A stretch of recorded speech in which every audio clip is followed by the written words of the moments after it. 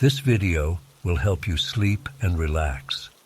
But before we begin, I would like to know which city you're from and what time you're watching this. Now, subscribe to the channel, relax, and let's begin. I still can't explain what happened with that barbershop. I've replayed it in my mind 1,000 times, tried to rationalize it, but I can't. This all started last year, and I'm still freaked out about it. My name's Michael. I run an online business with my wife from our apartment in downtown Chicago. Nothing fancy, just drop shipping products from various suppliers. It keeps us busy, but the flexibility is nice. Every morning, I walk about 8 blocks to this package drop-off place to ship out orders from the previous day. It's become part of my routine. Wake up at 7, coffee, check emails, pack orders, then head out around 9. About 2 years ago, this barbershop opened along my route. One of those trendy places with the spinning barber pole outside, dark wood interior, leather chairs, and TVs showing sports. You know the type, trying to make haircuts manly again with free beers and all that. I'd passed it dozens of times before deciding to try it out. My regular barber had retired, and I needed a haircut for my sister's wedding. The first few visits were fine, nothing special, just in and out with a decent haircut. There were 4 barbers working there. The owner, I think his name was Tony, an older guy named Frank, and 2 younger guys whose names I never caught. I usually got Frank. He was quiet, efficient, didn't try to make small talk beyond, "How do you want it cut?" which I appreciated. Then came that appointment in April last year. Frank wasn't available, so I got assigned to one of the younger guys. Dark hair, sleeve tattoos, probably in his late 20s. I think his name was Derek or Darren, something with a D. He seemed normal enough at first. As soon as I sat down, though, he started asking questions. Not the usual barber small talk about weather or sports. He wanted to know exactly where I lived. "I'm just a few blocks away," I said, trying to keep it vague. "Yeah, but which building?" "I'm looking for a place downtown," he pressed. I gave a non-answer about living near the park. Then he asked what I did for work. I mentioned the online business, keeping details minimal, but he kept digging, asking about revenue, what specific products we sold, our suppliers. Then things got weirder. Out of nowhere he asked, "You smoke weed?" No," I replied, feeling increasingly uncomfortable. "What about coke? I can hook you up if you need anything." I clearly stated I wasn't interested. Then he asked if my wife and I had kids, how long we'd been married, if we owned or rented our place, and when we were typically home or out. The questions came rapid fire while he was cutting my hair, snipping away with those sharp scissors inches from my face. I started giving one-word answers, hoping he'd take the hint. He didn't. I remember how his eyes kept meeting mine in the mirror. There was something off about them, too intense, like he was cataloging my responses for later use. The whole haircut took maybe 25 minutes, but it felt like hours. When he finished, I practically threw cash at the receptionist and bolted. I remember walking home feeling violated somehow. It wasn't just invasive questioning. There was something predatory about his interest. My wife noticed I was bothered when I got home, and when I explained what happened, she agreed it was creepy. After that, I changed my morning routine. I'd still walk past the barber shop on my way to the package drop-off, but I'd check through the window first to see if D was working. If he was there, I'd cross to the other side of the street. It sounds paranoid typing it out like this, but something about him had triggered my fight-or-flight response. For several months, this worked fine. I'd glance in, spot the barbers, and adjust my path accordingly. I went back to the shop twice for haircuts, making sure to schedule with Frank specifically. When the receptionist asked why I wanted Frank, I made up something about liking how he did the fade last time. Then came that morning in January 17th to be exact. It was a Tuesday, cold as hell, around 9:15 a.m. I was walking past the barber shop doing my usual check when I stopped dead in my tracks. Through the front window I could see the entire interior being dismantled. The mirrors that had lined the walls were gone. The barber chairs had been removed.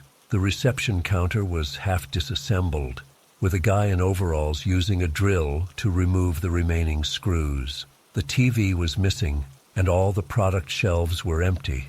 2 men were rolling up the decorative area rug that had covered the center of the floor. A third guy was taking down the track lighting from the ceiling. I remember thinking, they must have gone out of business.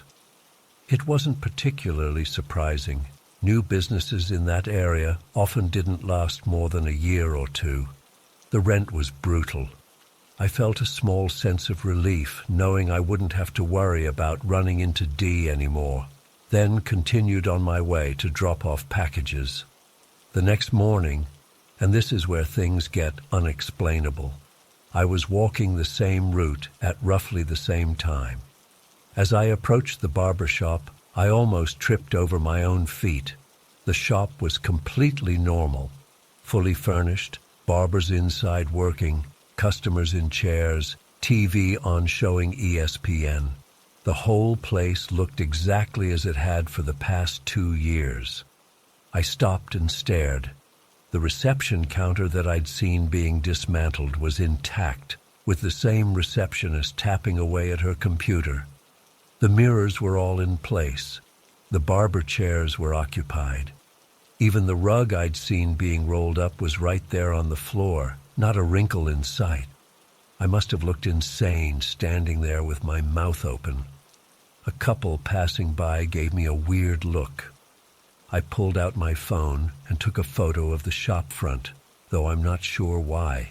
Maybe to convince myself later that I wasn't losing my mind? I continued to the package drop-off in a daze. Had I imagined the whole dismantling scene?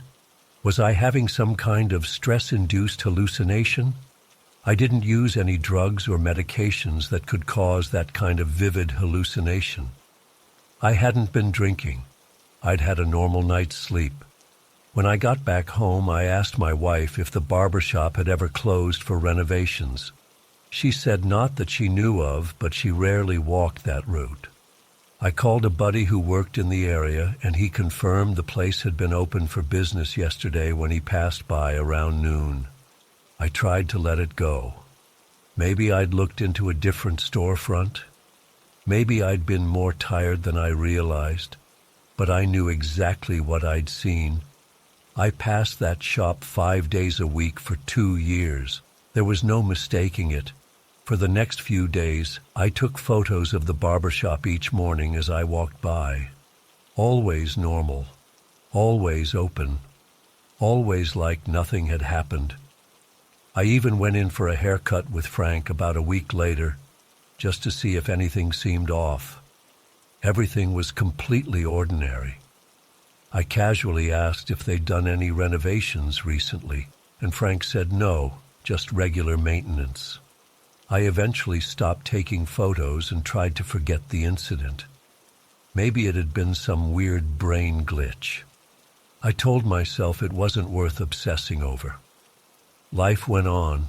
Spring came, then summer. Our online business had a good quarter. I found a different route to the package drop-off place, partly to avoid the barber shop and partly because there was a new coffee shop I liked on the alternate route. Then came November 8th. I was running late on my package deliveries and took my old route to save time. As I approached the barber shop, that same surreal feeling washed over me. Through the window, I saw an identical scene to what I'd witnessed in January. Workers dismantling everything. The mirrors being taken down, the chairs gone.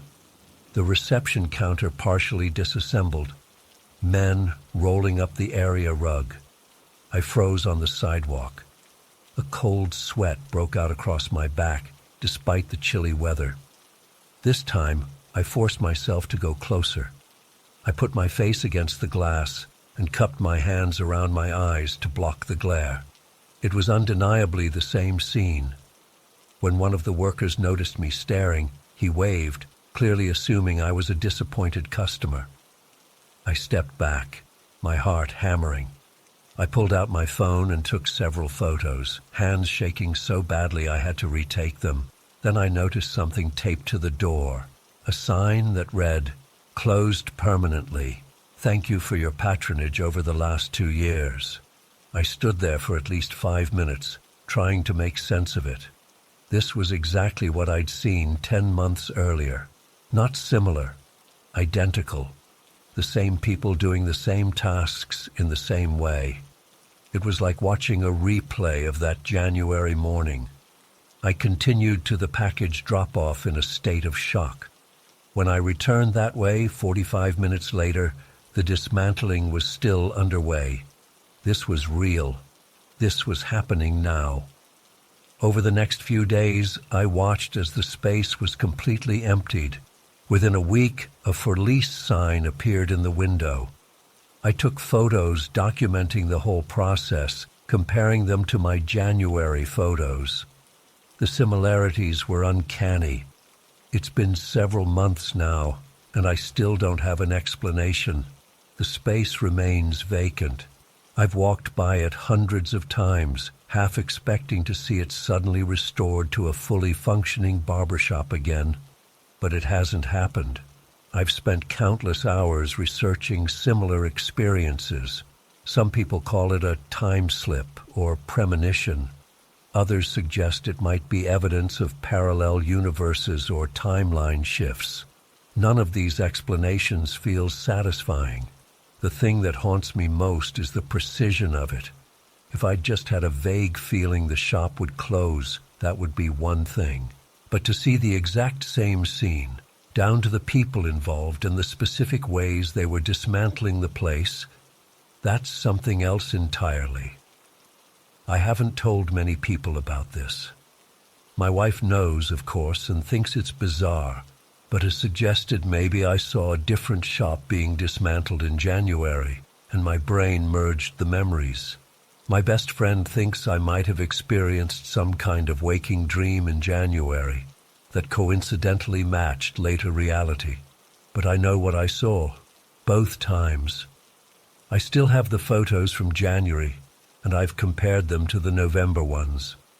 They're not identical, different lighting, slightly different angles, but they show the same scene, the same dismantling process, the same half-disassembled reception counter, the same rolled-up rug.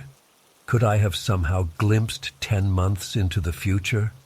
And if so, why that moment? Why not something significant or useful? What's the point of seeing a random barbershop closing down before it happens? I've also wondered about D, the barber who creeped me out. Where is he now? Was there a connection between his strange behavior and what happened? Was he somehow the trigger for whatever weird time glitch I experienced? I find myself looking more carefully at buildings as I pass them now, wondering if I'll see something else out of sync with reality. So far, it hasn't happened again, but I can't shake the feeling that normal life is just a thin veneer over something much stranger. I still drop off packages every morning, but I've permanently changed my route to avoid that empty storefront. I don't want to see what might appear there next, especially if it's something that hasn't actually happened yet.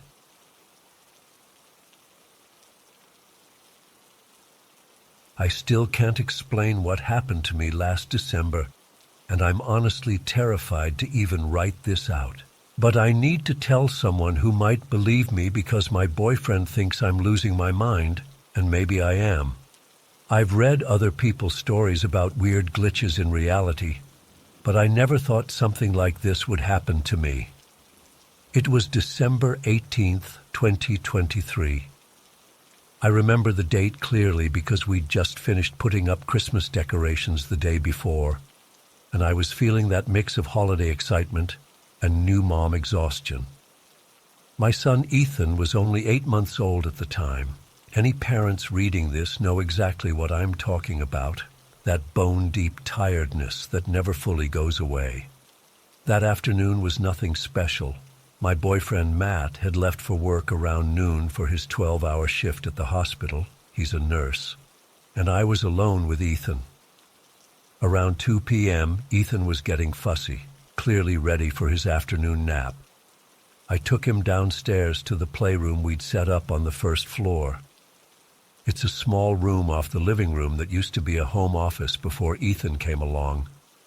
I remember laying him down in his playpen, giving him his favorite stuffed elephant, and turning on the little sound machine that plays white noise. He was already half asleep, so I didn't need to rock him or anything. I closed the playroom door halfway, enough that the living room TV wouldn't disturb him, but open enough that I could hear if he cried. I went back to the living room and turned on Netflix. I had been binge-watching The Office for like the 100th time. It's my comfort show, you know? I had a basket of clean laundry sitting on the floor that needed folding, so I started on that while Michael Scott did his thing in the background. I remember feeling so tired. I hadn't slept well the night before because Ethan was teething and kept waking up crying. I finished folding most of the laundry, but then my eyes started getting heavy. The couch looked so inviting. I grabbed the throw blanket from the back of the couch. It's this super soft gray one that Matt's mom gave us last Christmas.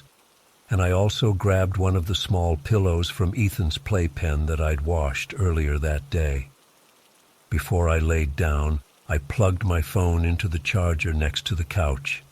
The outlet is right there by the armrest, and I always charge my phone while Ethan naps because it's the only chance I get most days. I specifically remember checking the battery. It was at 23%, and then setting an alarm for 4 p.m. just in case I fell into a deep sleep. I didn't want Ethan to wake up crying and me not hear him. I wrapped myself in the blanket, put my head on the pillow, and was out almost instantly. The last thing I remember before falling asleep was Jim looking directly at the camera after one of Dwight's crazy comments. When I woke up, it was to the sound of Ethan crying. Not the full-on wailing, but that initial fussy cry when he first wakes up. I felt groggy and disoriented, and I noticed right away that it was dark outside. The living room was only lit by the glow of the TV and the Christmas tree lights in the corner. I reached for my phone to check the time, and it said 6:52 p.m. I was shocked. I'd slept for almost 5 hours. Ethan must have taken an extra long nap too, which never happens. I felt that immediate mom guilt for not checking on him earlier, even though I could hear he was fine, just hungry and probably needing a diaper change. I got up, still wrapped in the blanket because the house was chilly, and walked past our Christmas tree to the playroom. The multicolored lights from the tree reflected in the hallway as I pushed the door open. Ethan was standing in his playpen, holding onto the edge, with that look babies get when they're annoyed, but not fully upset yet. "Hey, buddy," I said, picking him up. He immediately stopped fussing and grabbed at my hair like he always does. His diaper definitely needed changing. I could smell it, so I took him to our bedroom on the first floor. We have a changing table in there that's stocked with diapers and wipes. After changing him, I carried the dirty diaper to the kitchen to throw it away. Ethan was getting fussy again, clearly hungry after his long nap. I decided to make him a bottle before sitting back down. I put him in his high chair with a few Cheerios to keep him occupied while I prepared the formula. When the bottle was ready, I picked Ethan up and headed back to the living room, thinking I'd feed him while finishing the episode I'd been watching. But when I got back to the couch, something felt off immediately. The laundry basket was still there on the floor, with all the folded clothes stacked neatly inside. The TV was still playing The Office. It was the episode where they're doing the fun run for rabies. But my blanket was gone. The pillow I'd been using was gone. And my phone and charger were gone from the outlet. I stood there for a moment, completely confused. Had I moved these things? No, I definitely hadn't. I remembered waking up with the blanket still wrapped around me. I remembered checking my phone for the time.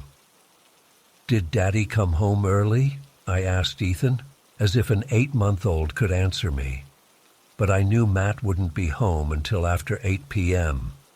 And even if he had somehow come home early, why would he take my blanket, pillow, and phone but leave the TV on and not say hello? I thought maybe I'd moved the items without really remembering. Sleep deprivation does weird things to your brain. So I started looking around the living room, checking behind the couch and under the coffee table. Nothing.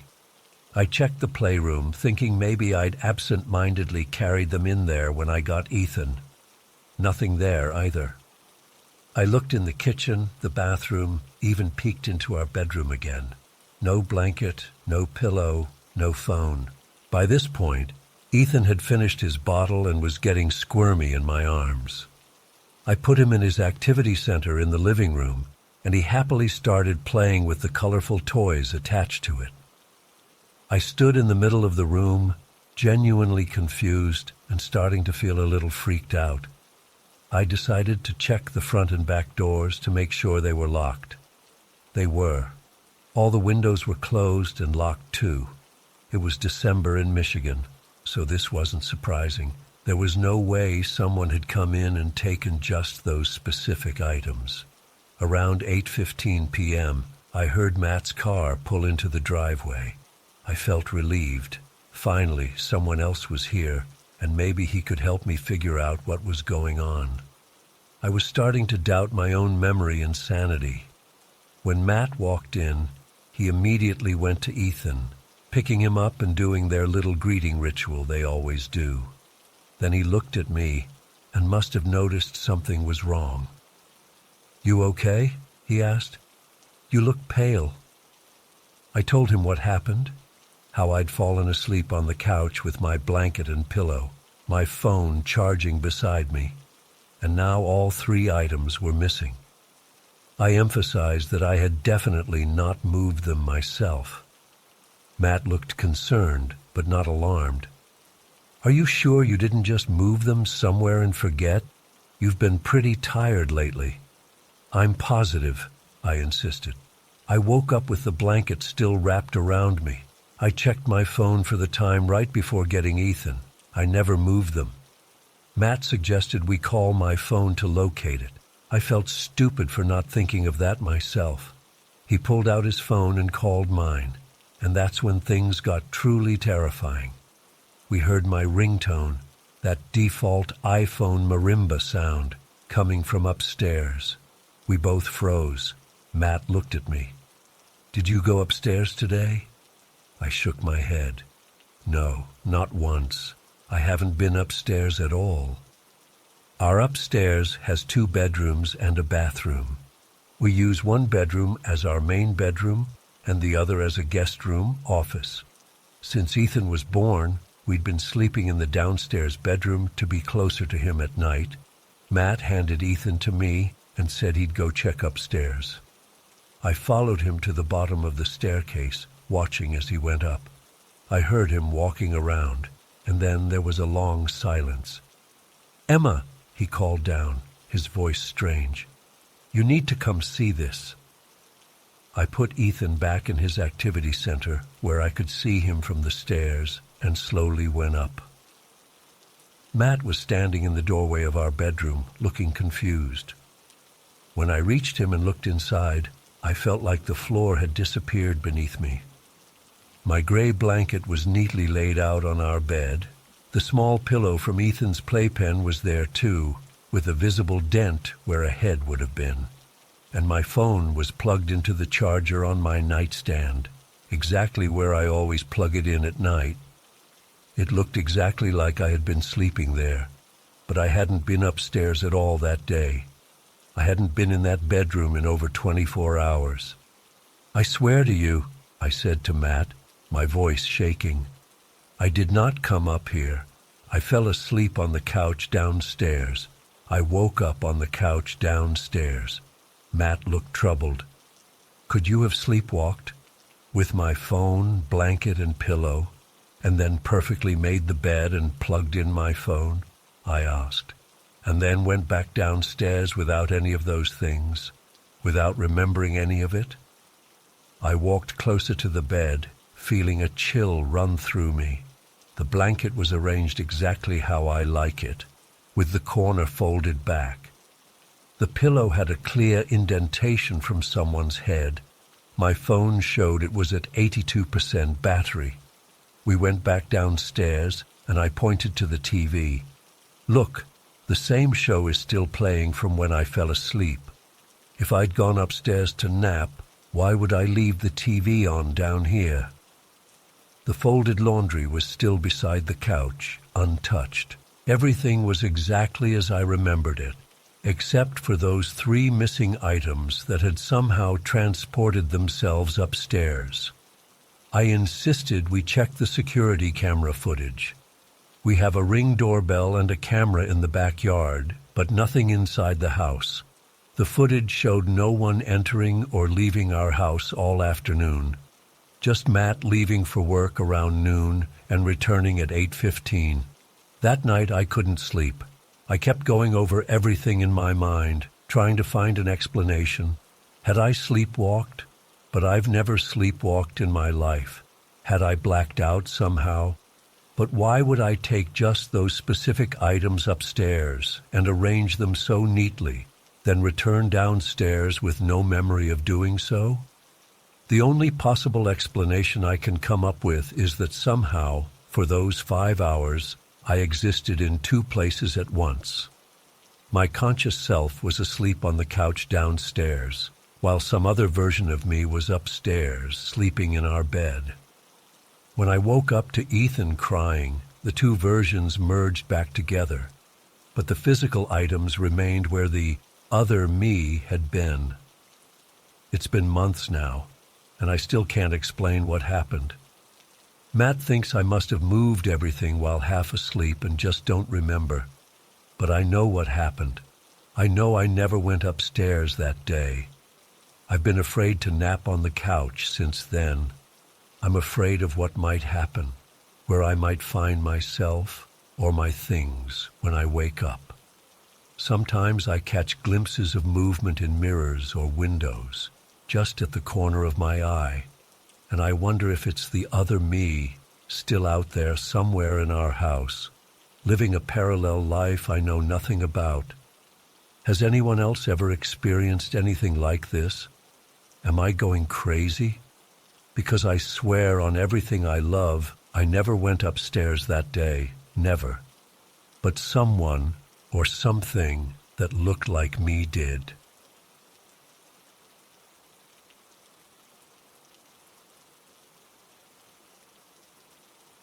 I still can't explain what happened last year, and I'm not sure I want to.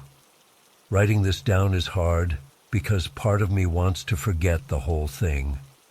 But the other part needs to know if anyone else has experienced something similar. I moved to the outskirts of Weston about 3 years ago into a small apartment complex on Maple Street.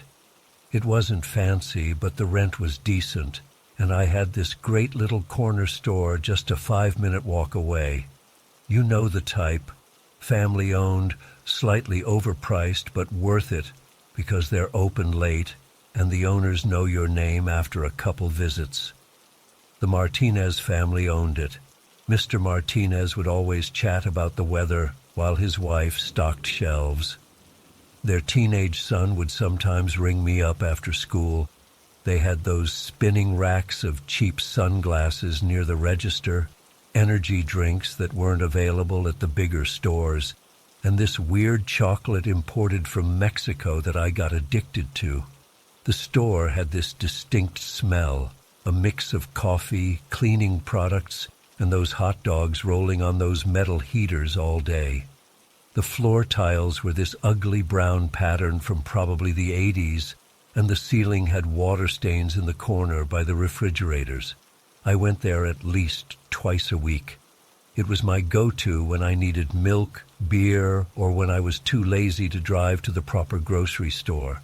The bathroom was a lifesaver, too. A single stall with a door that didn't lock properly, so you had to hold it shut with your foot while you peed. Not ideal, but when you gotta go, you gotta go. Last February, I moved to a different apartment about a mile away. Nothing dramatic, just needed more space. Even though I was further away, Martinez's, that's what everyone called it, was still the closest store to me. So I kept going there, just less frequently, maybe once a week instead of my usual twice. Around May, my new roommate Mark mentioned casually over dinner that corner store on Maple had closed down. I remember feeling disappointed but not shocked. Small businesses close all the time, and I figured the pandemic probably hit them hard like everyone else.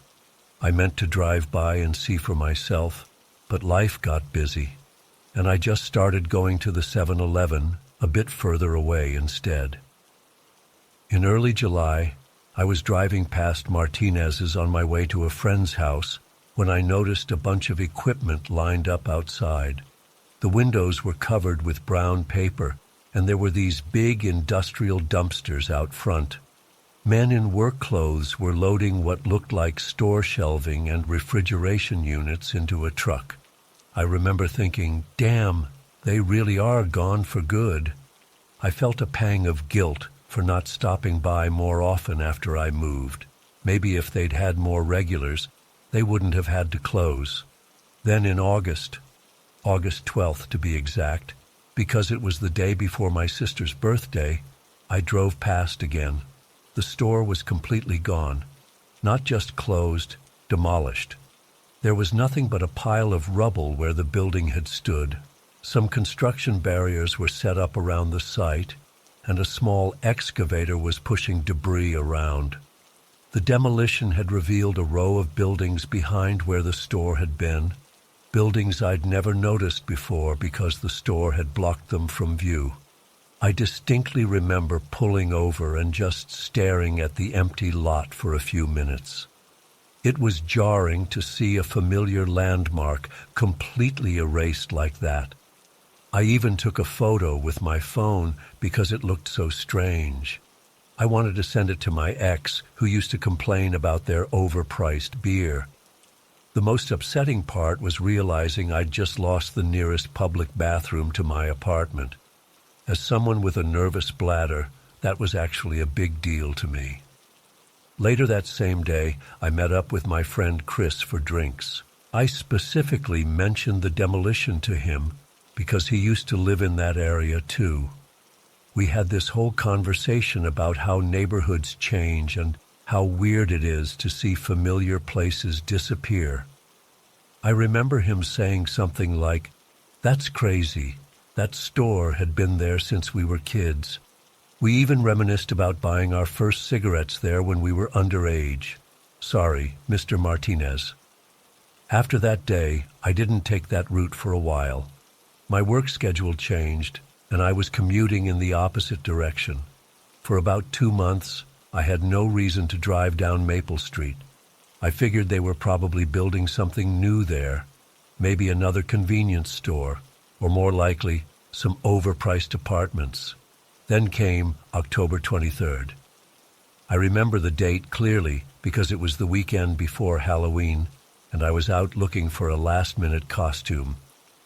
On a whim, I decided to take the Maple Street route to check if there was any progress on the construction. What I saw made me slam on my brakes so hard that the car behind me honked and swerved around me. Martinez's was there, not a new building, not a reconstruction, the exact same store. Same faded sign with the red lettering. Same metal security bars on the windows. Same Coca-Cola advertisement poster in the window that had been there for at least a year. I parked my car haphazardly and just stared. My heart was racing, and I felt slightly dizzy. This wasn't possible. I had seen the rubble. I had taken a photo of it. I had talked to Chris about it.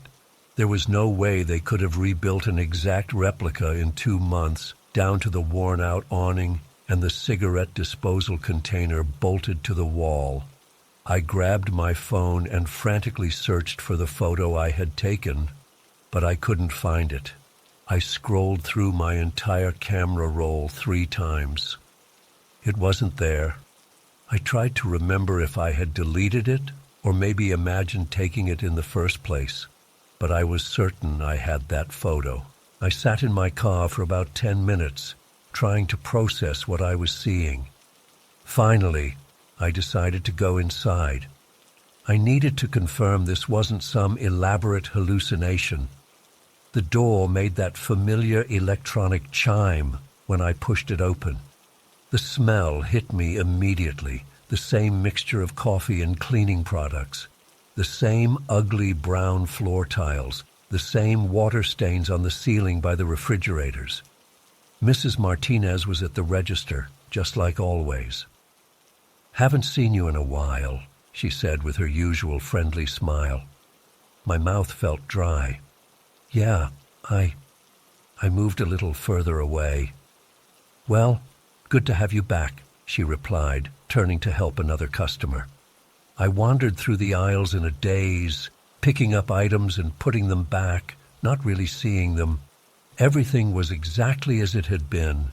The spinning rack of sunglasses, the Mexican chocolate by the register, the bathroom with the broken lock in the back. I bought a bottle of water I didn't need just to have an interaction at the checkout counter. Mrs. Martinez rang me up like normal, asked if I wanted a receipt like normal. Nothing about her suggested this was anything but a regular day at a store that had never closed, never been demolished. As I was leaving, I almost asked her. I had the words formed in my mind. Wasn't this place demolished a couple months ago? But something stopped me. Fear, maybe. Fear of the answer, whether it was yes or no. I went straight home and called Chris. My hands were shaking as I dialed. "Hey, what's up?" he answered casually. I hesitated, then chickened out. "Nothing, just checking if we're still on for next weekend." We chatted about nothing important, and I hung up without mentioning the store. Over the next few days, I drove by Martinez's multiple times. It was always there, open for business, unchanged. I even went back inside once more, but the normalcy of it all just made me more uneasy. I wanted to ask other people in the neighborhood if they remembered the store being demolished, but what would I say? "Hey, do you remember when that building disappeared and then magically came back?" I'd sound insane. I started questioning my own memories. Had I somehow confused Martinez's with another store? Had I dreamed the whole demolition? But I couldn't have imagined the entire sequence of events. The equipment outside in July, the rubble in August, the conversation with Chris. It was too detailed, too specific. I even drove around the entire area looking for another corner store that might have been the one that was demolished, but there was nothing. No other demolished buildings, no construction sites that matched what I remembered. The worst part was finding myself getting angry. It sounds ridiculous, getting angry at a building for existing, but that's how I felt. This store was making me question my sanity, my memory, my understanding of reality itself. I stopped going to that part of town altogether. I found new routes to everywhere I needed to go. I still haven't worked up the courage to ask Chris if he remembers our conversation about the demolition. Part of me doesn't want to know the answer. If he doesn't remember, then what? Am I losing my mind? And if he does remember, then what the hell is going on? Sometimes I wonder if I should go back to Martinez's and demand answers. But from whom? Mr. and Mrs. Martinez, who would probably think I'm on drugs, the universe. It's been almost a year now, and I still don't have an explanation.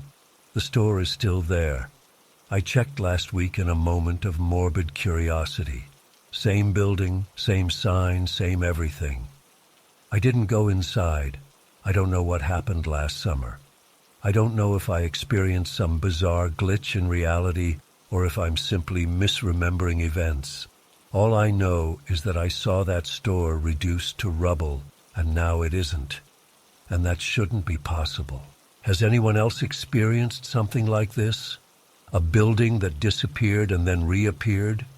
A memory that no one else seems to share? I need to know I'm not alone in this, because the alternative, that I can no longer trust my own perception of reality, is too terrifying to accept. I've worked at Big Bite Burger in Lakeside's commercial district for 2.5 years now. You know the spot, right off I-95 where all those casinos and outlet malls converge. Should be a normal fast food job, right? But there's something deeply wrong with this place that I can't explain. And it's gotten to the point where I'm documenting everything because I'm honestly scared. I started noticing weird patterns about 6 months into the job.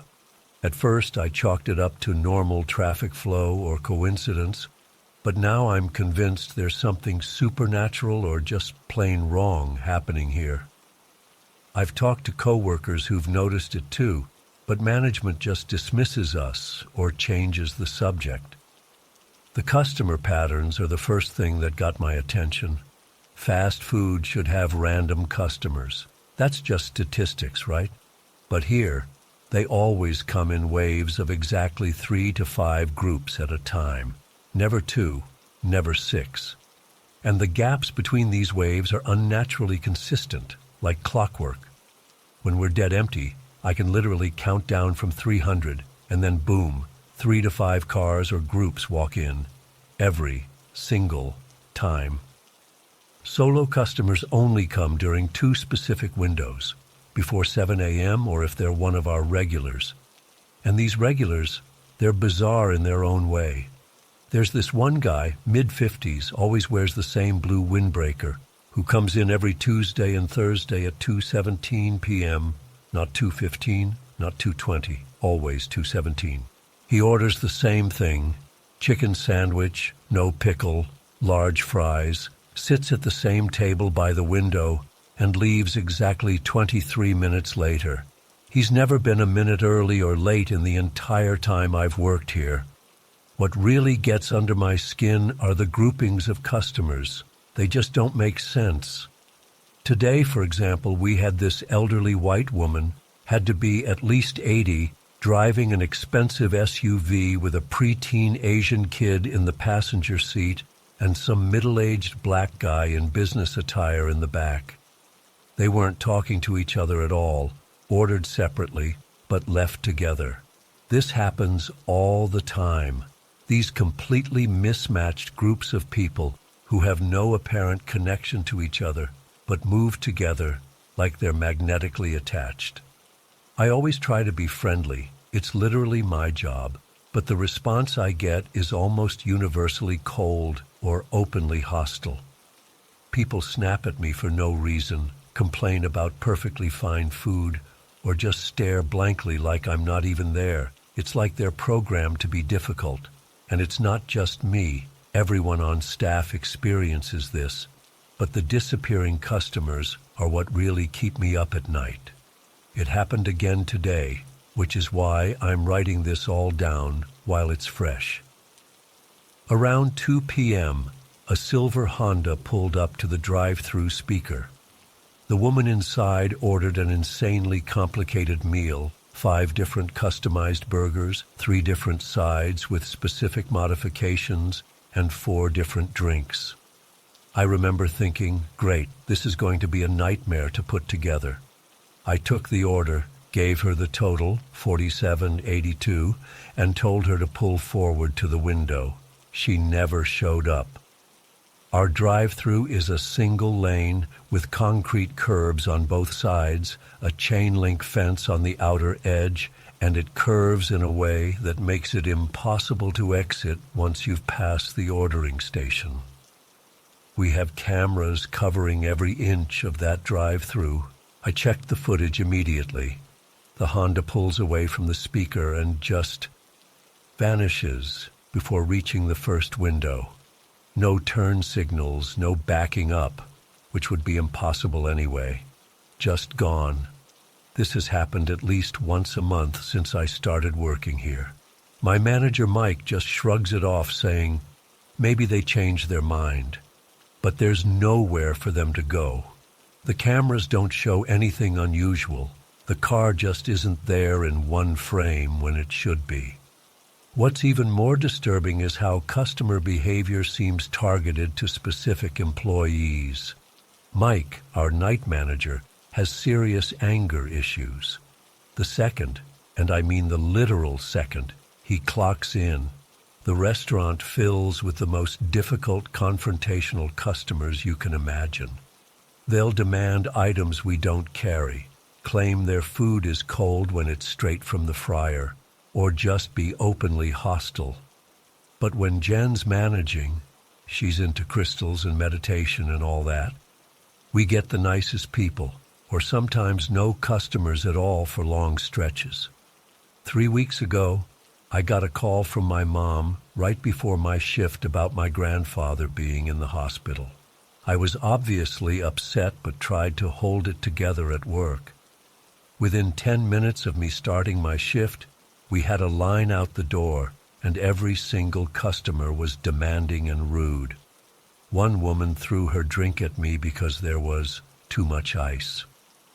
Another guy kept insisting we were shorting him fries when I had literally filled the container myself. This continued for my entire 8-hour shift without a break. The second my replacement came in, a guy who was in a great mood because he'd just gotten engaged, the restaurant emptied out completely. It's like the restaurant feeds off negative energy. The worse we feel, the more customers appear, and the nastier they are. But the incident that convinced me something truly supernatural is happening occurred about 4 months ago. My boyfriend Ryan was covering a late-night drive-through shift. Around 1 a.m., a woman in a white Mazda ordered a number 9 medium combo meal. Ryan confirmed the order and told her to pull around. 30 seconds later, before the first car had even reached the window, the speaker activated again, and what sounded like the exact same woman's voice ordered a number 9 small combo. Ryan was confused, but took the order, assuming maybe she'd changed her mind and was calling through the speaker again. When the white Mazda pulled up to the window, Ryan told the woman he had both orders ready. She looked completely confused and insisted she only ordered once, the medium combo. As Ryan was explaining the situation, another white Mazda, identical to the first, pulled up behind her in the drive-through lane. The woman at the window physically turned around, saw her own car with what looked like herself driving it, and just froze. Ryan said he'll never forget the look of terror on her face. She threw money at him, grabbed her food, and sped off without her change. The second Mazda pulled up, and it was the same woman, or someone identical to her, who acted like nothing unusual had happened and collected the small combo. Ryan quit the next day. He refuses to even drive past our restaurant now. I've started keeping a journal of these occurrences and noticed another pattern.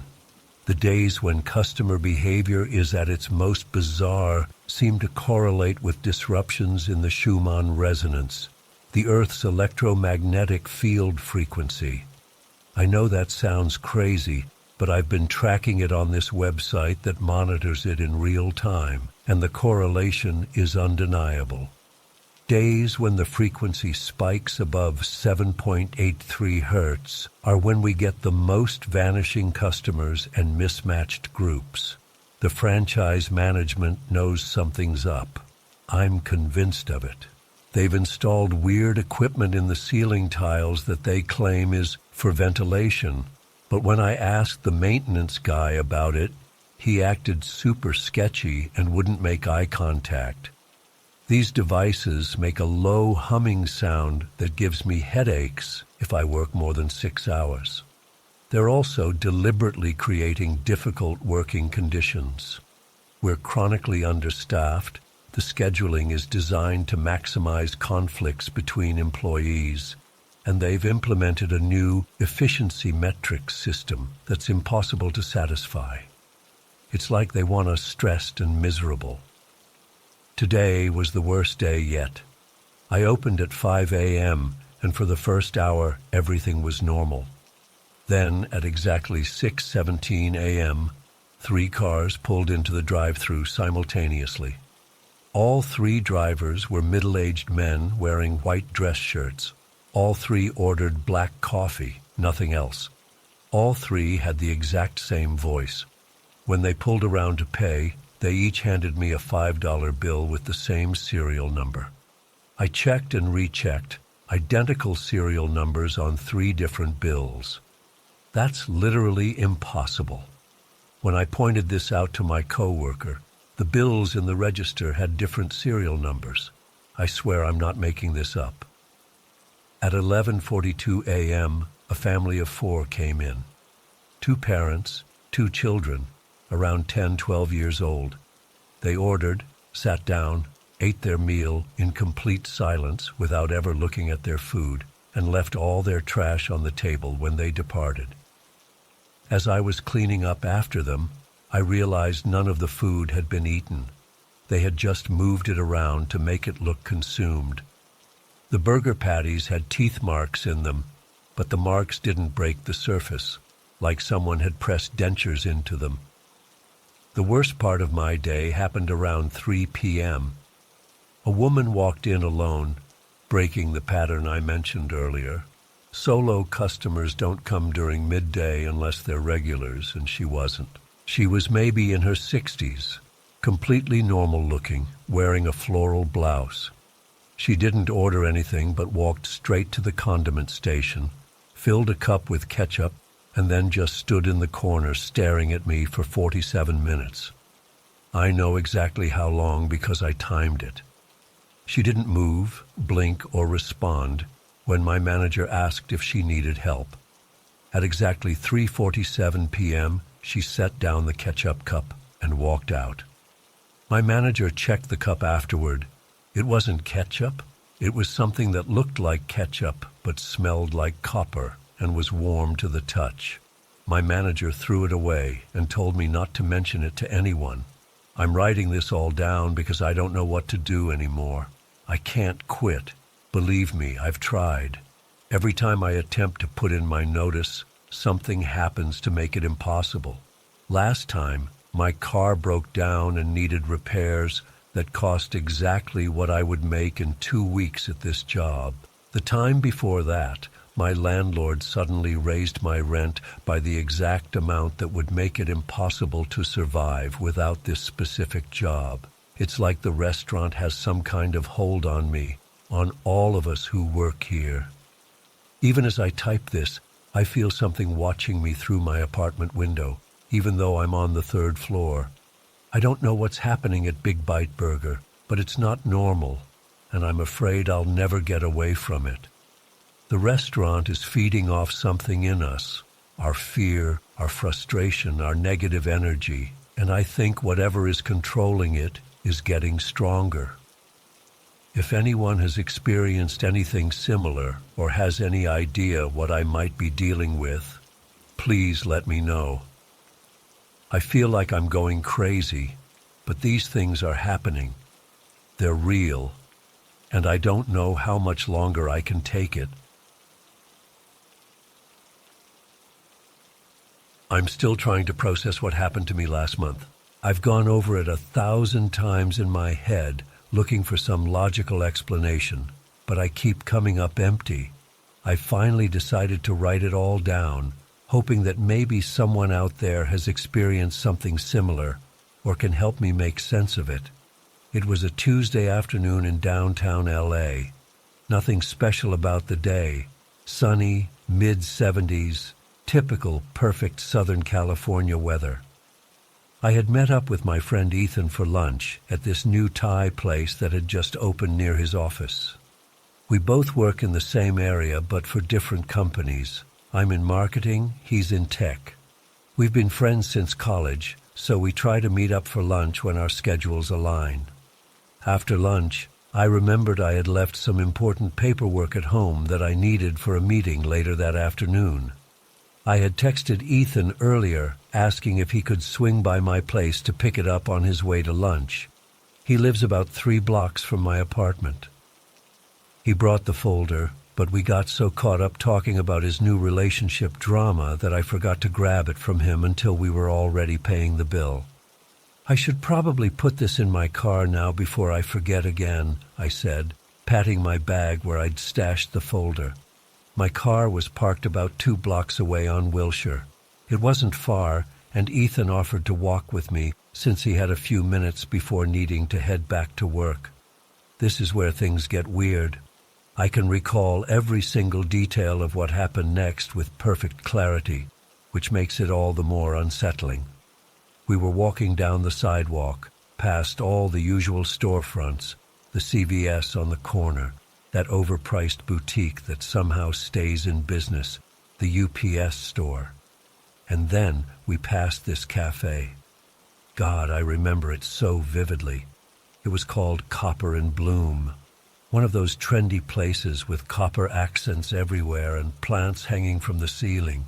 It had a gorgeous outdoor seating area with about 8 or 9 tables, all occupied with people chatting, working on laptops, eating lunch. The tables had these beautiful mosaic tops and fancy metal chairs with plush cushions. There was a line of people waiting inside.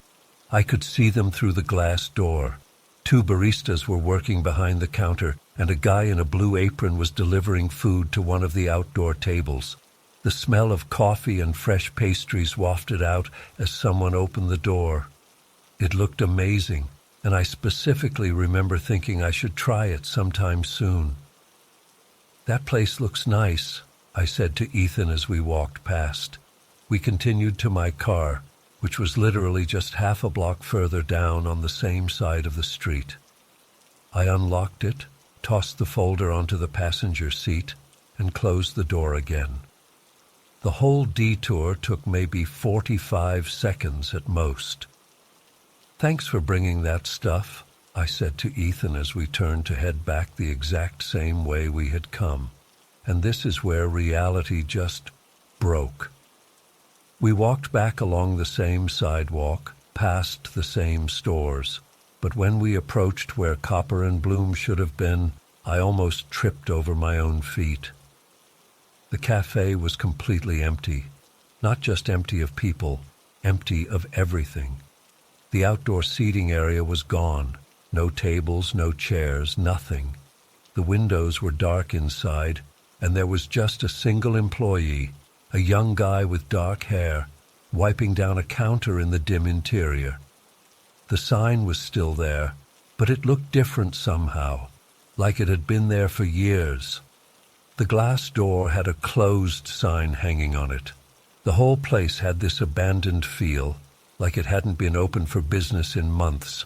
I literally stopped in my tracks.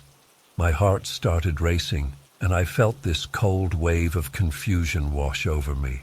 I blinked hard, thinking maybe I was hallucinating or something, but the empty cafe remained. "What the hell?" I muttered, staring at the space. Ethan stopped beside me. "What's wrong?" I pointed at the cafe. This place, it was packed like 60 seconds ago. There were people sitting outside, a line inside. It was bustling. Ethan frowned and looked at the darkened storefront. "This place? I don't think it was open when we walked by earlier." "What? No, it definitely was. There were people eating at those mosaic tables, and the smell of coffee." I trailed off, realizing there were no mosaic tables to point to. Ethan shrugged. Honestly, Jess, I didn't even notice this cafe when we walked by the first time. Are you sure it wasn't further down? But I was sure. I was absolutely, completely certain. We had passed it not even 2 minutes ago. There was no way I had imagined an entire bustling cafe complete with smells, sounds, and details like the color of a server's apron. I'm not crazy, I insisted, my voice shaking slightly. This is the exact same place. It was open and full of people less than 2 minutes ago. Ethan looked concerned now. Maybe you're thinking of yesterday, or another cafe nearby? I shook my head, feeling increasingly disturbed. No, this exact spot, Copper and Bloom. It was right here, and it was definitely open. Reluctantly, I started walking again, but I kept looking back over my shoulder at the darkened cafe. Ethan checked his watch and said he needed to get back to work, but he seemed worried about me. You okay? You look really pale, he said. I'm fine, I lied. Just confused, I guess. We parted ways at the corner, and I headed back to my office, but I couldn't concentrate for the rest of the day. The image of that vibrant cafe versus the abandoned one kept flashing in my mind, like some sort of bizarre before and after photo.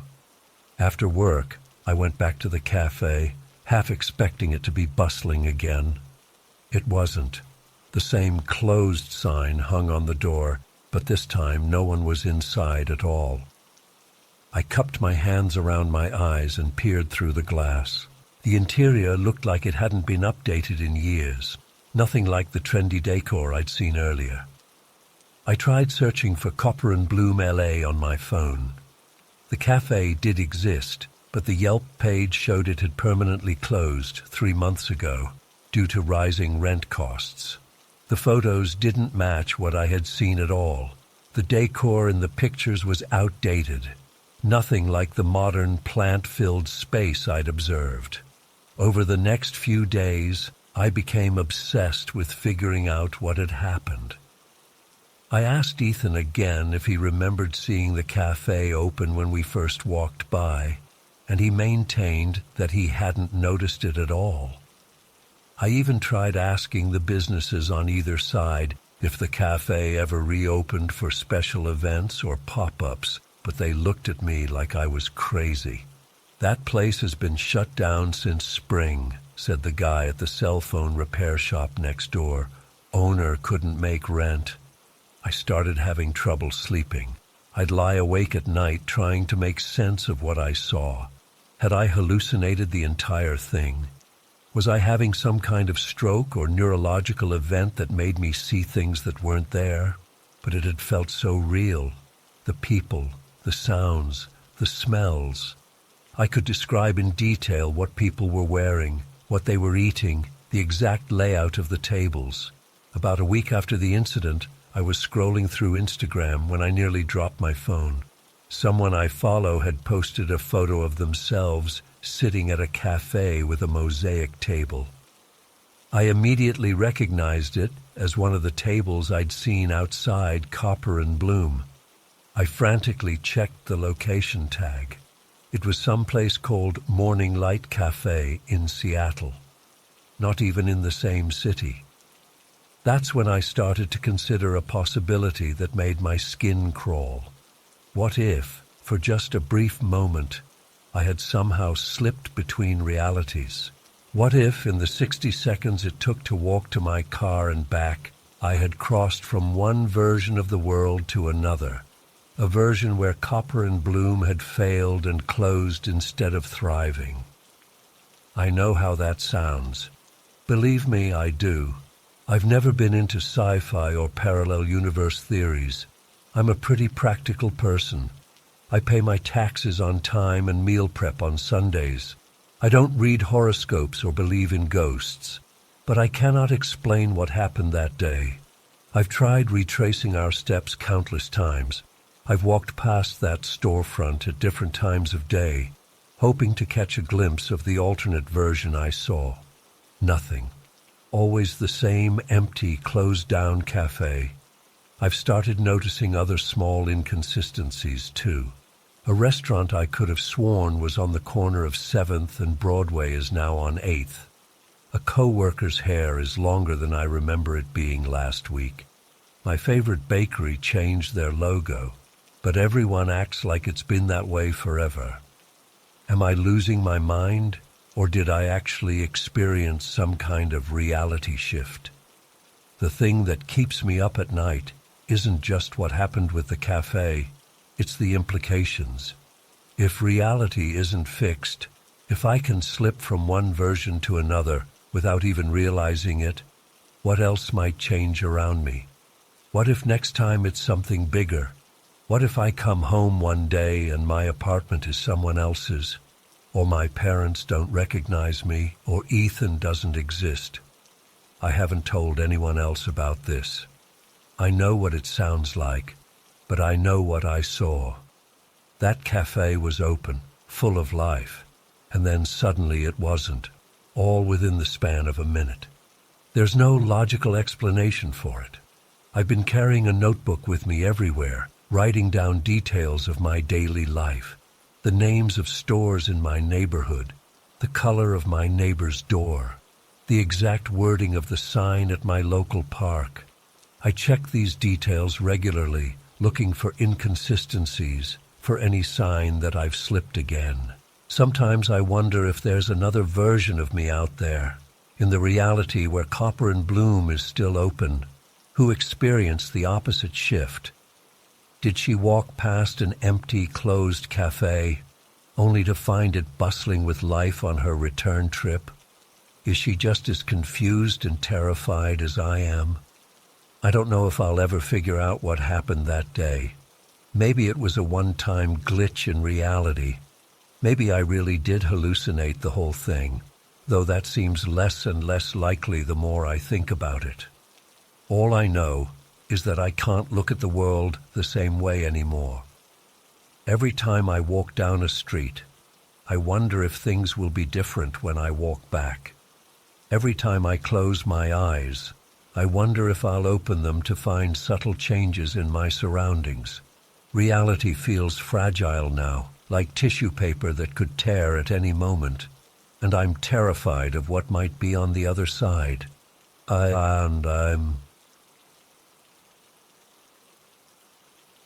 I'm still shaking as I type this. I know how it sounds, like I'm making this up or just being careless with my stuff, but I swear I'm not. Something weird is happening in my apartment, and it's getting worse. I live in Portland, Maine, in this small one-bedroom apartment that I've been renting for about 2 years now. It's nothing special, but it's mine, you know? I keep it super clean.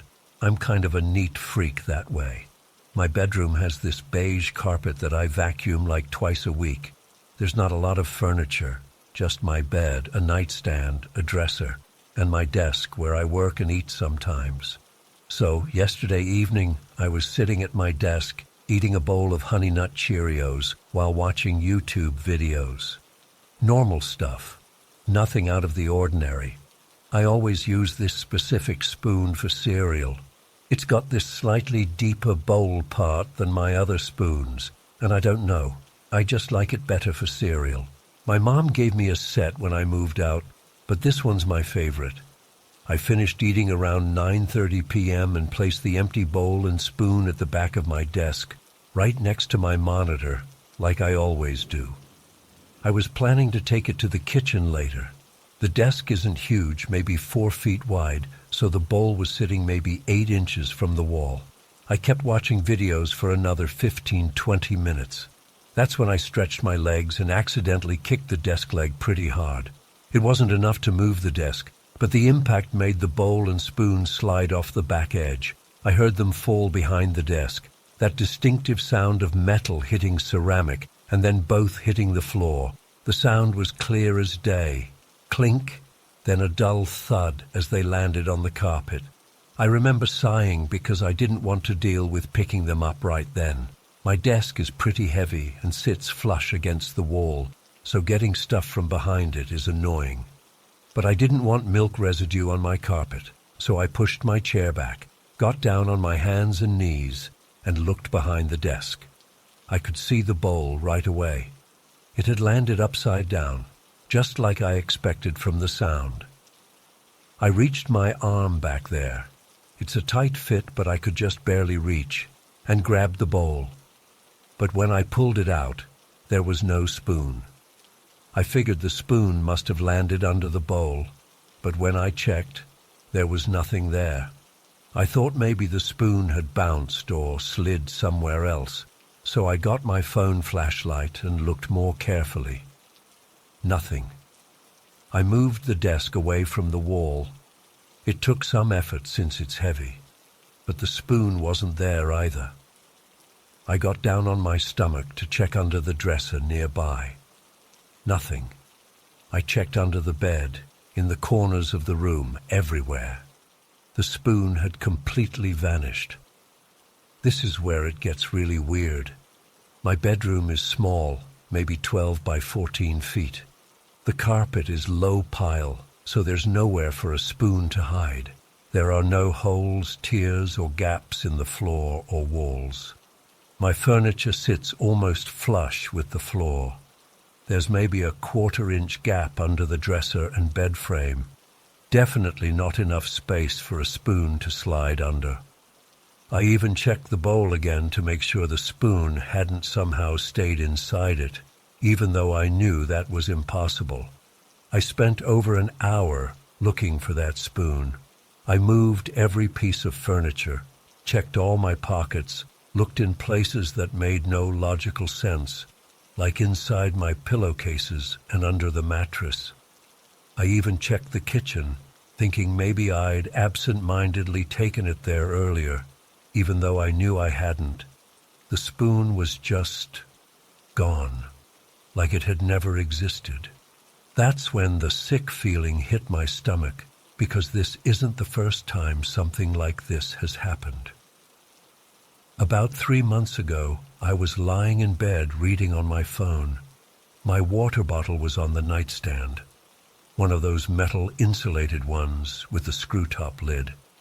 I reached for it without looking, accidentally knocked it off, and heard it hit the floor with a distinct metallic thud. When I leaned over to pick it up, it wasn't there. I got up, turned on the lights, and searched the entire bedroom. It was never found. At the time, I convinced myself I must have moved it earlier and just thought it was on the nightstand. Memory is weird, right?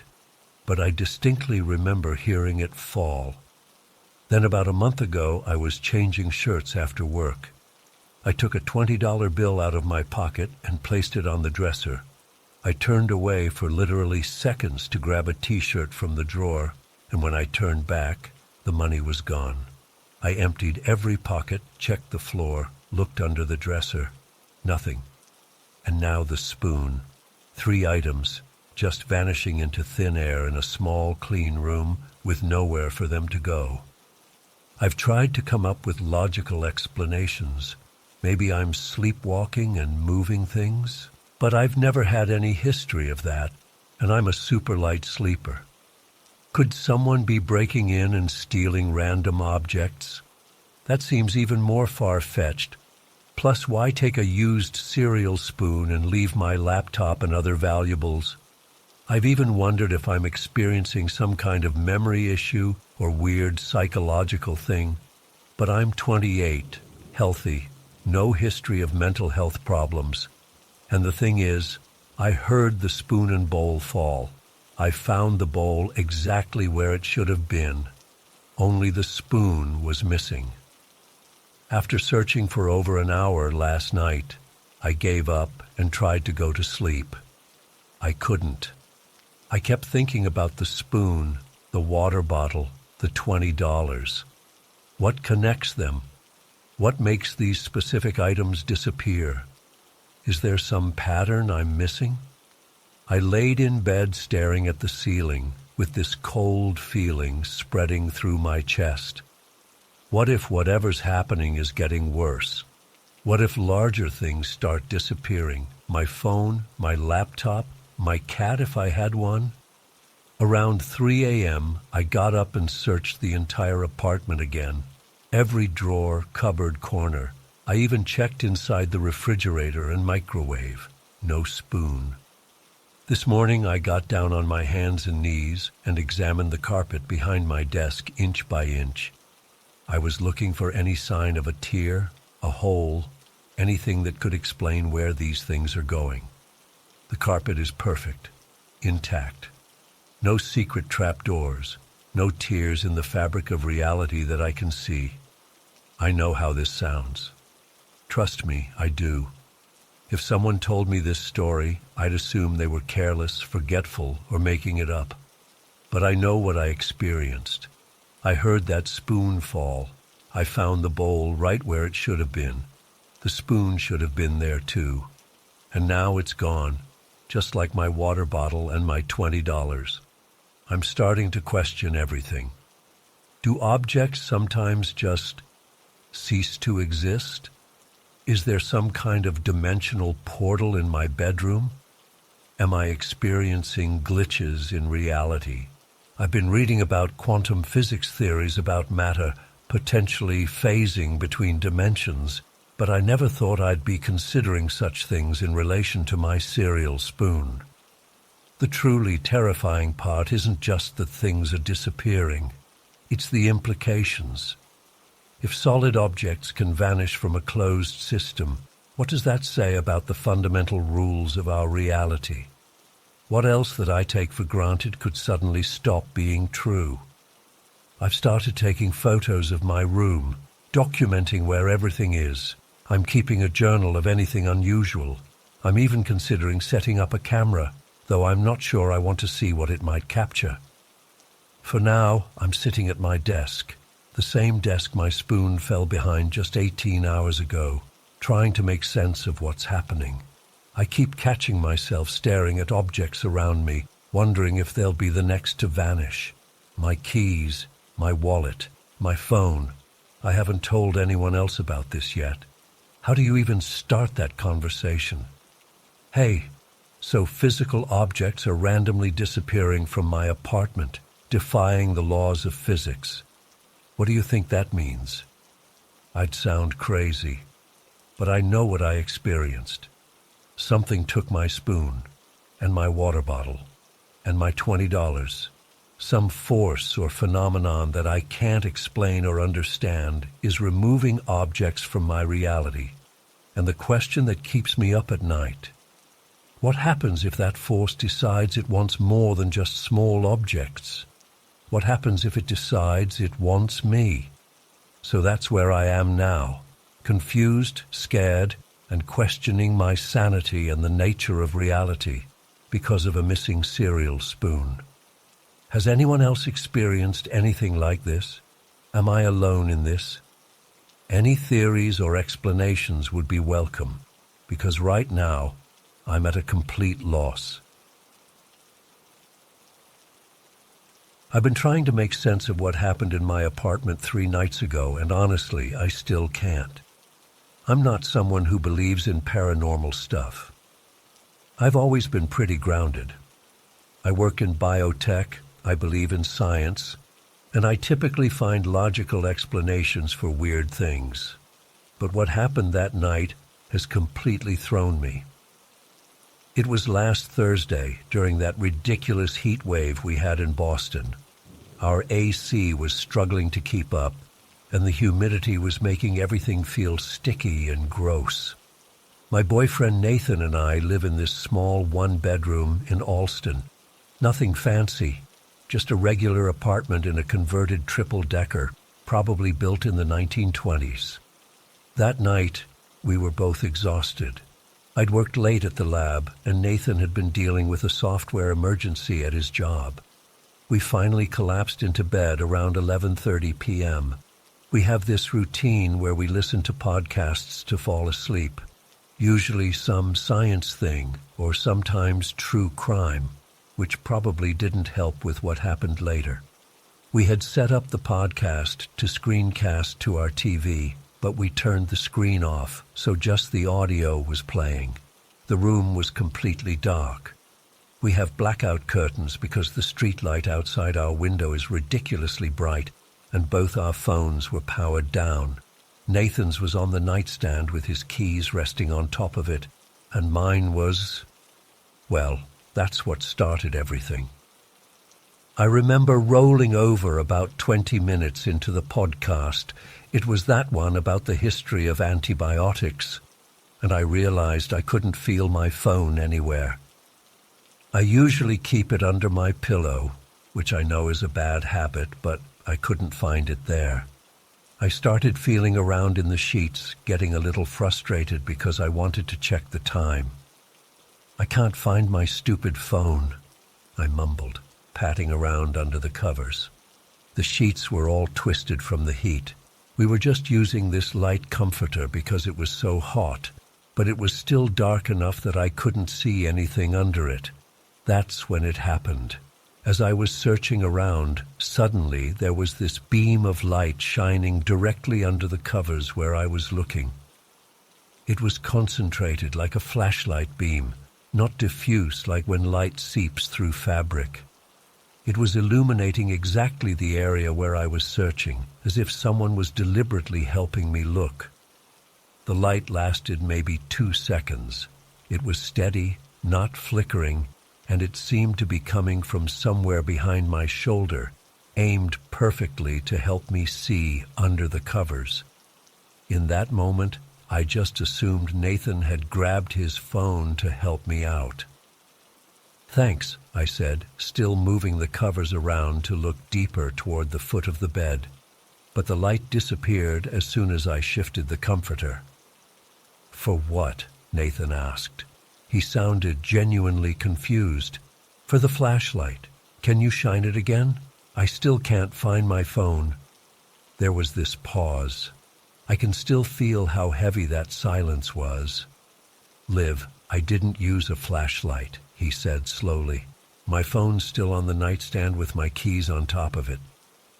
I felt this immediate chill go through me.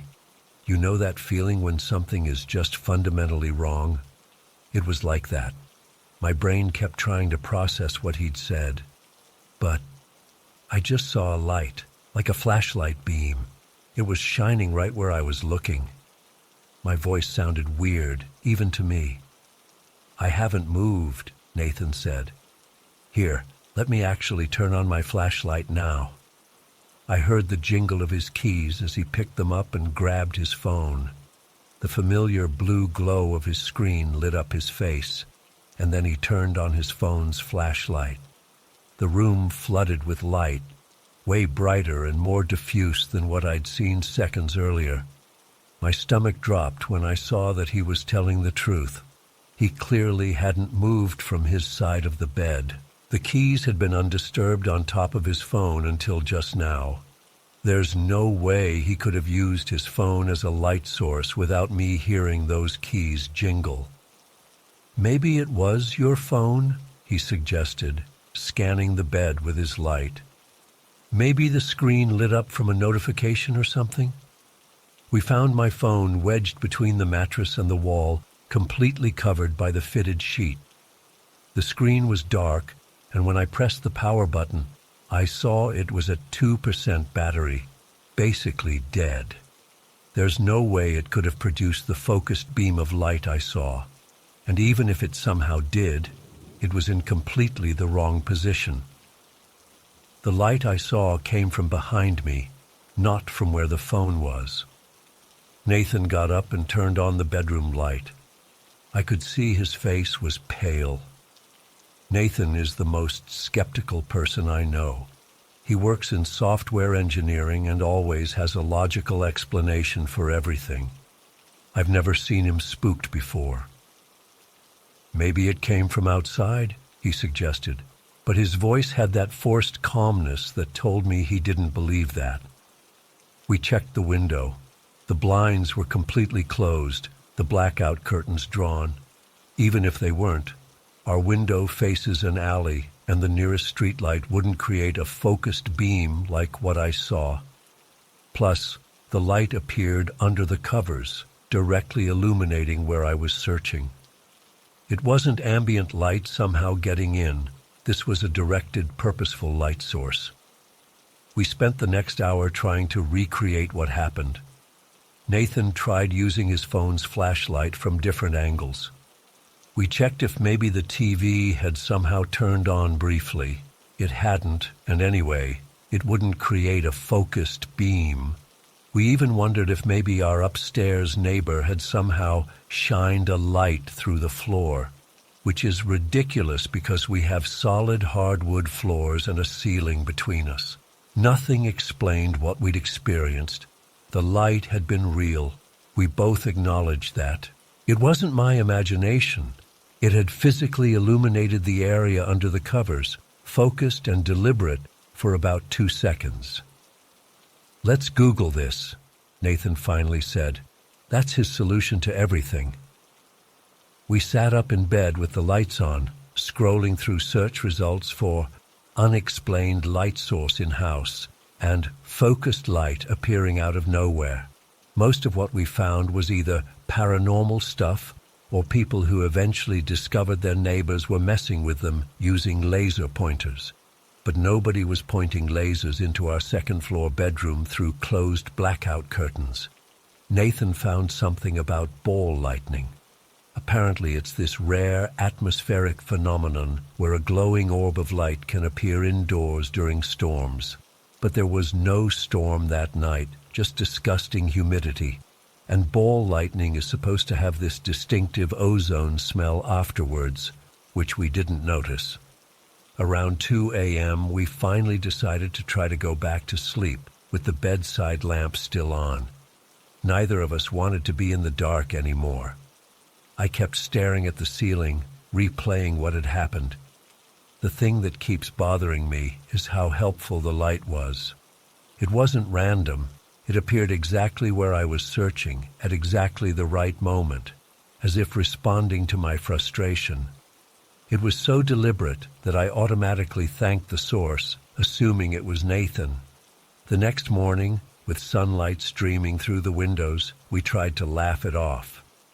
"Maybe we have a helpful ghost," I joked, but neither of us found it funny. For the past 3 nights, we've slept with a nightlight plugged in.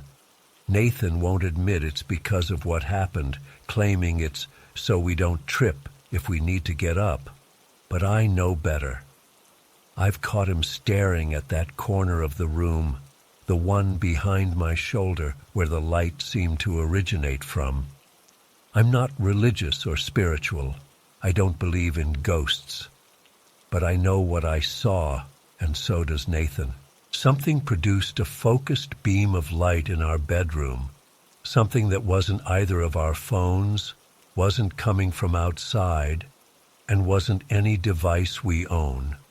Last night, as we were getting ready for bed, Nathan finally said what we've both been thinking. What if it comes back? And what if it's not just light next time? I don't have an answer for that. All I know is that whatever was in our bedroom that night seemed to want to help me, but that doesn't make it any less terrifying that something was there at all. Something we can't explain, can't identify, and have no way of understanding. I keep thinking about how technology sometimes malfunctions in weird ways, how sometimes phones do strange things, or how electronics can behave unpredictably. I'm trying to convince myself it was just some bizarre technical glitch, maybe something to do with static electricity in the dry air from our AC. But deep down, I know better. The light came from somewhere. It was real, physical, and it illuminated the darkness for those brief seconds. And whatever caused it, I can't shake the feeling that it was aware of what I needed in that moment. I haven't told anyone else about this. My coworkers would think I'm having some kind of breakdown from working too much. My family lives on the West Coast and would just worry. So I'm writing this here, hoping someone else has experienced something similar and might have answers. Has anyone else ever encountered an unexplained light source in their home? Something that couldn't possibly be explained by normal means? I need to make sense of this before I drive myself crazy thinking about it. And yes, we've checked the carbon monoxide detector. It's working fine. This wasn't a hallucination. 2 people experienced it, and we were both fully awake and alert.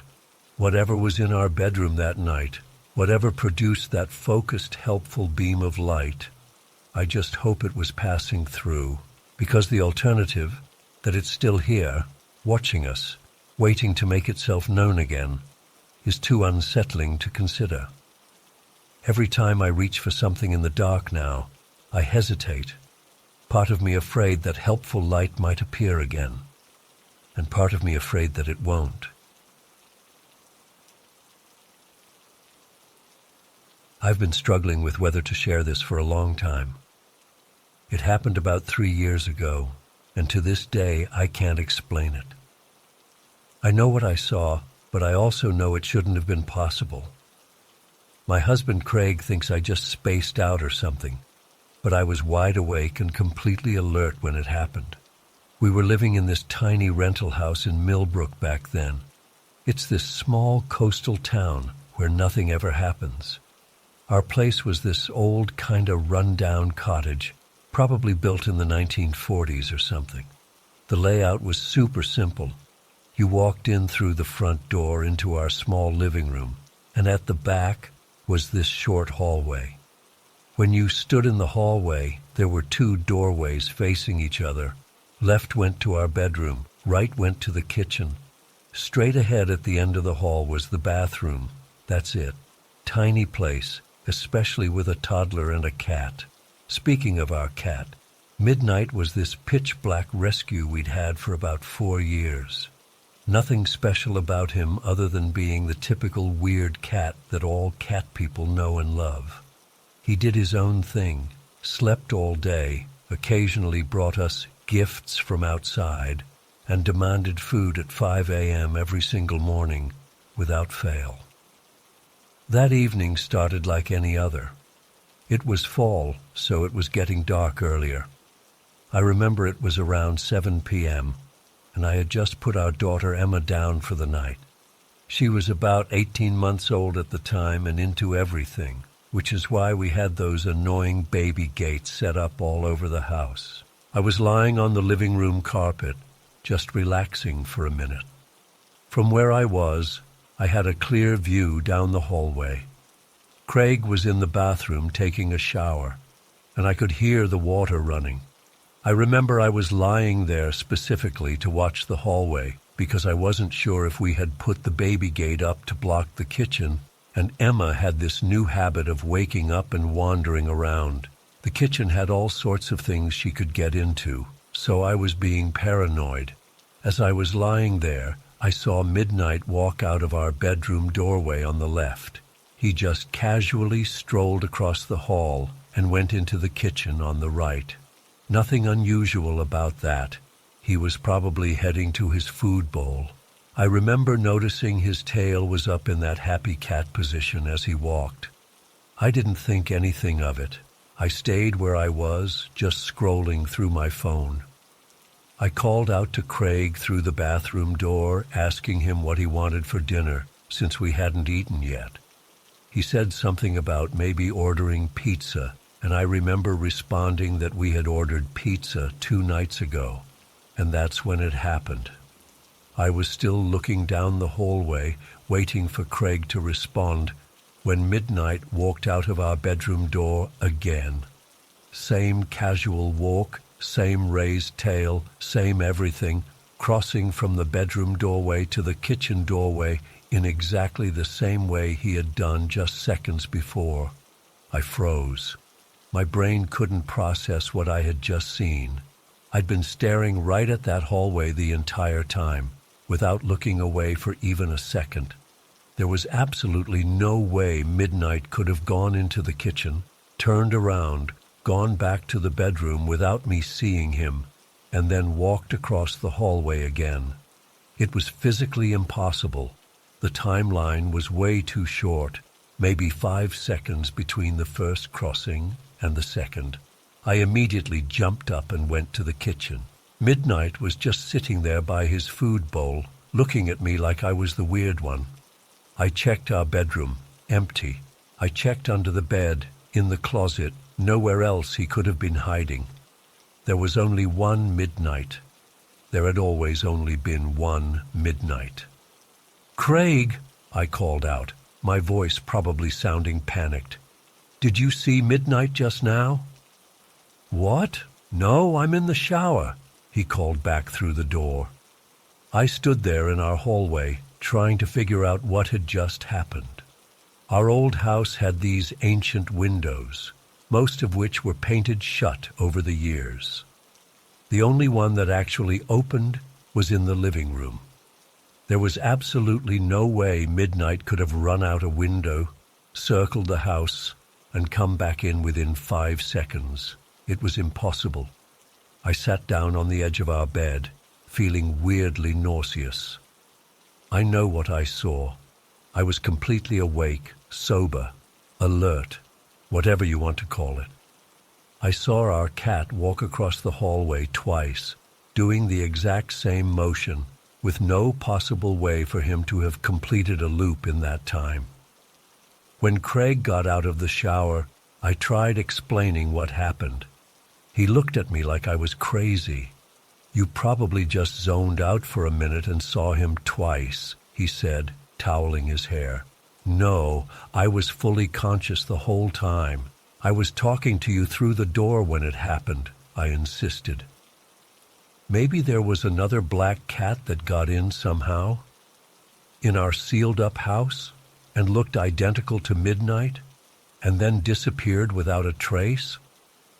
I was getting frustrated that he wasn't taking this seriously. I spent the rest of that night feeling unsettled. I kept watching midnight, half expecting him to duplicate himself again or do something else impossible. He just did normal cat things, groomed himself, played with a toy mouse, slept on the couch. Just one normal cat. The next day I tried to rationalize what had happened. Maybe I did zone out. Maybe I fell asleep for a second without realizing it and dreamed the second crossing. Maybe I had some kind of mini-stroke or seizure that made me see the same thing twice. I even Googled temporal lobe seizures because I read somewhere those can cause weird perception issues. But I know what I saw. I was completely present in that moment, talking to Craig, watching the hallway. There were 2 instances of midnight crossing that hallway within seconds of each other, and it was physically impossible. I started reading about quantum physics, parallel universes, and glitches in reality. I know how crazy that sounds. I was never into that stuff before. I'm a dental hygienist, for crying out loud. My life revolves around telling people to floss more. I don't typically spend my free time contemplating tears in the space-time continuum, but what other explanation could there be? For a brief moment, did I see the same cat from 2 different timelines? Was there a momentary overlap of realities where 2 versions of midnight existed in the same space? Or did time itself hiccup, replaying the same few seconds right before my eyes? After a few weeks of obsessing over it, I tried to let it go. Craig got tired of hearing about it. My mom suggested I was just tired from taking care of a toddler. My sister thought maybe our house was haunted, and I saw a ghost cat along with the real one. None of these explanations satisfied me, but I stopped bringing it up because people clearly thought I was losing it. What bothers me the most is that I'll probably never know what actually happened. Was it a one-time glitch in reality, a hallucination, something else entirely? I've never experienced anything like it before or since. Midnight lived another 2 years before passing away from kidney disease. Still miss that furry little guy. And he never duplicated himself again, at least not that I saw. I'm not asking anyone to believe me. I know how it sounds. If someone told me this story, I'd probably think they were confused or making it up. But I know what I saw. For those few seconds, The rules of physical reality broke down in our tiny hallway, in our unremarkable house, in our quiet coastal town. Sometimes when I'm falling asleep at night, I still think about it. What does it mean about the world we live in? Are there cracks in reality that we occasionally glimpse through? Do parallel timelines sometimes brush against each other? Or is the human brain just really good at tricking itself? I don't have a satisfying conclusion to this story. There was no big revelation, no explanation that suddenly made sense of everything. Just an ordinary evening when something impossible happened, and then life went on as normal. We moved out of that house about a year later for unrelated reasons, and nothing strange ever happened in our new place.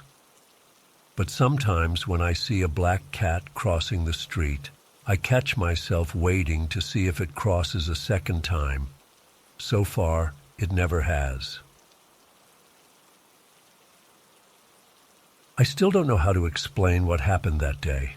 I've spent 3 years turning it over in my mind, trying to convince myself there was some logical explanation, but there just wasn't. I've never told many people because it sounds crazy, but I need to get this off my chest.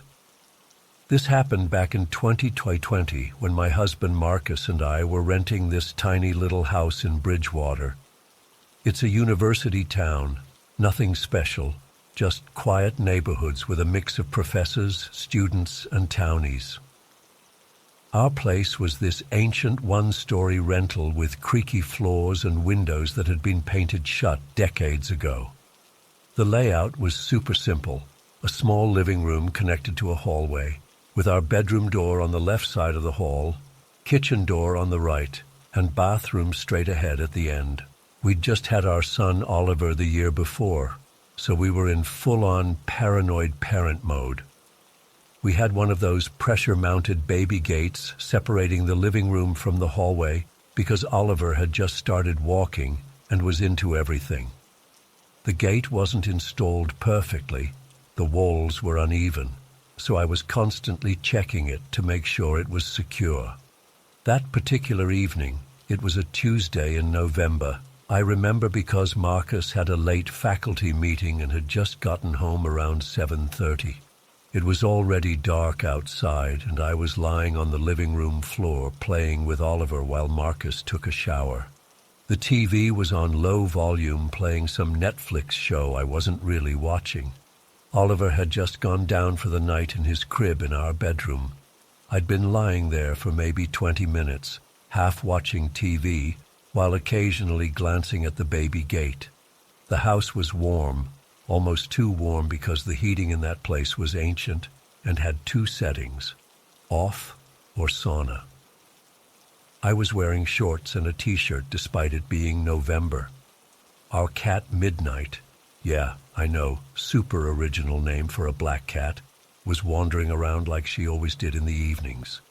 She was this medium-sized black cat with green eyes that we'd adopted from the shelter a couple years earlier. Super standard cat, nothing weird or special about her.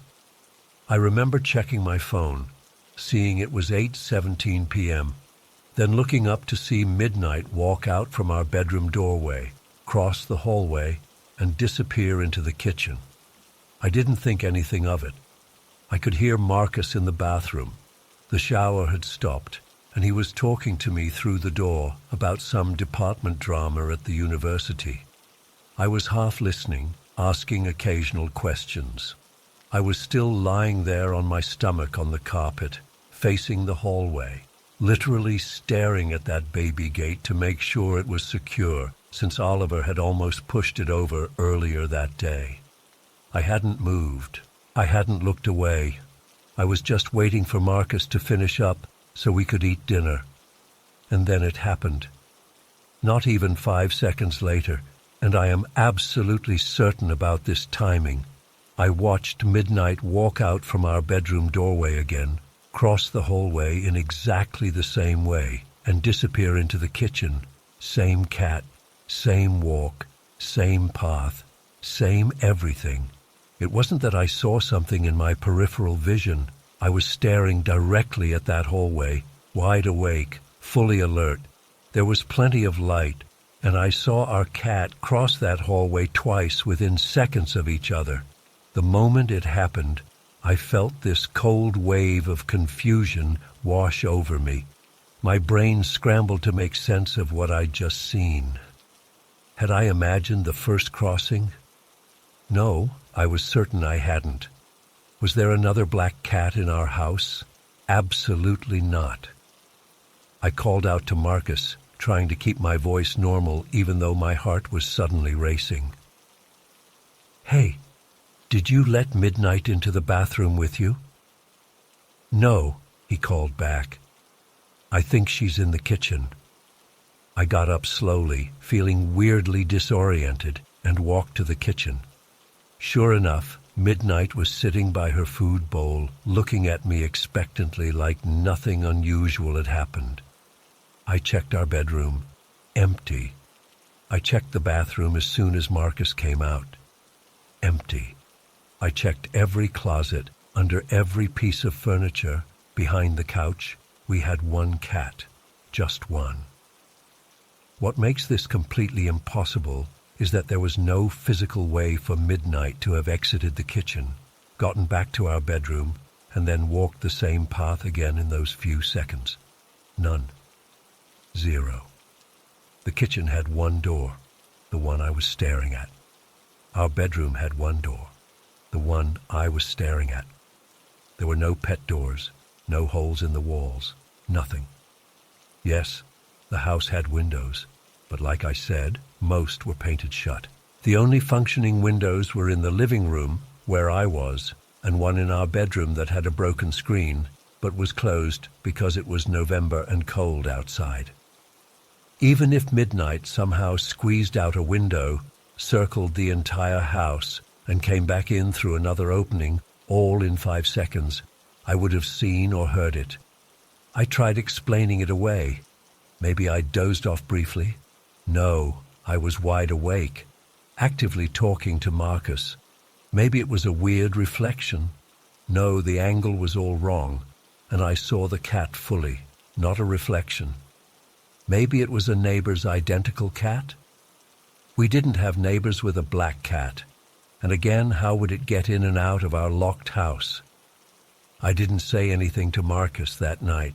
I felt like I was losing my mind.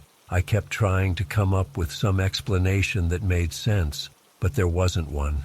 I barely slept that night, replaying what I'd seen over and over. The next morning, I casually asked Marcus if he'd noticed anything weird about Midnight. He hadn't. I watched our cat all day, half expecting her to teleport or duplicate or something, but she just did normal cat things. After a few days of obsessing, I finally told Marcus what I'd seen. He listened carefully.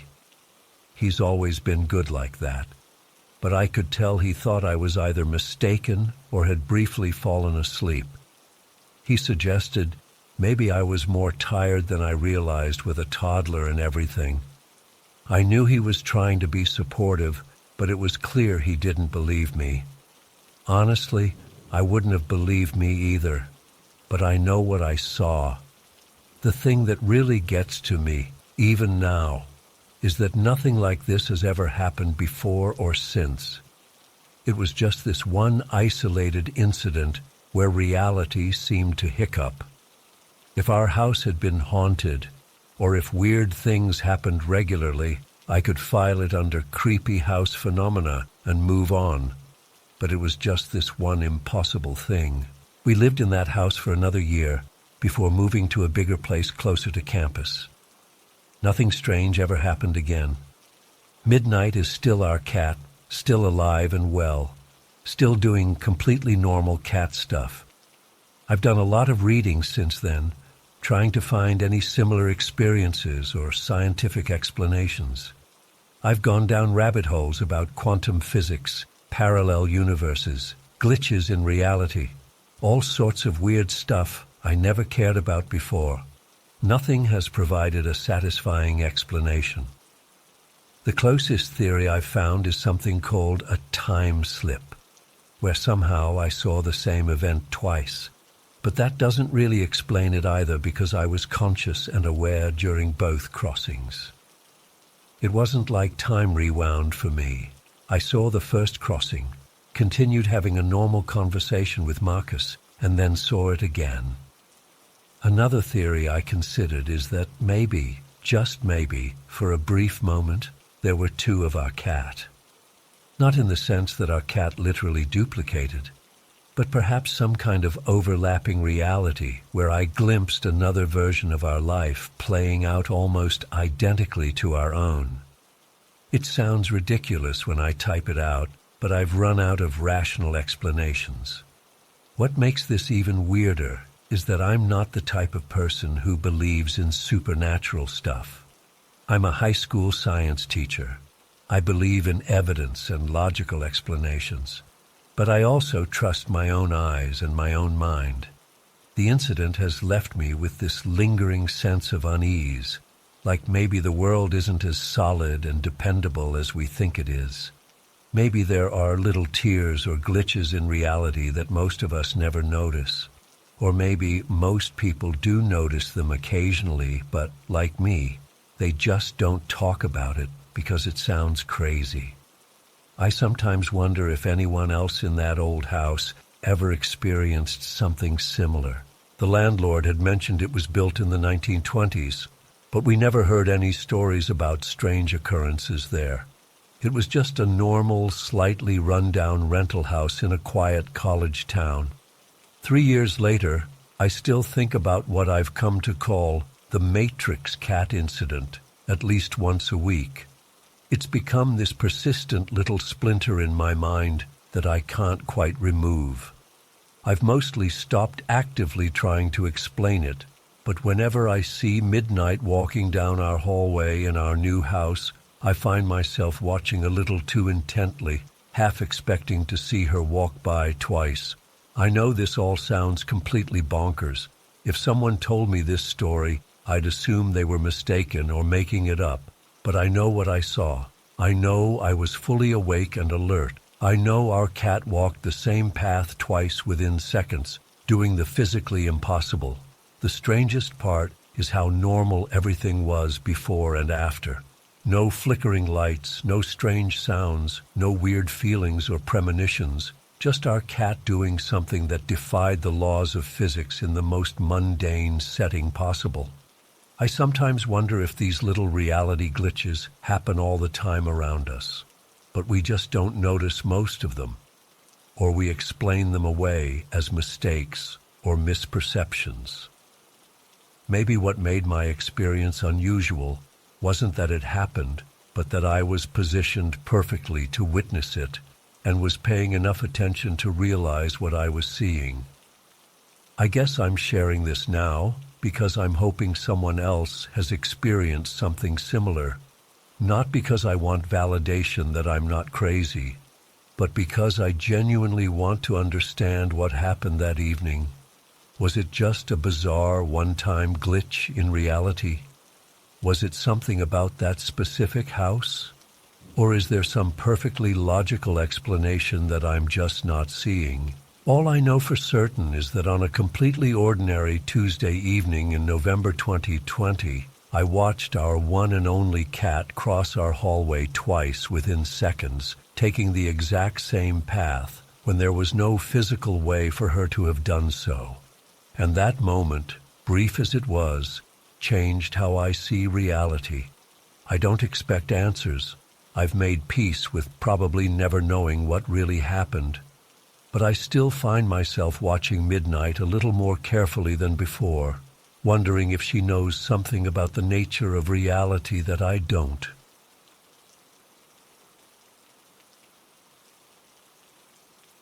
I'm a junior at Elmvale College, living in this old 2-story house about 3 blocks from campus, with my roommates Maddie and Jess.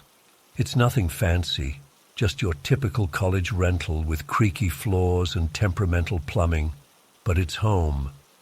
My boyfriend Tyler practically lives here too, though technically he has a room at his frat house across town. He's always around, has his own key, keeps clothes in my dresser, the whole deal. Everyone jokes he's our unofficial fourth roommate. Last Thursday started like any normal day. Classes, study session at the library, nothing unusual. Tyler texted saying he had to attend some mandatory fraternity event that evening, something about alumni networking. He was bummed because we usually hang out Thursday nights, but it wasn't a big deal. I told him to text when he was done. After dinner, Maddie and I were sitting on our front porch around 9:30, just talking and enjoying the cool evening. Jess was at her boyfriend's place, so it was just us. We have those outdoor string lights that give everything this warm glow, and we were just relaxing on the porch furniture, scrolling through our phones and chatting about nothing important. That's when we heard it, the distinctive rumble of Tyler's car coming down our street. I should explain about Tyler's car. It's not something you'd mistake for anything else. It's this 2009 Nissan 350Z that his dad helped him import from Japan. The thing is metallic orange with this custom body kit he installed himself, lowered suspension, and these really specific aftermarket headlights that have this unique blue tint to them. Plus, he's got this exhaust system that makes it sound like nothing else in town. I'm not even a car person, but after dating Tyler for 2 years, I know that car anywhere, by sight and especially by sound. So when we heard that specific engine noise turning onto our street, we both automatically looked up. Maddie said, "I thought Tyler had that frat thing tonight." And I remember saying something like, "Yeah, must have ended early." We watched as the car approached, the headlights illuminating the street. As it got closer, I could clearly see it was Tyler's orange Nissan. The streetlights reflected off that specific metallic paint job. It was definitely his car. I'd bet my life on it. "There he is," I said, getting up. "Let's go say hi." Our house has a small parking lot on the side where we all park. There's an entrance from the main road and then an exit out the back that connects to the alley. Tyler always parks in the same spot next to my Honda. Maddie and I walked over to the parking lot together. I was maybe 10 steps behind her because I'd stopped to grab my phone from the porch table. As Tyler's car pulled in, the headlights lit up the whole area. Maddie reached the lot first and gave a little wave. What happened next still makes my skin crawl when I think about it. The car, Tyler's car, slowed down as it entered our lot, but instead of pulling into a space, it just drove straight through. Like it entered from the front entrance, moved at a steady pace through our parking area, and then exited out the back alley without stopping. It wasn't speeding or anything, just driving normally, like someone passing through. Maddie stood there with her hand still half raised in a wave. I caught up to her, confused. "What the hell?" I said. "Why didn't he stop?" Maddie turned to me and I could see right away something was wrong.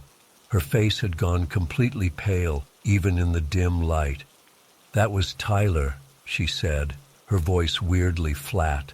"I saw him, clear as day."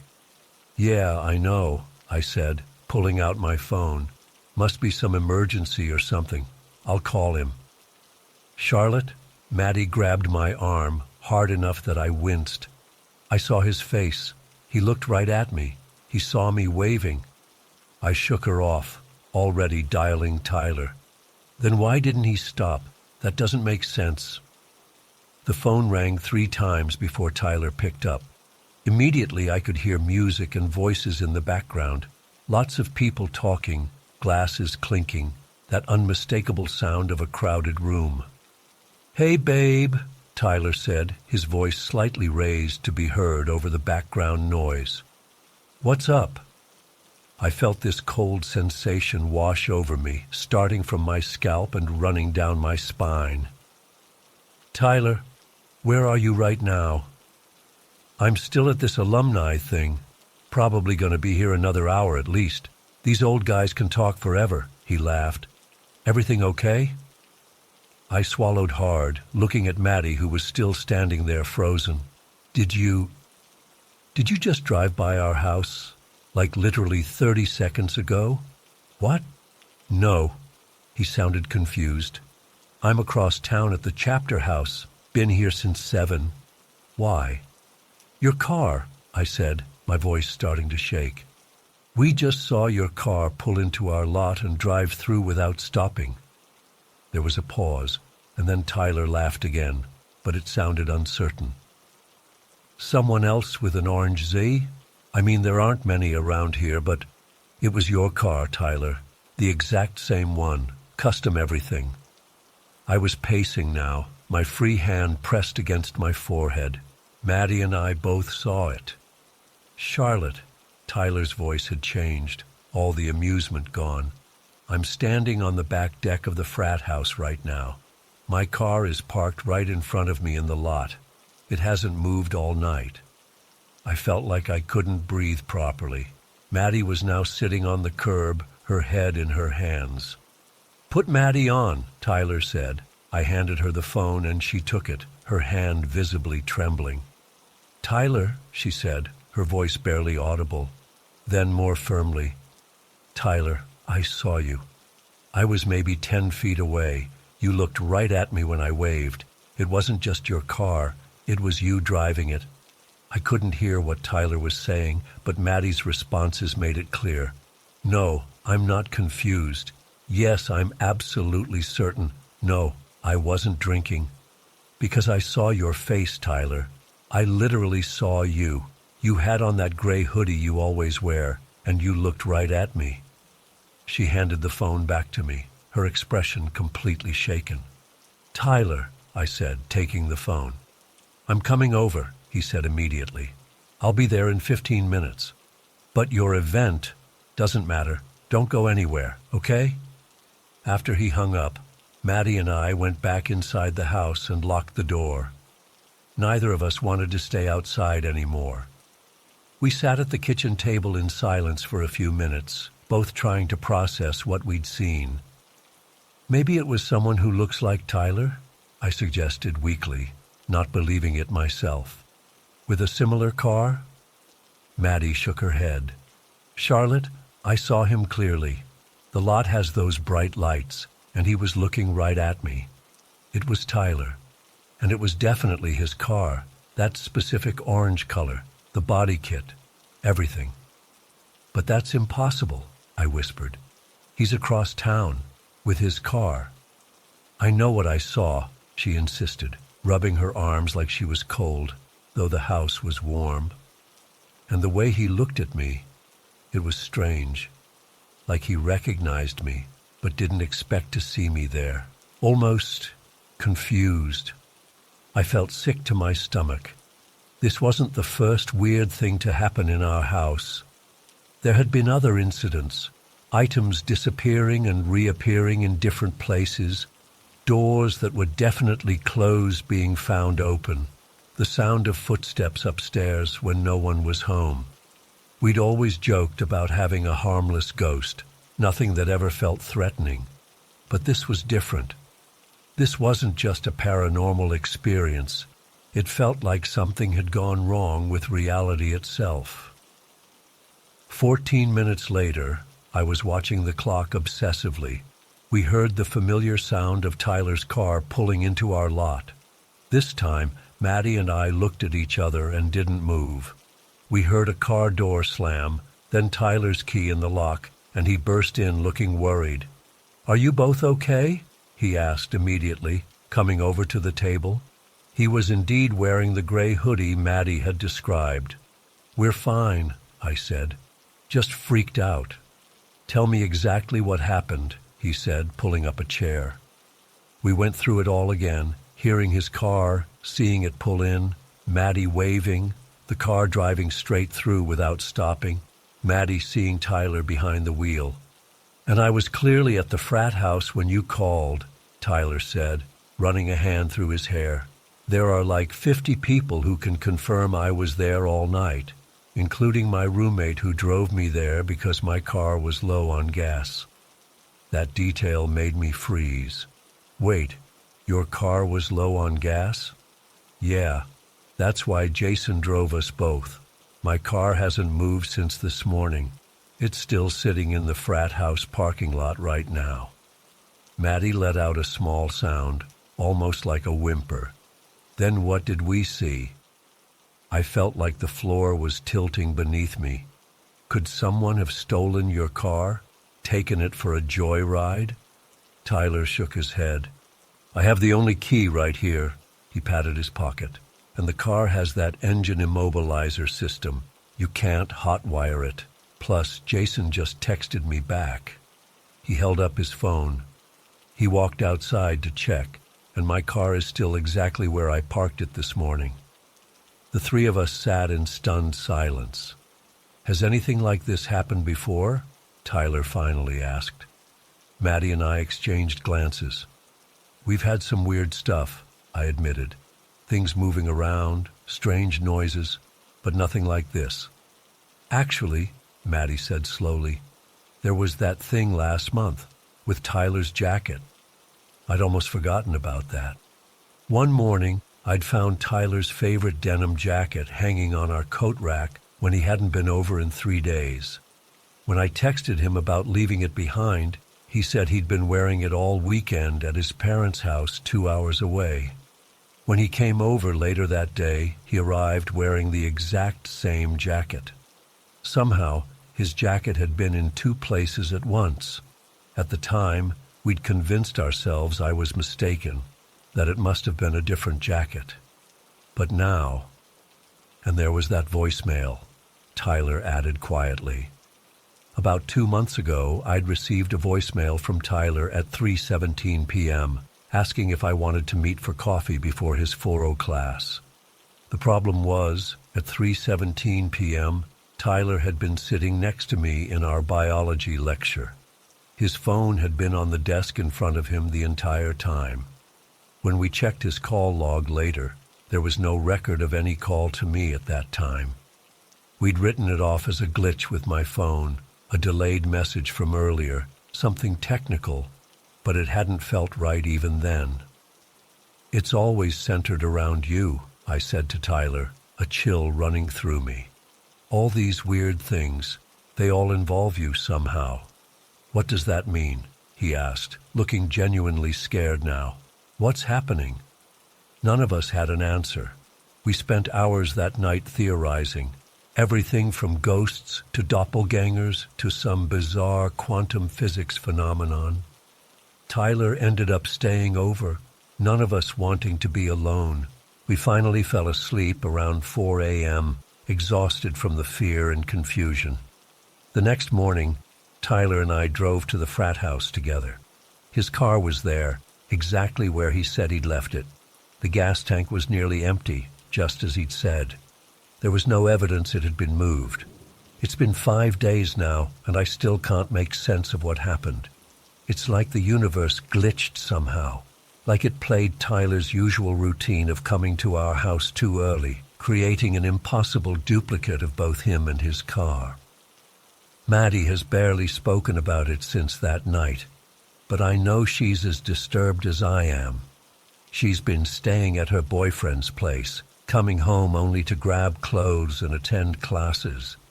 As for me, I keep replaying it in my head, looking for something I missed, some rational explanation, but there isn't one. I saw Tyler's distinctive car with my own eyes. Maddie saw Tyler himself close enough to make eye contact, yet at that exact same moment, he was miles away, surrounded by people, his car parked and empty. I've started noticing other small inconsistencies now, things I might have overlooked before. The time on my phone occasionally jumping back a few minutes. Objects not being quite where I left them. The nagging feeling that something fundamental about reality isn't working right. I don't know what to do with this experience. I don't know how to file it away or make peace with it. All I know is that on a perfectly normal Thursday night, the impossible happened. and nothing has felt quite real since then. Has anyone else ever experienced something like this? A moment where reality itself seemed to malfunction? Please tell me I'm not losing my mind.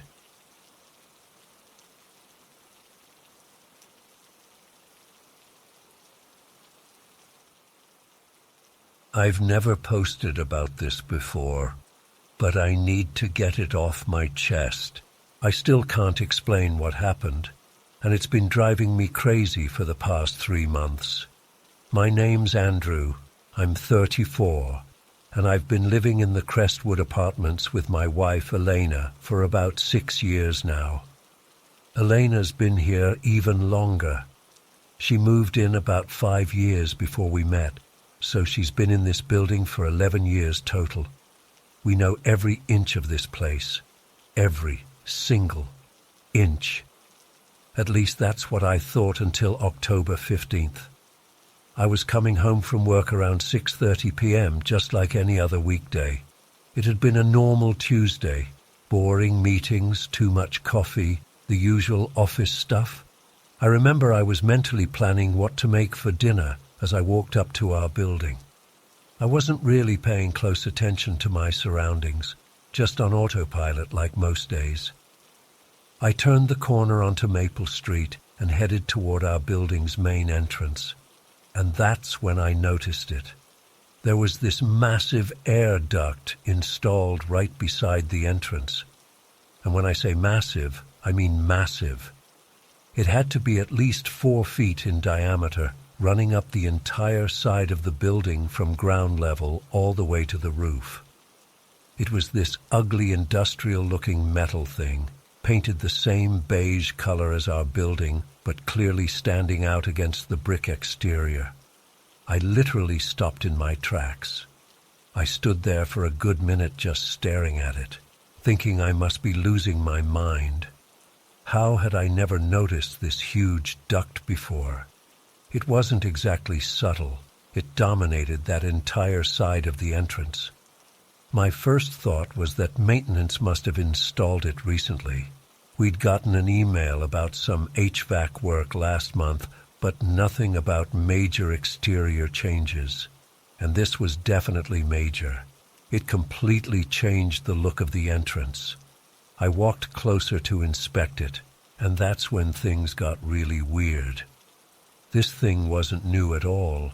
It was covered in a layer of dust and grime that only comes with years of exposure. There were even bird droppings on some sections, and a couple small dents in the lower portion. The paint was faded and chipping in spots. The bolts holding it to the building were rusty. This wasn't something that had been installed last week or even last month. This duct looked like it had been there for years. I felt a cold chill run down my spine. I've passed through this entrance every single day for 6 years, sometimes multiple times a day. There is no way, absolutely no way, that this enormous metal duct had been there all along, and I'd just never noticed it.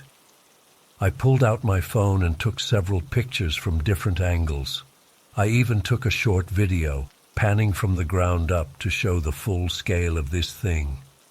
I must have spent 10 minutes just circling around it, trying to make sense of what I was seeing. Eventually, I went inside, but I couldn't shake the unsettled feeling.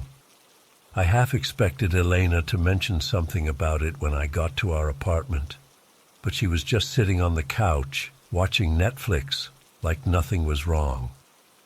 I didn't bring it up that night. I kept thinking maybe I was just being unobservant all these years. Maybe it had been there all along and I'd just somehow never registered it. People miss obvious things sometimes, right? But a 4-foot diameter metal duct running the entire height of a 5-story building, right next to the entrance I use every day. I couldn't sleep that night. I kept replaying my walks in and out of the building, trying to visualize whether that duct had ever been there before. I was certain, absolutely certain, that it hadn't been. The next morning, I showed Elena the pictures over breakfast. I tried to be casual about it, saying, "Hey, have you ever noticed that huge air duct next to the main entrance?" She looked at my phone and laughed. "Very funny, Andrew. What did you use, Photoshop?" I felt my stomach drop. "What do you mean?" "There's no giant duct by our entrance. I think I would have noticed that in 11 years of living here." She sounded amused, like I was pulling some elaborate prank. "I'm serious, Elena. Look at these pictures. I took them yesterday." I scrolled through the photos, showing her different angles. She studied them more carefully, her smile fading. "Okay, you're either messing with me or I don't know what, but there's no duct like that anywhere on our building." "Let's go look right now," I said, already standing up from the table. Elena gave me this look, part concern, part confusion, but agreed to go down and check. We took the elevator to the lobby, neither of us saying much. My heart was pounding. Either I was losing my mind or something impossible was happening. When we stepped outside, Elena froze mid-step. Her face went completely pale.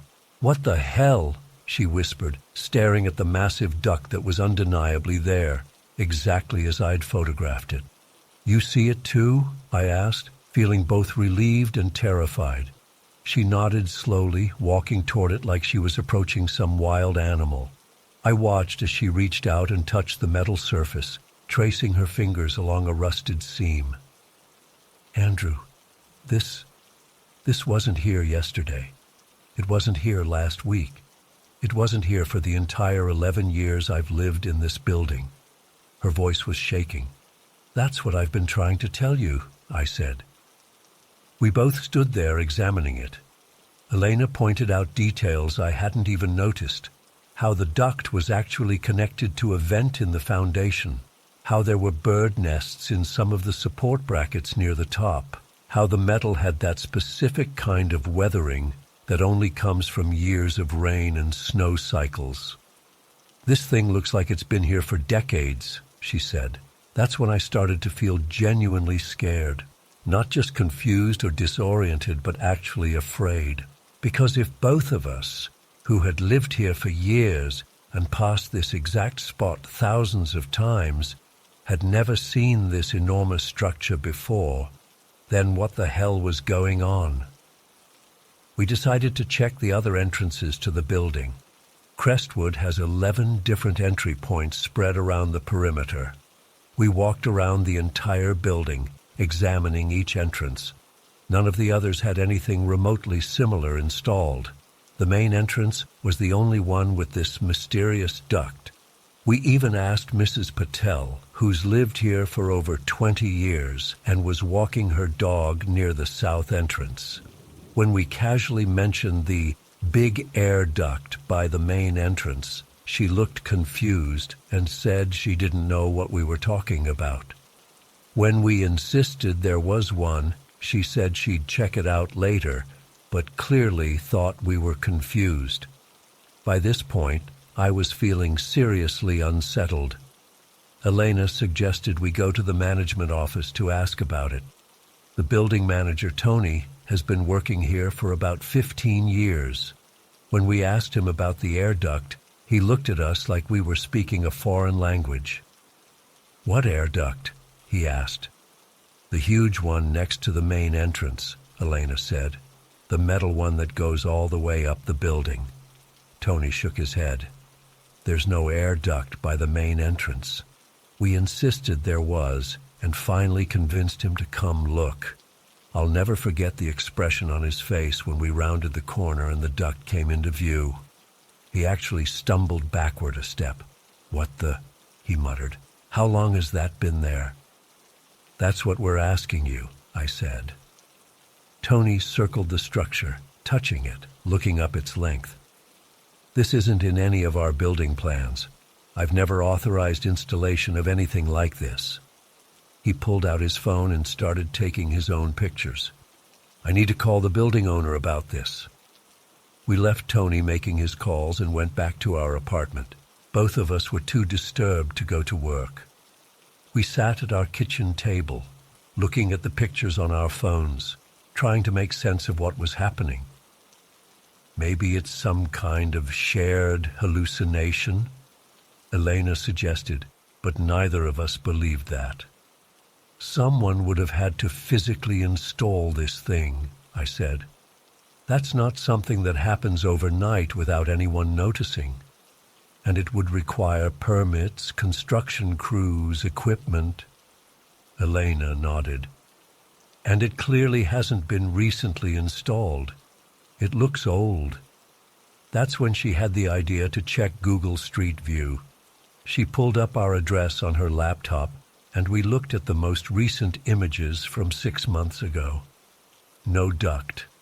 We checked the historical Street View images going back years. No duct in any of them. Yet when we looked out our window toward the main entrance, we could see the top portion of it from our angle. It was definitely there now.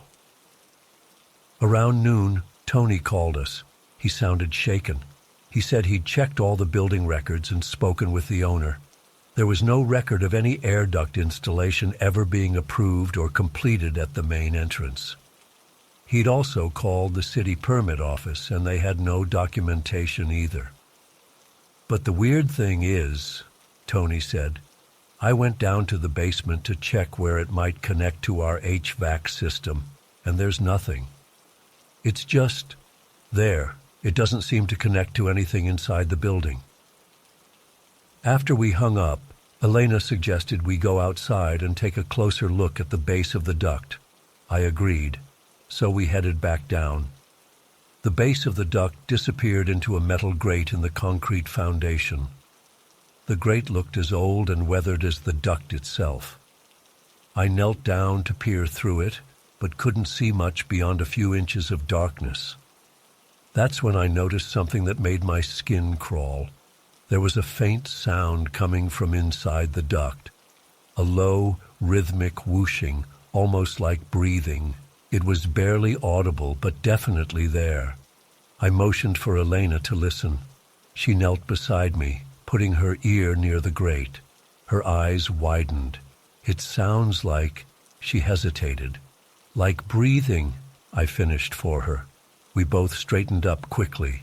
Maybe it's just air circulation, Elena suggested, but she didn't sound convinced. I noticed a small access panel about 7 feet up the side of the duct. It was secured with 4 rusty bolts. Without really thinking it through, I decided to try to open it. I went back to our apartment and grabbed a screwdriver from my toolbox. When I returned, Elena looked nervous. Are you sure that's a good idea? I wasn't sure at all, but I needed to understand what this thing was. I just want to see inside it. Maybe there's a manufacturer label or something that could tell us when it was installed. It took some effort, but I managed to loosen the bolts. They were crusted with years of corrosion, which again confirmed this thing had been exposed to the elements for a very long time. When I removed the last bolt, the access panel came free in my hands. I expected to see the inside of a normal air duct, maybe some dust, insulation, or mechanical components. Instead, I found myself staring into what appeared to be a narrow tunnel that extended far beyond what should have been the interior dimensions of the duct. I recoiled involuntarily, nearly dropping the access panel. That's not possible. Elena moved closer. What? Look inside, I said, stepping back to let her see. She peered into the opening, then jerked back just like I had. How is it that big inside? It looks like it goes on for... I know, I said. The perspective inside the duct was all wrong.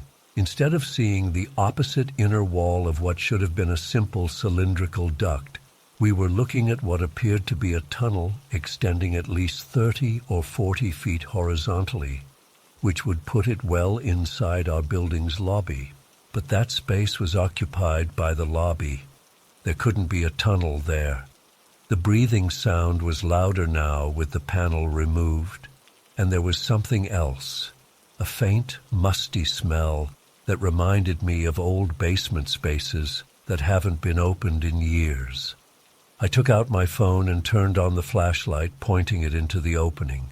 The beam extended maybe 15 feet before being swallowed by darkness, but what I could see made no sense. The tunnel wasn't straight. It curved slightly downward and to the right, disappearing into shadow. The inside wasn't metal like the exterior of the duct. It looked organic somehow, with a texture that reminded me of, I don't even know how to describe it. Not quite like flesh, but definitely not like any building material I've ever seen. "We need to close this up," Elena said suddenly, grabbing my arm. "Right now." I started to protest, but then I felt it. A gentle current of air coming from inside the duct, flowing outward.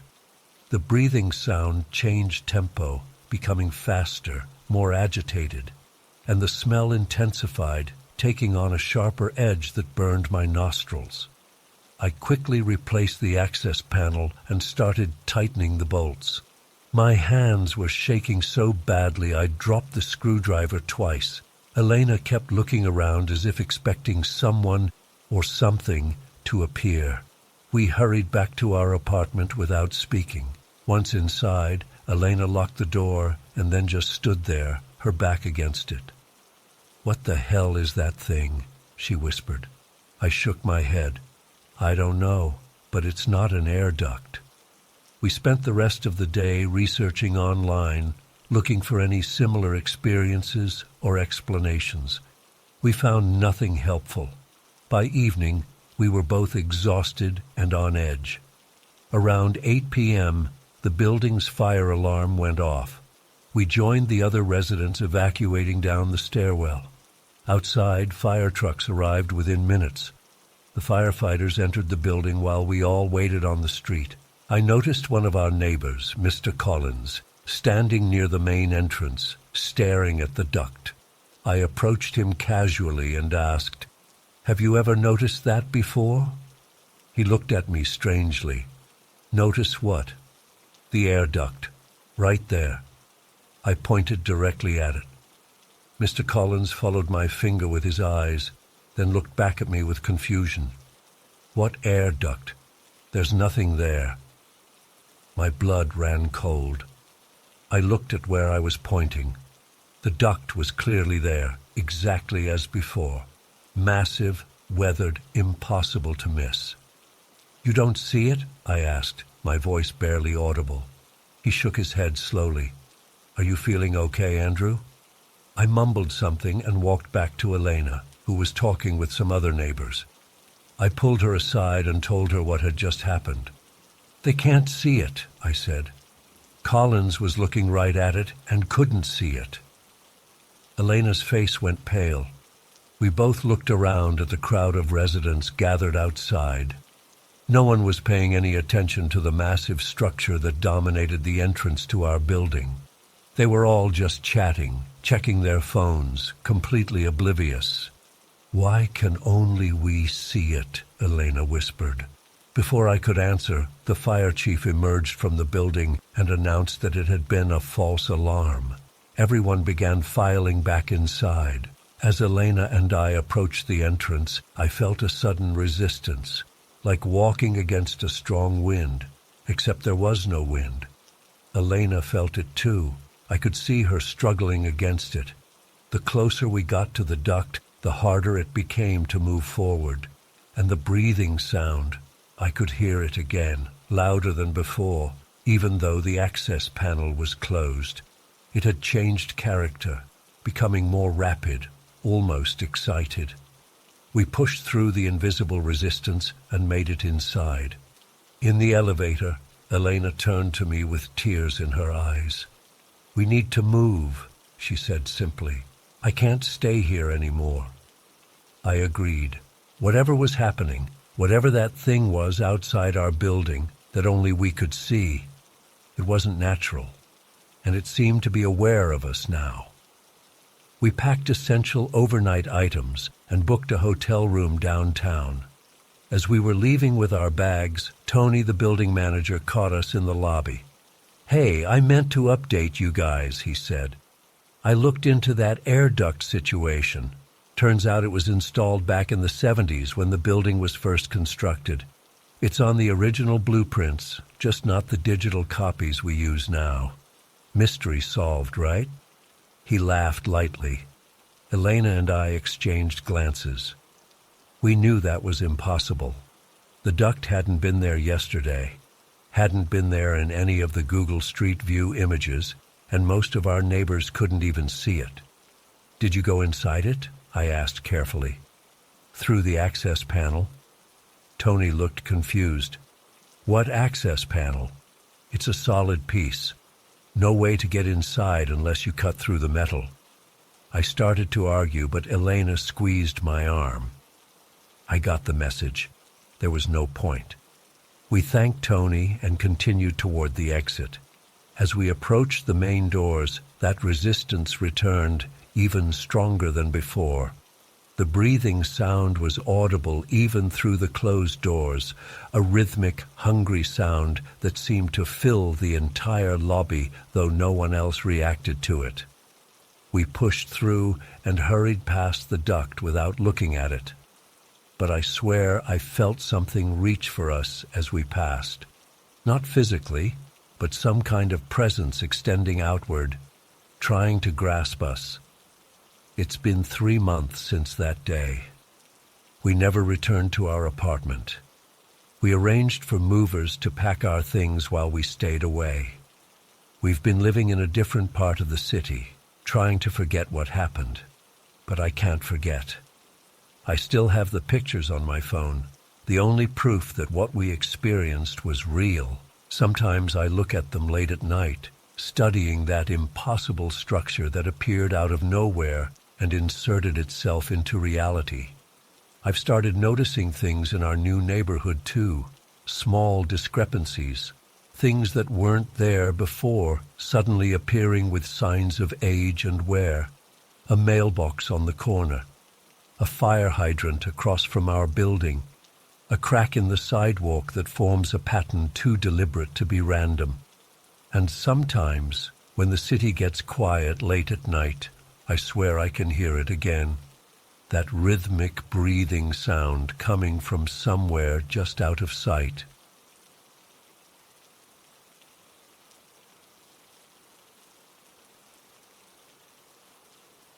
I've never been the type of person to believe in the paranormal. Ghost stories, UFO sightings, demonic possessions, they've always seemed like entertaining fiction to me. My husband Daniel feels the same way. We're practical people. I work in accounting, he's in IT, and we approach life with logic and reason. At least, we used to. What's been happening in our home over the past few months has shaken my belief system to its core. I'm writing this down partly to document it, and partly because I desperately need to tell someone who won't immediately think I'm losing my mind. It started with a chess set. Not just any chess set. A beautiful hand-carved wooden one that Daniel received from his grandfather. The pieces are intricate, with such fine details you can see the expressions on the knight's horses and the texture of the king's robes. The board folds in half and has individual velvet-lined slots inside where each piece fits perfectly. We've always been careful with it, borderline obsessive even. Daniel and I are both neat freaks. Our friends tease us about how organized our house is. Everything has its place. We don't leave things lying around, and we certainly don't misplace valuable items, especially not ones with sentimental value like the chess set. We keep the set in our living room bookshelf, and about once a week we'd play a game. It became our little ritual. Friday nights, wine, chess, and music. Simple pleasures, you know? 3 months ago, on a typical Friday, I took the set down and set it on our coffee table. I unlatched the brass clasp and opened it to start setting up the pieces. That's when I noticed it. A white pawn was missing. Just gone. At first, I thought Daniel had taken it out for some reason. Maybe to clean it or fix something I hadn't noticed was wrong with it. "Dan, where's the white pawn?" I called out to him in the kitchen. He walked in, wiping his hands on a dish towel. "What do you mean?" "One of the white pawns is missing." I pointed to the empty slot in the velvet lining. He frowned. "I haven't touched the set since we played last week." We'd played the previous Friday, and I distinctly remembered putting all the pieces away properly. I always count them as I place them in their slots. 16 black pieces, 16 white pieces. It's just what I do. We turned the house upside down looking for that pawn. We checked under the couch, between cushions, in the crevices of the bookshelf, even in ridiculous places like the fridge and bathroom cabinet. Nothing. "Could Baxter have gotten it?" Daniel suggested, referring to our golden retriever. But Baxter can't open the clasp on the chess set, and it had been closed and latched on the shelf. Besides, we would have found chew marks or the piece itself somewhere in his bed or toy pile. After an hour of searching, we gave up. "Maybe it'll turn up," Daniel said, but I could tell he was as confused as I was. We ended up using a bottle cap as a substitute that night, but it felt wrong. For weeks afterward, I kept expecting to find that pawn. I'd vacuum and look closely at what I picked up. I'd move furniture to clean behind it. I checked coat pockets, drawers, everywhere. It never appeared. We continued our chess nights, always with that bottle cap standing in for the missing piece. I never stopped looking, though. It became almost an obsession. How could a piece simply vanish from a closed container that hadn't been moved or opened? Then last month we decided to move. Nothing to do with the chess piece. Daniel got a better job offer in a town about 30 miles away. The new place is slightly bigger, with a yard Baxter loves. Packing everything up, I was certain we'd find the missing pawn. There was no way it wouldn't turn up when we emptied every shelf, drawer, and cabinet. I even shook out all our books, thinking it might have somehow slipped between pages. Still nothing. The chess set was one of the last things I packed. I carefully wrapped it in bubble wrap and placed it in a box labeled Fragile Living Room. I handled it myself and kept track of that box during the move. It was never out of my sight when being transported, and was one of the first things I unpacked at the new place. We spent the first week in our new home unpacking and organizing. Last night, after finally getting everything in place, Daniel suggested we christen the new house with our Friday night chess ritual. I was excited. It felt like getting back to normal after the chaos of moving. I set the chess set on our new coffee table and unlatched it, already reaching for the bottle cap we'd been using as our substitute pawn. But what I saw inside made my blood run cold. 2 pawns were missing now, the original white one and now a black one as well. I stared at the 2 empty slots in the velvet lining. My hands started shaking. "Daniel!" My voice came out higher than I intended. He must have heard the panic because he came running from the kitchen. "What's wrong?" I just pointed at the chess set. He leaned over and looked. "What the—" He trailed off. "That's not possible." "I know." The set was closed and latched the whole time. His voice had that tone people get when they're trying to sound rational while their world is tilting sideways. "I packed it myself," I said. "I unpacked it myself. It's been sitting on that shelf for a week, unopened." We looked at each other, and I saw real fear in his eyes for the first time since I've known him. "Could someone have opened it?" he asked. "Who?" "We're the only ones with keys to the house. The set was bubble-wrapped and taped. I would have noticed if someone had unwrapped it, opened it, and then rewrapped it." Daniel ran his hand through his hair. "Maybe we're remembering wrong. Maybe 2 pieces were missing all along." but we both knew that wasn't true. We'd been using exactly one bottle cap as a substitute piece for months. There was no way we'd forgotten about a second missing piece. We didn't play chess last night. Instead, we sat there staring at those two empty slots like they were some kind of portal to another dimension. It feels stupid writing it out like this, but that's exactly what it felt like we were looking at something impossible, something that challenged the very rules of our reality. Daniel suggested we set up cameras. If pieces are going to keep disappearing, let's at least see how it happens, he said. So that's what we did. We set up our laptop webcam pointing at the chess set and left it recording overnight. When we checked this morning, nothing had happened. The chess set remained exactly as we'd left it, with two pieces missing. Today, though, today is when things got so much worse. I woke up feeling anxious. I'd had nightmares about those empty slots somehow expanding, about the whole chess set disappearing piece by piece until there was nothing left. I know it sounds silly, but there was something so profoundly wrong about those missing pieces that it was affecting me deeply. I got up early, around 6 a.m., and went to check on the chess set. Daniel was still asleep. Baxter followed me, his nails clicking on the hardwood floors. The chess set was exactly where we'd left it on the coffee table, still open.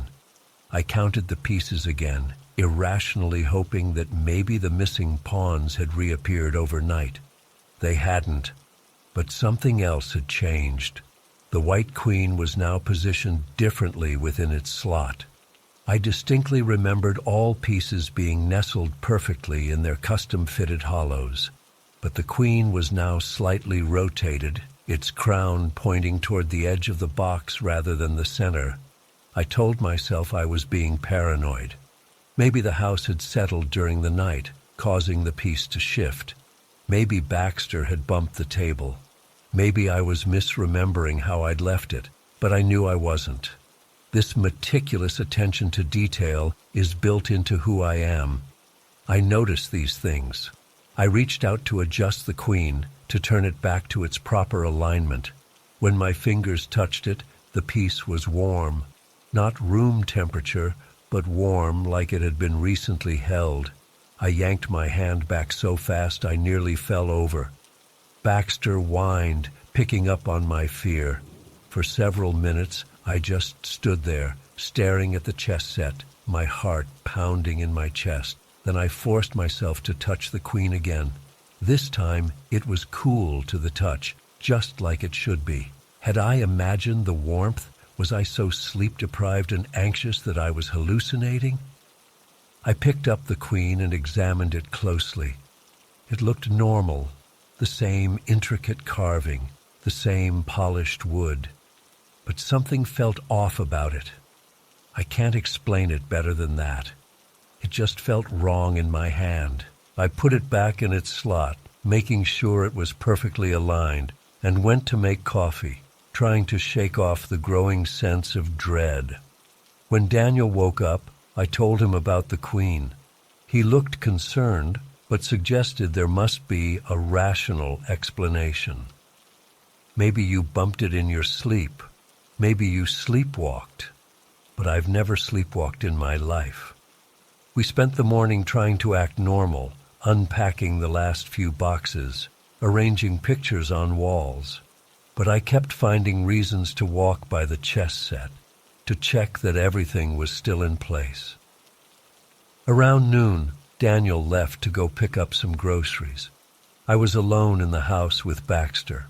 I decided to face my fears head-on and sat down in front of the chess set. I took out all the remaining pieces and arranged them on the board, using bottle caps for the missing pawns. I stared at the board, not really playing, just trying to make sense of what was happening. Was I losing my mind? Was there some elaborate prank being played on us? Neither option seemed plausible. After about 20 minutes, I heard a sound from upstairs, a soft thud, like something small and solid falling onto carpet. Baxter's ears perked up and he looked toward the stairs. "It's nothing," I told him, and myself. "Just the house settling." But then I heard it again. Thud. Distinct. Deliberate. Baxter got up and trotted to the stairs, looking back at me expectantly. I didn't want to go up there. Every instinct in my body was screaming at me to stay put, to wait for Daniel to get home. But I've never been the type to hide from things. I needed to know. I followed Baxter up the stairs, my heart pounding so hard I could feel it in my throat. The sound had come from our bedroom. The door was partially closed, exactly as we'd left it. I pushed it open slowly. Nothing seemed out of place. The bed was made, curtains drawn back to let in the midday sun. Baxter walked in without hesitation, sniffing around the perimeter of the room. And then I saw it. There, on my pillow, was the white pawn, the missing white pawn. My legs nearly gave out. I grabbed the doorframe to steady myself. Baxter approached the bed and sniffed at the pawn curiously. "Don't touch it," I shouted, startling both of us. "How? How?" The pawn had been missing for months. It wasn't in the house during our move. We had emptied everything. It couldn't possibly be here now, sitting on my pillow like it had been placed there deliberately. But it was. I made myself approach the bed. The pawn looked exactly like I remembered it. Small, white, with a rounded top. I reached out and picked it up. It was warm to the touch, just like the queen had been earlier. I almost dropped it, but instead clutched it tighter, examining it for any clues, any explanation. It was just a chess piece. There was nothing special about it, nothing to suggest why it had vanished and reappeared like this. I hurried back downstairs, the pawn clutched in my fist. I placed it carefully in its slot in the chess set, my hands shaking. It fit perfectly, of course. The empty space that had been haunting me for months was now filled. But the black pawn was still missing, and somehow that felt even worse. Like this wasn't over, like whatever was happening was following some twisted pattern I couldn't understand. I sat on the couch, staring at the chess set, waiting for Daniel to return. Baxter jumped up next to me, resting his head on my lap. Even he seemed unsettled. When Daniel finally came home, I showed him the pawn. He couldn't believe it. "Where did you find it?" he asked. "On my pillow upstairs." His face went pale. "That's not possible." "I know." We spent the next hour going through theories. Maybe someone had a key to our old place and was playing an elaborate prank. Maybe one of the movers had found the piece and somehow gotten into our new house to return it. Maybe I had found it while unpacking and absent-mindedly placed it on the bed, then forgotten about it. None of these explanations made sense. None of them addressed the fundamental impossibility of what was happening. "We should set up more cameras," Daniel suggested. "In the bedroom, too." I agreed, but part of me didn't want to know. Part of me was afraid of what we might see. As evening approached, we tried to maintain some normalcy. We made dinner, watched TV, but neither of us could focus. The chess set sat on the coffee table, one slot still empty, mocking us. At one point, Daniel suggested we play a game, but I couldn't bear the thought of touching those pieces again.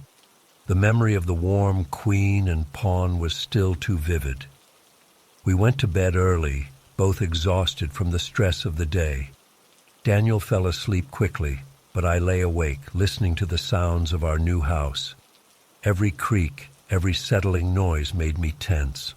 Around 2 a.m., I heard it. A soft click, distinct, mechanical. It came from downstairs. I sat up slowly, careful not to wake Daniel. Baxter, who was sleeping at the foot of the bed, raised his head and looked toward the door. He didn't bark or growl, just looked, which somehow made it more unsettling. I slipped out of bed and crept to the bedroom door. The hallway was dark, but a soft light was coming from downstairs.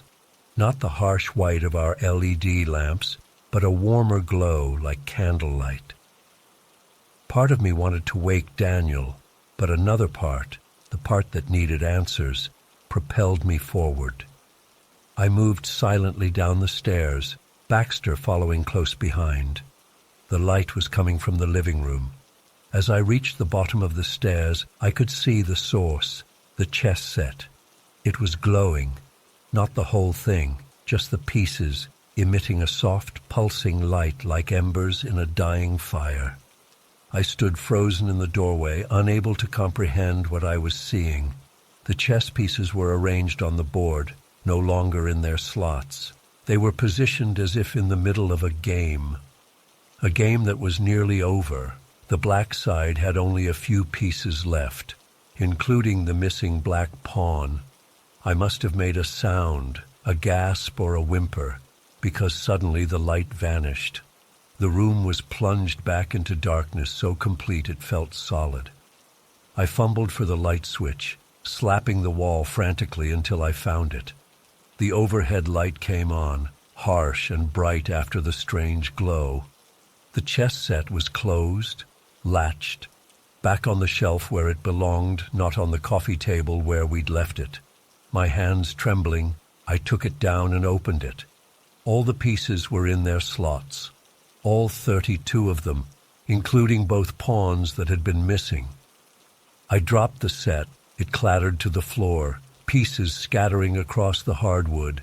I screamed then, a raw, primal sound that tore from my throat. Daniel came running downstairs, nearly tripping in his haste. What? What happened? I couldn't speak. I just pointed at the chess pieces scattered across the floor. He looked confused, not understanding why I was so terrified. Because how could he know? How could he know that among those scattered pieces were 2 pawns that shouldn't exist in our reality? I've been sitting here at the kitchen table for hours now, watching the sun rise. Daniel finally convinced me to try and get some sleep, but I can't.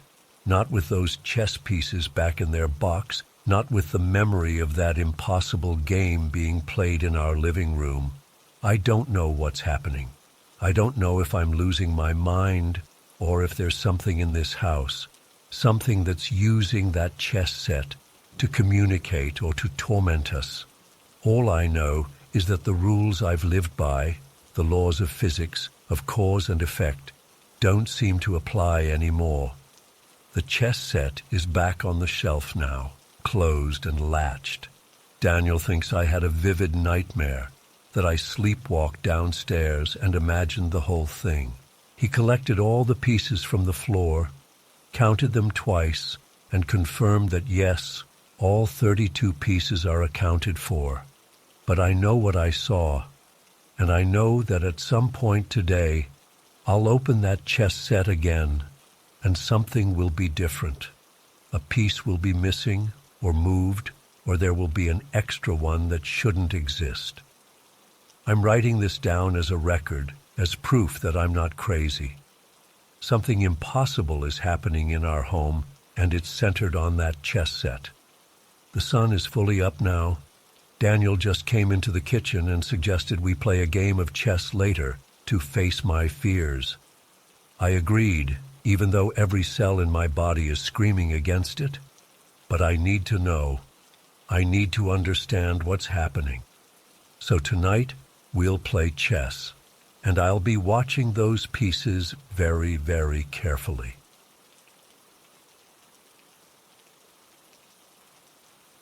I still can't explain what happened that day 3 months ago. I've gone over it 1,000 times in my head, checked our security system repeatedly, even had a locksmith come out to inspect our locks. Nothing makes sense, and honestly, I'm still not sleeping well because of it. My husband Mark and I moved into our apartment in Pinewood last year after Emma was born. It's nothing special, just a 2-bedroom in a quiet suburban complex with decent security and close enough to Mark's office that he can come home for lunch sometimes. We're saving for a house, But with daycare costs and student loans, that dream keeps getting pushed back. That morning started like any other Tuesday. I got up with Emma around 6:30 when she started fussing in her crib. Mark had already left for work. He likes getting in early so he can be home before Emma's bedtime. I fed her, got her dressed, and decided we'd head to the mom and baby yoga class at the community center. Before leaving, I remember looking at our living room wall clock and rolling my eyes. That stupid clock had been an hour off since daylight savings time ended months ago. We kept forgetting to fix it whenever we actually had free hands to do it. It had become sort of a running joke between us. Mark would say, "Hey, at least it's right twice a year," and I'd laugh and say we'd fix it tomorrow. Tomorrow never came, of course. I grabbed Emma's diaper bag, my purse, and we headed out. The yoga class was uneventful. Emma actually stayed content on her little mat beside me, while I attempted to touch my toes. Pregnancy did a number on my flexibility. Afterward, we stopped at the grocery store to pick up a few things for dinner. We got back home around 11:30. I remember struggling with the door while balancing Emma on my hip and the grocery bags hanging from my arm. Our door always sticks a little, especially in humid weather. I finally got it open, kicked it closed behind me, and set Emma down in her playpen in the living room so I could put the groceries away. That's when I saw it. There was a banana peel sitting in the middle of our hallway floor, right outside the kitchen. I froze. It sounds so stupid, freaking out over a banana peel, but we never buy bananas. Ever. Mark hates them, and I'm just not a big fruit eater in general. Emma's still too young for solids, so it wasn't hers either.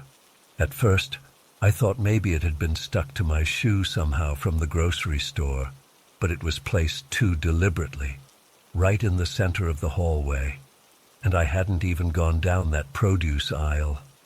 I felt this immediate wave of unease wash over me. I checked on Emma, who was happily gumming her teething toy, completely oblivious. Then I did a quick walkthrough of our apartment, bathroom, bedrooms, closets. Nothing seemed out of place or disturbed.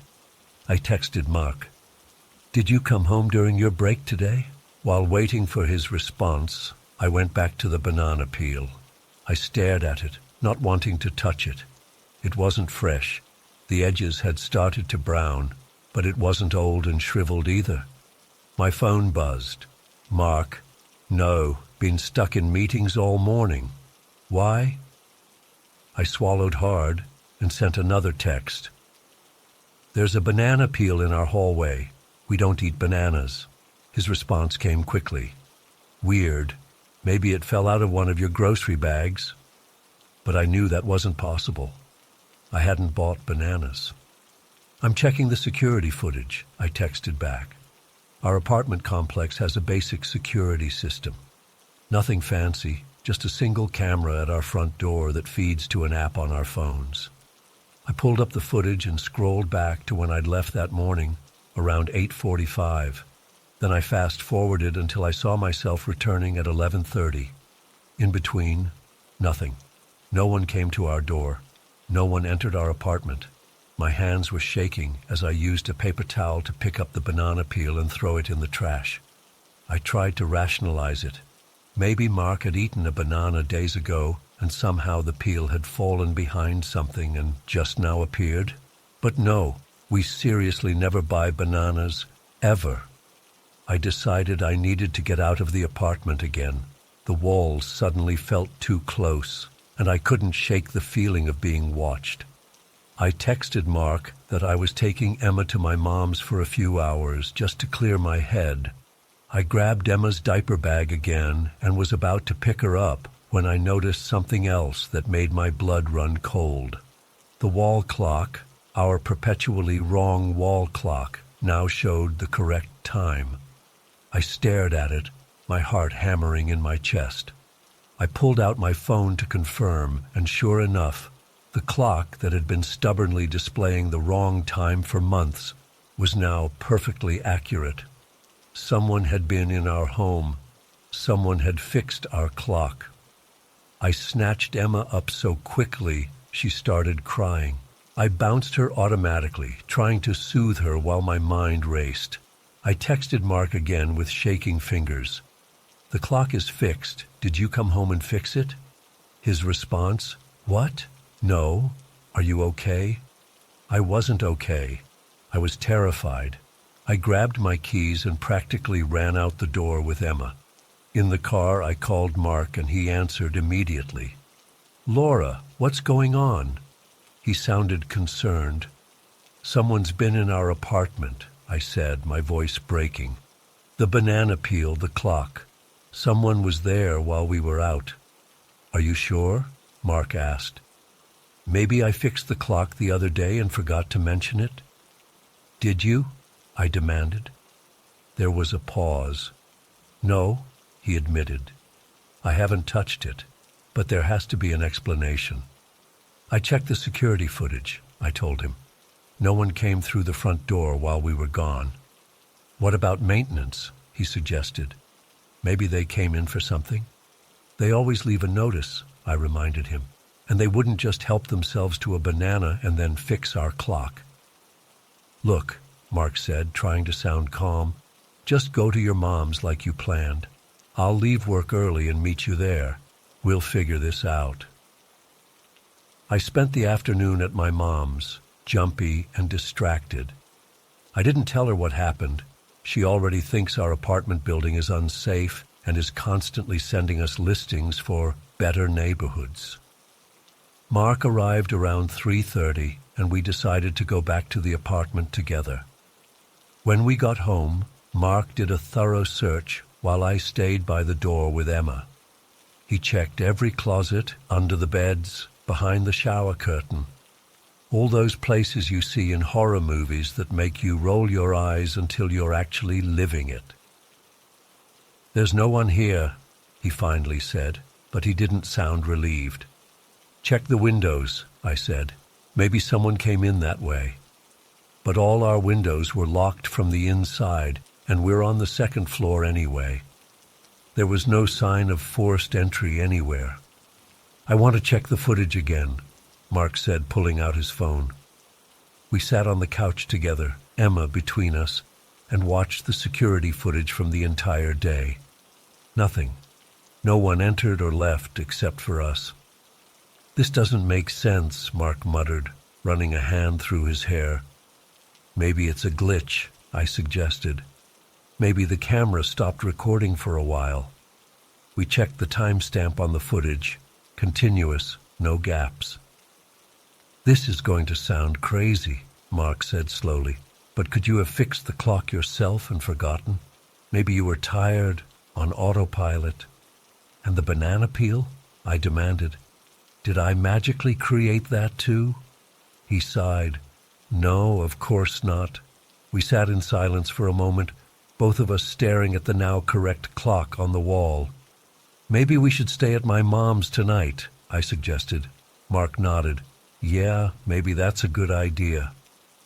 As we packed overnight bags, I noticed Mark looking thoughtfully at the kitchen trash where I'd thrown away the banana peel. "What?" I asked. "I'm just wondering." He reached into the trash and carefully extracted the banana peel with a paper towel, just as I had done. "This looks odd." "It's a banana peel," I said, not understanding. "No, the way it's peeled," he said. "Look at the stem. It's broken in a weird way, like it was opened from the bottom, not the top." I looked closer. He was right. Most people peel from the stem down, but this banana had been peeled from the bottom up. The stem snapped awkwardly. "So?" I asked. "So it's just strange," Mark said, dropping it back in the trash. "Who peels a banana like that?" That night at my mom's, I barely slept. When I did drift off, I dreamed of someone moving silently through our apartment, eating a banana, fixing our clock, watching us through windows. The next day, Mark called the apartment management. They swore no maintenance workers had entered our unit. He asked them to change our locks anyway, which they did that afternoon. We also installed a couple of indoor security cameras, one in the living room and one aimed down the hallway. We've been back in the apartment for 3 months now. Nothing else has disappeared or appeared or been fixed. The cameras haven't caught anything unusual. The new locks haven't been tampered with. But sometimes I catch a whiff of bananas when there are none in the house. Sometimes I wake up at night convinced I hear the soft click of someone adjusting the hands on a clock.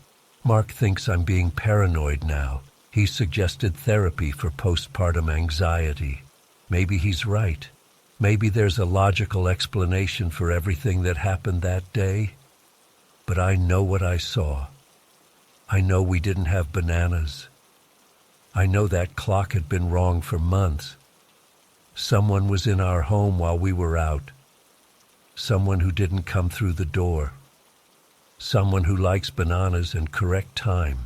And sometimes, when I'm alone with Emma during the day, I can't shake the feeling that they're still here, watching us, waiting for us to leave again so they can move freely through our space. I've started leaving the incorrect time on all our clocks just to see if they change again. So far they haven't, but I'm watching, and I'm never buying bananas. I still can't shake what happened at my uncle's funeral last month.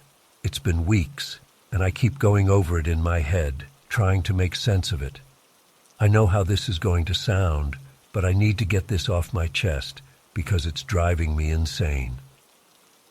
My Uncle Frank passed away after battling cancer for almost 2 years. He was my mom's older brother, and honestly, one of the kindest men I've ever known. The funeral was held in Oak Ridge, where most of my extended family still lives. I moved away after college, so I don't see that side of the family much anymore. Maybe once every few years at most. The morning of the funeral, I woke up feeling that strange heaviness you get when you know the day is going to be rough. I'd stayed at a Holiday Inn about 10 minutes from the funeral home. I remember standing in front of the mirror, fumbling with my tie, and thinking about the last time I'd worn this suit. My grandmother's funeral almost 3 years ago. I arrived at the funeral home around 10:30. It was one of those older buildings with dark wood paneling and that distinct smell of flowers trying to mask something else. As I walked in, I saw faces I recognized but couldn't always put names to. Distant relatives and family friends who all seemed to know exactly who I was. "Matthew, it's been too long," they'd say, and I'd nod and smile, trying to place them in the family tree. The service was scheduled for 11:00, so I mingled awkwardly, accepting condolences and offering them in return. That's when I spotted him across the room, my cousin James. I instantly recognized him despite not having seen him in person for almost a decade. James is my dad's brother's son, so technically my first cousin. He's about 15 years older than me and has always been the successful one in the family. Last I heard, he was some big-shot director at a communications company in Chicago. Growing up, I always felt a mix of admiration and intimidation around him.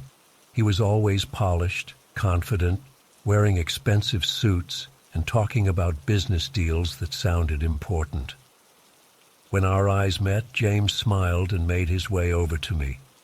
He looked almost exactly as I remembered, a bit more gray in his hair, maybe a few more lines around his eyes, but still fit and carrying himself with that same confidence. "Matthew, good to see you," he said, shaking my hand firmly. Terrible circumstances, though. We made the usual small talk. How's work? How's the family? That sort of thing. Then something clicked in my brain. "Hey, do you still have that Bentley?" I asked. "The cream-colored one with the red interior?" James tilted his head slightly, his brow furrowing. "Bentley? I've never owned a Bentley. I laughed, thinking he was joking. Come on, that beautiful cream Bentley you had last time I saw you, at Grandma's funeral. You were so proud of it. My brothers and I talked to you about it for like half an hour in the parking lot after the service.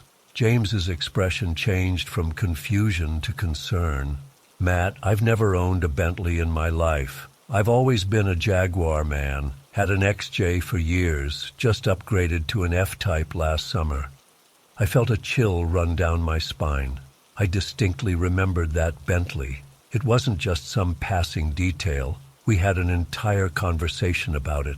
James had even popped the hood to show us the engine. My brothers Mark and David were there too. We'd all admired it, and James had handed me his business card when I mentioned I might be looking for a new job soon. Are you sure? I could have sworn. I trailed off, because the certainty in James's eyes was unsettling me. Maybe you're thinking of someone else? He suggested kindly. I know Uncle Charlie had that vintage Mercedes he restored. But I wasn't confused. I knew exactly what I was remembering. Still, I nodded and changed the subject, not wanting to make things awkward at a funeral of all places. Throughout the service, I couldn't focus on anything the minister was saying. My mind kept replaying that memory from Grandma's funeral. I could see the Bentley so clearly, cream exterior with that distinctive red leather interior. I remembered James standing beside it in the funeral home parking lot, keys in hand, talking about how he'd always wanted one and finally pulled the trigger after his promotion. I remembered him mentioning the special order for the interior color, how he'd waited an extra 6 weeks for it. After the service, during the reception at my aunt's house, I pulled my brother Mark aside. Hey, you remember James's Bentley? The cream one with the red interior? I asked casually, trying not to sound as disturbed as I felt. Mark squinted at me. James has a Bentley? Had. From a few years ago, at Grandma's funeral, we all checked it out in the parking lot, remember? You, me, and David. Mark shook his head slowly. I don't remember that at all. Are you sure it was James? I felt that same cold feeling again. Yes, I'm positive. We talked about it for ages. He even popped the hood to show us the engine. Sorry, Matt, I don't remember anything like that. You sure you're not mixing him up with someone else? I wasn't. I knew I wasn't, but I nodded anyway and walked away, increasingly disturbed. Later, I managed to corner David during a lull in the reception. Unlike Mark, who can be absent-minded, David has always had an almost photographic memory for details. If anyone would remember, it would be him. David, quick question. Do you remember James's Bentley from Grandma's funeral? David gave me a blank look. What Bentley? James's cream Bentley with the red interior. We all talked about it in the parking lot after Grandma's funeral. You commented on how the red leather probably got hot in the summer, remember? David's expression grew concerned. Matt, I have no idea what you're talking about. James never had a Bentley as far as I know. At this point, I was starting to feel a bit crazy. 3 people, James and both my brothers, had no recollection of something I remembered so vividly, but I knew what I saw. I knew what I remembered. On the drive back to my hotel, I couldn't stop thinking about it. The memory was so clear, so specific. I could still hear James's voice as he talked about the special order process, still see him standing proudly beside the car. These weren't vague impressions. They were detailed, concrete memories. Back in my room, I dumped the contents of my wallet on the bed, looking for something.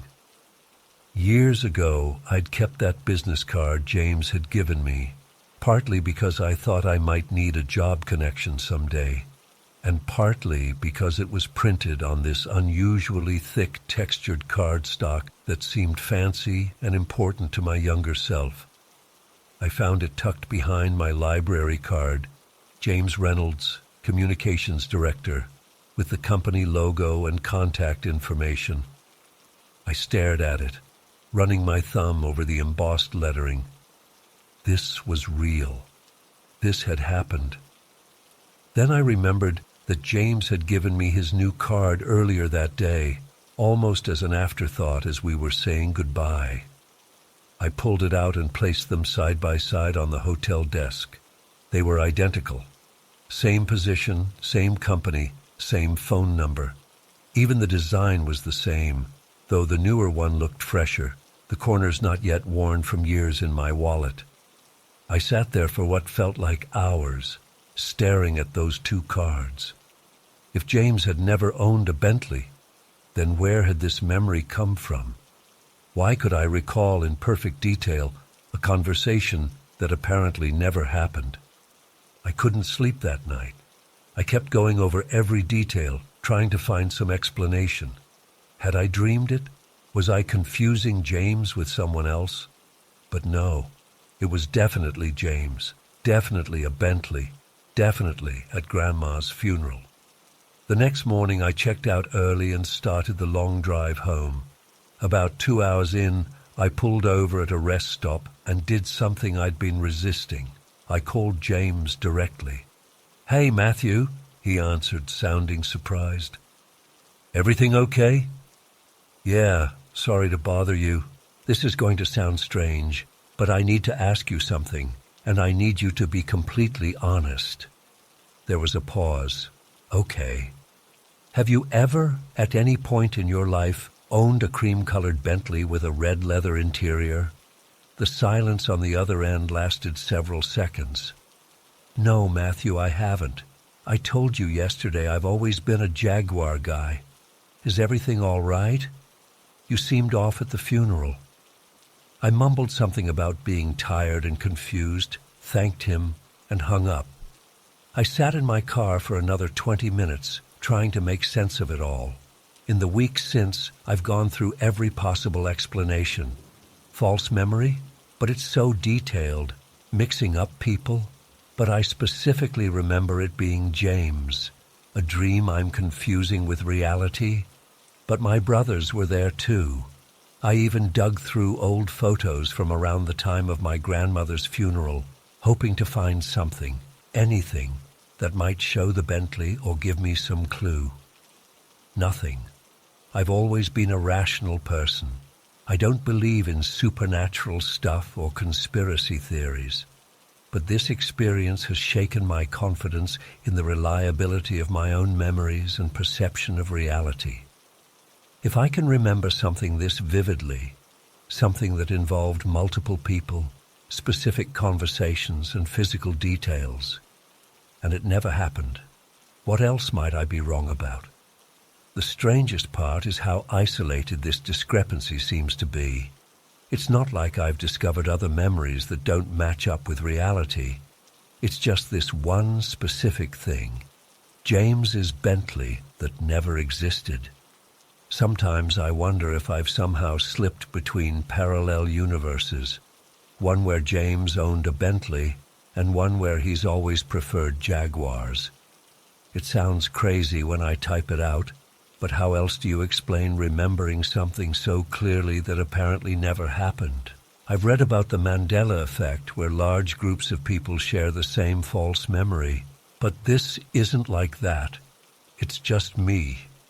No one else remembers this Bentley. Last week, I almost convinced myself to let it go. Maybe my brain just fabricated this elaborate memory for some reason. But then I found something while cleaning out my office, an old notebook from around the time of my grandmother's funeral. And there, on a page dated 2 days after her funeral, was a note in my handwriting. Call James about possible opening at his company. Reynolds Communications. Cream Bentley. Doing well. I've been staring at that note for days now. It's physical evidence that my memory is real, that I didn't imagine this. And yet everyone insists this car never existed. I don't know what to do with this information. I don't know what it means about the nature of reality or memory or my own sanity. All I know is that I remember something that apparently never happened, and I can't reconcile that with my understanding of how the world works. Has anyone else experienced something like this? A memory so vivid and detailed, with physical evidence to back it up, that turns out to be impossible? I'm not talking about minor details being off.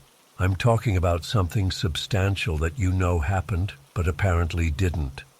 I keep thinking about that Bentley. I can still see it, still hear the sound of James closing the hood after showing us the engine. I can feel the texture of his business card as he handed it to me while leaning against the car.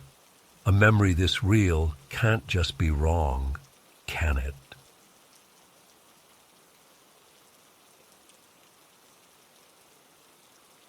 I've been hesitant to share this for months now. It sounds so trivial when I try to explain it, but I swear it's shaken my sense of reality in a way I never thought possible. I'm still trying to make sense of what happened that day at the Lakeview Airbnb. My daughter, Emma, 14, and I had been planning this getaway for months. After my divorce was finalized last year, we needed something positive to look forward to. I found this charming lakeside cottage through Airbnb. The reviews were stellar, the photos gorgeous, and it seemed perfect for a week of relaxation. We arrived around 3 p.m. on a Saturday in July. The drive had been longer than expected, and Emma was getting cranky from being cooped up in the car. I was eager to get inside, unpack, and maybe take a walk by the lake before dinner. The host had messaged detailed instructions about the lockbox mounted beside the front door. It was one of those black metal boxes with a combination dial. I punched in the code, 5236, and the little door popped open. Inside was a single key attached to a bulky wooden key ring with Lakeview Cottage carved into it. This is where the first little frustration started. The key ring was this thick wooden circle with a tiny metal clasp that was ridiculously stiff. I struggled with it for maybe 30 seconds, my fingernails hurting as I tried to pry it open. Emma had already wandered to the edge of the property to look at the lake, so I was juggling our bags and fighting with this stupid key ring. Forget it, I muttered to myself, finally giving up. I just slipped the whole thing, key and wooden ring still attached, into the right pocket of my jeans. I figured I'd deal with it later and add it to my personal key ring once we were settled. The cottage was beautiful inside. Open concept with big windows overlooking the lake, rustic furniture, and a cozy fireplace. Emma immediately claimed the bedroom with the window seat. I unpacked our groceries, put our suitcases in the respective bedrooms, and we spent about an hour getting settled. By 5 p.m., neither of us felt like cooking after the long drive. I suggested we check out a local restaurant the host had recommended in their welcome binder. Emma agreed, and we got ready to head out. This is where things get weird. As we were leaving, I reached into my right pocket for the key. It wasn't there. I checked my left pocket. Nothing. I patted all my pockets again, then checked the pockets of the light jacket I'd been wearing when we arrived. "Emma, have you seen the house key?" I called out. "No, Mom. Didn't you just have it?" she replied from the bathroom, where she was fixing her hair. I retraced my steps. I checked the kitchen counter, the coffee table, between the couch cushions, and even looked in the refrigerator. I've absent-mindedly put my phone in there before when putting away groceries. No key. I went outside to check if maybe it had fallen out when I was unloading the car. Nothing on the driveway or in the car. I even checked the lockbox again, wondering if I'd somehow returned it without remembering. Getting a bit frantic now, I went back inside. Emma was waiting by the door, scrolling through her phone. "We can't leave until I find the key," I told her. "We'll be locked out." She sighed dramatically in that way only teenagers can, and helped me look. After another 10 minutes of searching, I decided to check the table by the entryway, one more time. And there it was. The key was sitting on the table. Beside it, not attached to it, was the wooden key ring. I froze, staring at them. The key and the key ring were separated. Remember how I mentioned the key ring clasp was extremely stiff and difficult to open? There's no way the key could have just fallen off. Someone would have had to deliberately work that clasp open to separate them. But I had no memory of doing this, none whatsoever. I distinctly remembered putting the whole thing, key attached to ring, into my pocket. "Found it!" I called to Emma, trying to keep my voice casual even as confusion washed over me.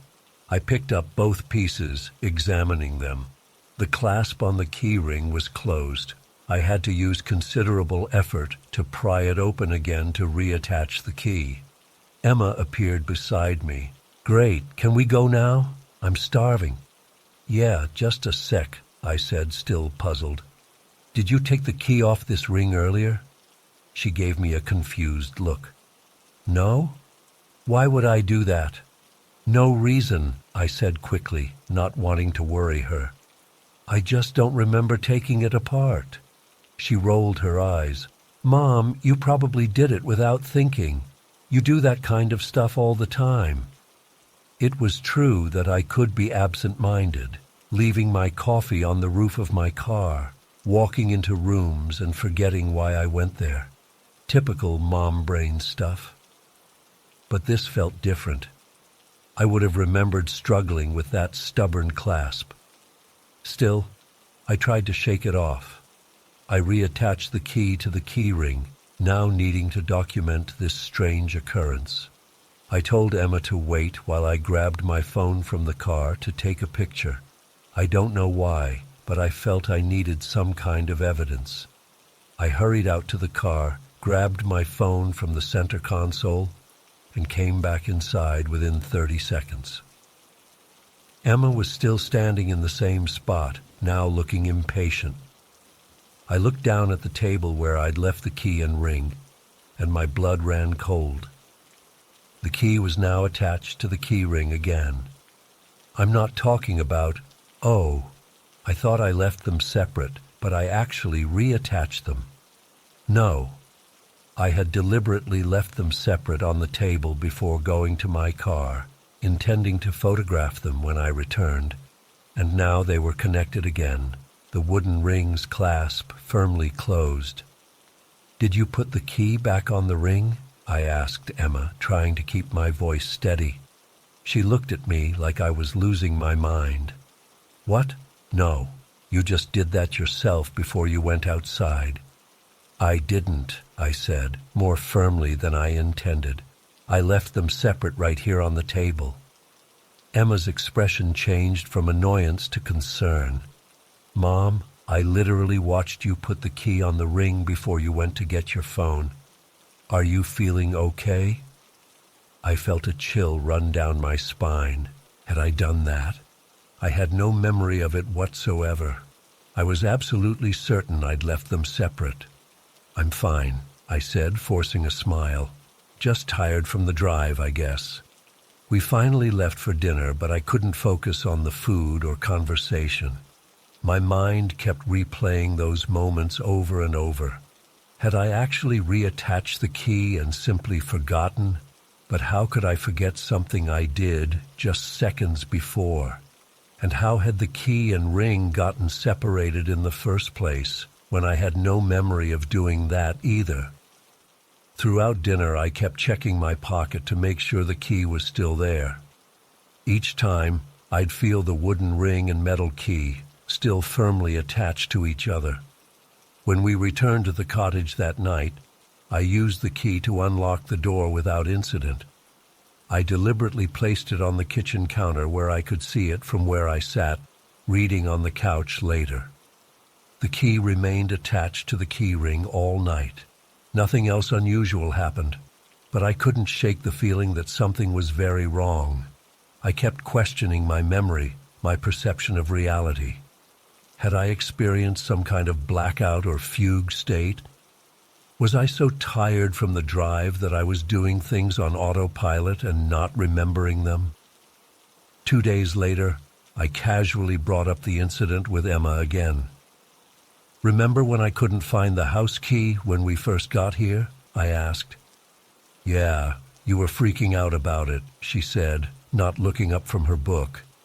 "Did you notice anything weird about the key that day, like how it was off the key ring and then back on it?"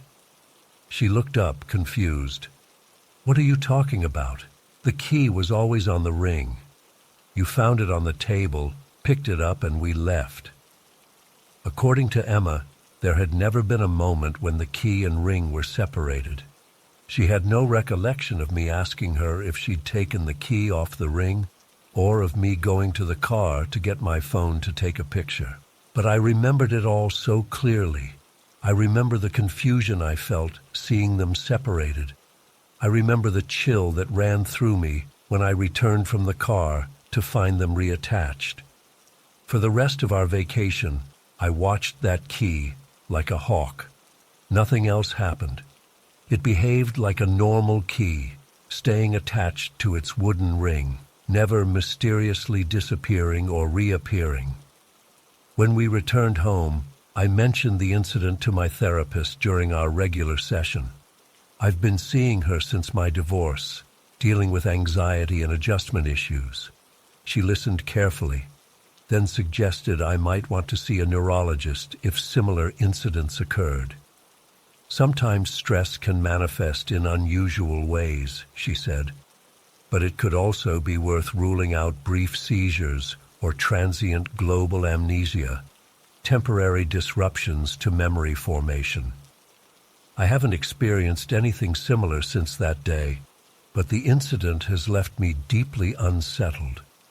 It makes me question how many other inexplicable moments in my life I've brushed off as simple absent-mindedness or forgetfulness. Was it just stress and exhaustion playing tricks on my mind? A brief neurological glitch? Or did something truly unexplainable happen in that lakeside cottage? I've checked the Airbnb reviews for that property numerous times since our stay, looking for any hint that others experienced something strange there. Nothing stands out, just the usual comments about the beautiful view and comfortable beds. I still have the confirmation email with the lockbox code. Sometimes I stare at those 4 numbers, 5236, as if they might offer some explanation. They never do. I've tried to rationalize what happened. Maybe I did separate the key and ring without realizing it. Maybe I did reattach them before going to the car. Maybe the stress of the divorce and single parenting had finally caught up with me, causing a brief memory lapse. But deep down, I don't believe that's what happened.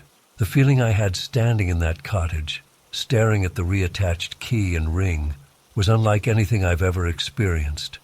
A profound wrongness, as if reality itself had hiccuped.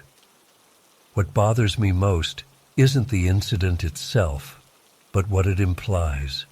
If I can't trust my own memory of something that happened just moments before, what else might I be misremembering? How much of my reality is actually real? Sometimes I catch myself checking my keys multiple times a day, making sure they're where I expect them to be. I've developed this habit of taking photos of things I don't want to forget or doubt later, a sort of external memory bank I can trust more than my own mind. I never mentioned any of this to the Airbnb host in my review. What would I say? Great place, beautiful view, might contain a temporal anomaly or memory-altering properties. So that's my story. Nothing dramatic happened. No one was hurt. It was just a key that shouldn't have been separated from its ring, and then shouldn't have been reattached. A tiny tear in the fabric of what I thought was possible. But that tear has unraveled something in me that I can't quite stitch back together. I still have no explanation, and honestly, I'm not sure I want one.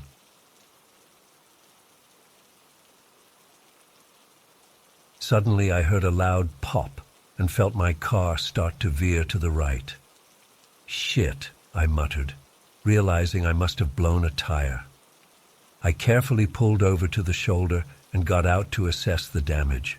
Sure enough, my front right tire was completely flat. Grumbling to myself, I popped the trunk to get the spare.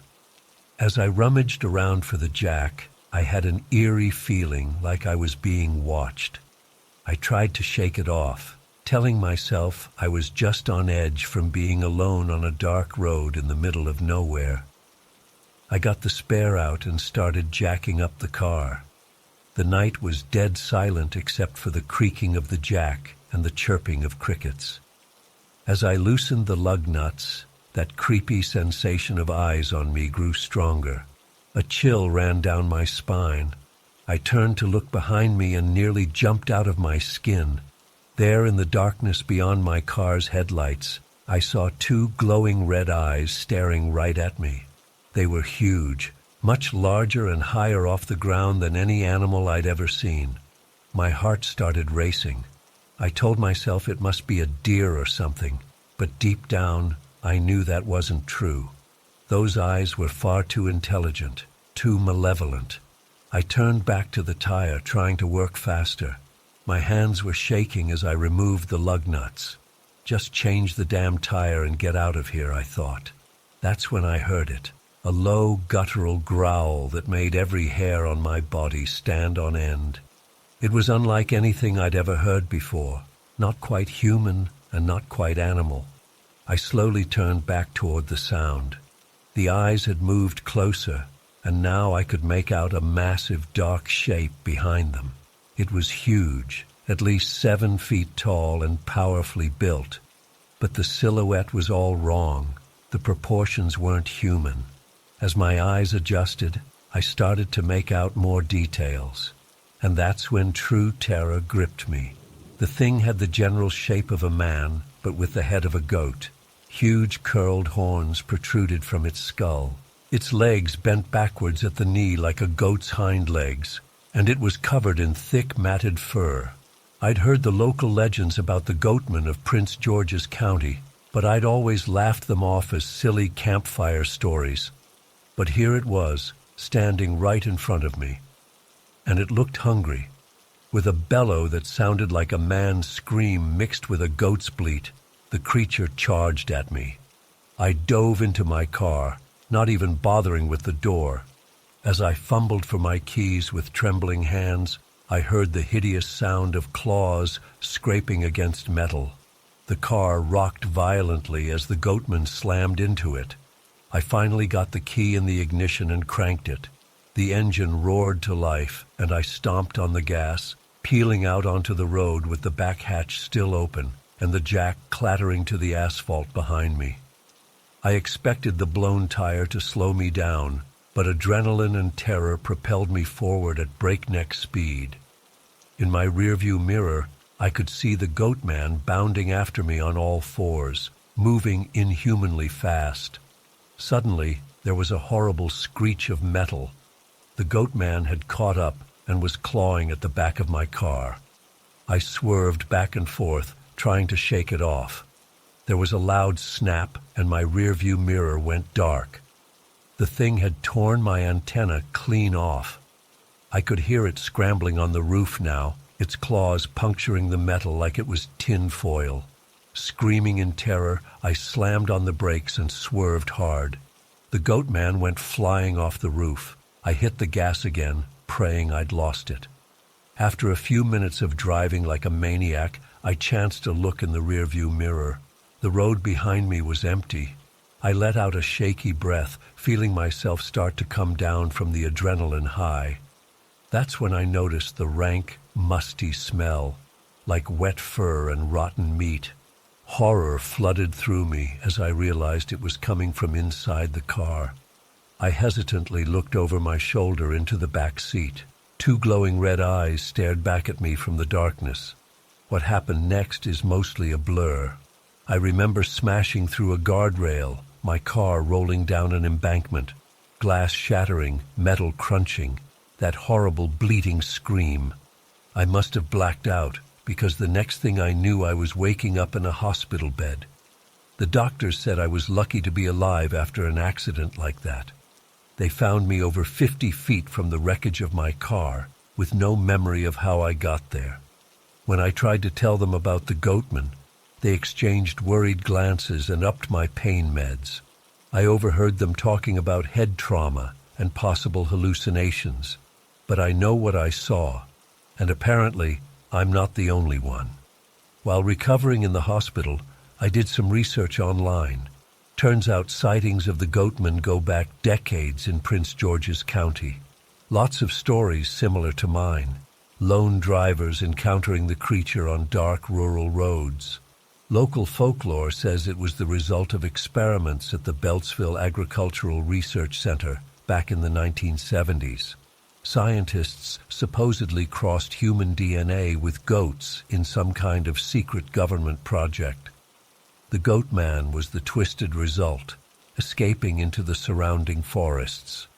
Crazy as it sounds, it's the only explanation that makes sense to me after what I experienced. The doctors say I'm lucky I only ended up with a concussion and some broken ribs. But I don't feel lucky. I haven't driven at night since the incident. I have horrible nightmares where I'm back on that road, those glowing red eyes bearing down on me. I wake up in a cold sweat, the phantom stench of wet fur in my nostrils. The insurance company totaled my car. When I went to clean out my belongings, I was shocked by the damage. Deep claw marks gouged the roof and sides. The back windshield was shattered. And strangest of all, there were tufts of coarse hair caught in the twisted metal. Hair that didn't match any known animal species. I took some samples to a lab for testing, but they were inconclusive. The DNA didn't match anything in their database. It was some kind of unknown hybrid, they said. Part of me wishes I could forget that night ever happened. Go back to my normal life, dismiss it all as a bad dream or hallucination like the doctors said. But I know what I saw was real.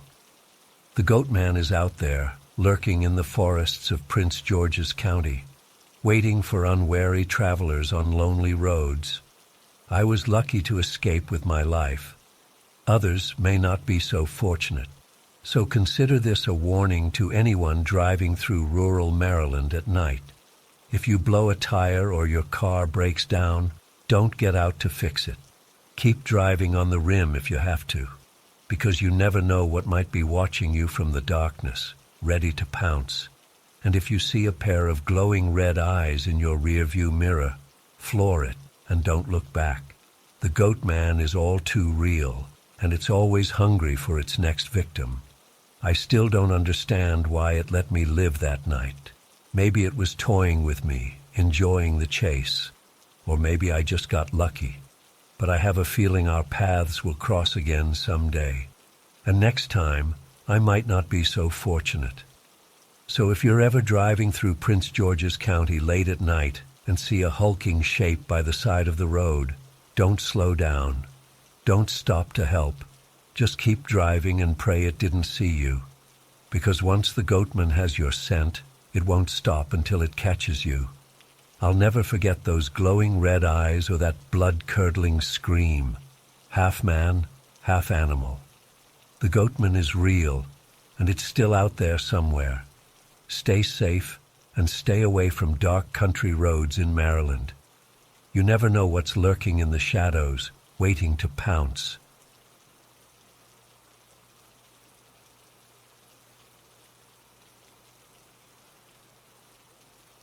Day started off normal enough. We met up at the park entrance around 2 p.m., the sun shining brightly overhead. Ava brought her new camera and was excited to take some photos for her Instagram. Demi packed us some snacks and drinks in her backpack.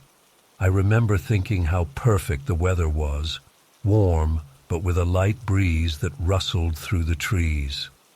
We wandered through the park for a while, stopping to take silly selfies and admire the flowers in bloom. Eventually, we found a nice grassy area to sit and relax. Ava got some great shots of us lounging in the sun-dappled field. We were laughing and joking around, just enjoying each other's company like we always did. After about an hour, I needed to use the restroom. There were some public toilets near the park entrance, but they were a good 10-minute walk away. I told the girls I was just going to duck behind some trees to pee quickly. They teased me about watching out for poison ivy, and I headed off into a more densely wooded area for privacy. As soon as I stepped into the shade of the trees, I felt a chill run down my spine. The cheerful sounds of the park seemed to fade away, replaced by an eerie silence. I tried to shake off the uneasy feeling, telling myself I was being ridiculous. But as I finished up and turned to head back, the hairs on the back of my neck stood up. I had the overwhelming sensation of being watched. I scanned the trees around me, heart pounding. There was nothing there that I could see, but the feeling of eyes on me wouldn't go away. I hurried back toward where Ava and Demi were waiting, eager to be out of the woods. When I emerged from the tree line, I was struck by how quiet everything had become. The usual sounds of people chatting and kids playing had disappeared. Even the birds had stopped chirping. Ava and Demi were sitting exactly where I'd left them, but they both had strange, blank expressions on their faces. "Hey guys, did you hear that?" I called out as I approached. Neither of them responded or even looked in my direction. It was like they were frozen in place. That's when I saw it, a blindingly bright light moving through the treetops. At first I thought it must be a drone or something, but it was moving far too erratically. The light dipped and swooped between branches before hovering directly over our little group. I wanted to run, to grab my friends and get the hell out of there. But my legs wouldn't move. I stood rooted to the spot, unable to do anything but stare as the light pulsed and grew brighter. Suddenly, a pale hand emerged from behind a nearby tree trunk. But this was no normal human hand. The fingers were impossibly long and thin, ending in sharp points. My breath caught in my throat as I watched those alien digits curl around the tree. That broke whatever spell had been holding us in place. Ava let out a blood-curdling scream that snapped Demi and I back to reality. We scrambled to our feet and took off running without a second thought. I've never run so fast in my life. My lungs were burning and my legs ached, but pure adrenaline and terror kept me going. I could hear Ava and Demi's ragged breathing behind me as we sprinted toward the park exit. We didn't stop running until we were well outside the park gates. Bent over and gasping for air, I looked around wildly, half expecting to see that thing chasing after us. But the street looked completely normal. Cars driving by, people walking their dogs, nothing out of the ordinary. "What the fuck was that?" Ava choked out between breaths. I shook my head, still trying to process what had just happened. That's when we realized Demi wasn't with us. Panic set in all over again as Ava and I shouted Demi's name, looking frantically up and down the street. Had that thing gotten her? Should we go back into the park to search? The thought made my stomach churn. Just as we were about to call the police, Demi came walking calmly out of the park. Relief flooded through me, but it was short-lived. There was something off about her. Her eyes looked glazed over and unfocused. When we rushed over to her, asking if she was okay, she just stared at us blankly. "I'm fine," she said in a monotone voice. "I need to go home now."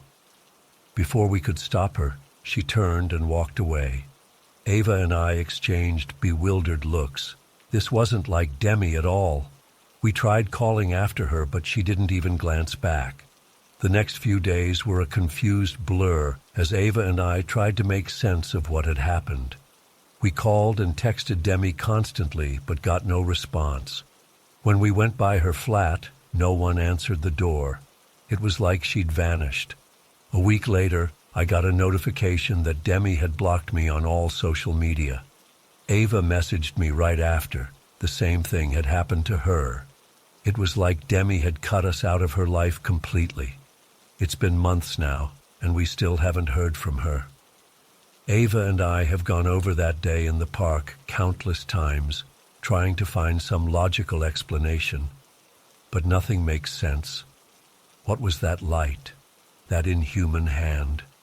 And what happened to Demi in those moments she was separated from us? I can't shake the feeling that something took her that day, something beyond our understanding. The Demi that walked out of that park wasn't the same person who went in with us. Sometimes I wake up in a cold sweat, remembering the bone-chilling terror of that moment. Other times I wonder if I imagined the whole thing. But then I remember Demi's strange behavior, her disappearance from our lives, and I know it was real. I haven't been back to Stanmore Park since that day. I can't bring myself to go anywhere near it. Ava feels the same way. We've tried to move on with our lives, but the memory of what happened haunts us. I find myself scanning the skies sometimes, half expecting to see that eerie light again. I don't know if we'll ever find out the truth about what occurred that afternoon. Part of me hopes we do for Demi's sake, but another part dreads ever coming face to face with whatever it was we encountered. All I know is that my view of reality has been forever changed. There are things out there beyond our comprehension, and sometimes they find us when we least expect it. If you're ever in Stanmore Park, keep your eyes open and your friends close. You never know what might be watching from the shadows.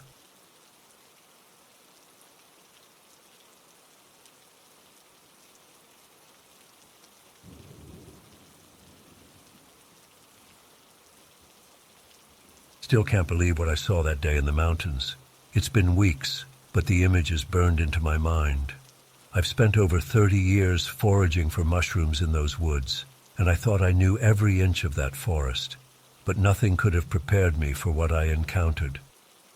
It was a crisp autumn morning when I set out on my usual route along the winding mountain road. The air was thick with the earthy scent of decaying leaves, and a light mist clung to the treetops. I'd driven this road hundreds of times before, my eyes always scanning the forest floor for signs of mushrooms. As I rounded a sharp bend, something caught my eye that made me slam on the brakes. There, about 50 feet ahead, was what looked like a small person, and I mean really small, maybe 2 feet tall at most. It was crouched down next to a boulder that had fallen partially onto the road. At first, I thought my eyes were playing tricks on me. Maybe it was just an oddly shaped stump or a large bird. But then it moved. The creature stood up on 2 legs and put its hands on the boulder. I watched in disbelief as it started to push against the rock. Impossibly, the massive stone began to shift under its tiny hands. I blinked hard, certain I must be hallucinating. But when I looked again, the creature was still there. I could make out more details now. It appeared to be wearing some kind of rough brown clothing that blended in with the forest. Its movements were quick and fluid, almost animal-like. My heart was pounding in my chest. I fumbled for my phone, desperate to get a picture, but my hands were shaking so badly I couldn't even unlock the screen. Just then, the creature's head snapped in my direction. Even from this distance, I swear I could see its eyes widen in alarm. In a flash, it darted off the road and disappeared into the thick underbrush. I sat there for several minutes, trying to process what I'd just witnessed. Part of me wanted to get out and investigate, but my legs felt like jelly. Eventually, I managed to pull myself together enough to drive to the spot where I'd seen the creature. The boulder had indeed been moved several inches off the road. I searched the area, looking for footprints or any other sign of the being, but found nothing conclusive. Just some crushed vegetation where it might have run off. As I stood there, my mind racing, I started to take in my surroundings with new eyes. This particular stretch of road cut through a remote, densely forested area. There were countless rock formations, caves, and hollow logs that could serve as shelter or hiding spots. The terrain was rugged and largely unexplored by humans. It hit me then. This would be the perfect habitat for a community of small, intelligent creatures to remain hidden. They'd have natural escape routes, places to hide, and minimal human interference. The more I thought about it, the more sense it made. I spent the rest of the day combing the area, searching for any other signs of these beings. But aside from what seemed like an unusual number of perfectly round holes at the bases of trees, I found nothing definitive. As the sun began to set, I reluctantly headed home. I knew I should tell someone what I'd seen, but who would believe me? I've always prided myself on being a rational person. I'm not the type to buy into Bigfoot stories or alien abductions, but I know what I saw. That night, I barely slept. I kept replaying the encounter in my mind, questioning my sanity. But the more I thought about it, the more certain I became. This wasn't some trick of the light or my imagination running wild. I'd seen a real, living creature, one that shouldn't exist according to everything we know about the natural world. The next morning, I was back on that mountain road at dawn. I spent the entire day searching the area, looking for any trace of the little being. I left out some berries and nuts in clearings, hoping to lure it out. But there was no sign of it, or any others like it. I've been back almost every day since then. I've set up trail cameras and spent countless hours watching and waiting. So far, I haven't seen the creature again. But I have noticed some strange things. Tiny structures made of twigs and leaves hidden in the underbrush, unusual patterns of pebbles arranged on fallen logs, soft whistling sounds that don't match any known bird call. I know how this all sounds. If someone had told me this story a month ago, I'd have thought they were crazy or pulling my leg. But I'm telling you, these creatures are real. I've spent my entire adult life in these woods. I know every plant, every animal, every sound. What I saw that day was something entirely new. I've done some research since then, looking into folklore and legends from this region. There are old stories of little people living in the mountains, but most scholars dismiss them as myths or exaggerated accounts of children lost in the woods. Now, I'm not so sure. I've thought about reporting my sighting to the authorities or to scientists, but I'm hesitant. What if an influx of researchers or curious onlookers disrupts their habitat? What if they're captured and studied like lab rats? No, for now at least, I think it's best to keep this to myself. But I had to tell someone, which is why I'm sharing this here. I know most of you will probably think I'm nuts or making this up. That's okay. I'm not looking for anyone to believe me. I just needed to get this off my chest. I'm going back out there tomorrow and the day after that and every day I can. I don't know if I'll ever see that little creature again, but I can't stop looking. It's like that brief encounter opened up a whole new world of possibilities. If there's one thing I've learned from my years in the forest, it's that nature always has more secrets to reveal. We think we know everything about our world, but there are still mysteries out there, hiding just out of sight. I saw one of those mysteries with my own eyes, and it's changed everything for me. So the next time you're out in the woods, keep your eyes open. Look closely at that oddly shaped stump or that flash of movement in your peripheral vision. You never know what you might see if you're really paying attention. There are wonders out there just waiting to be discovered. And who knows, maybe someday one of you will see what I saw and know that you're not alone in this incredible experience.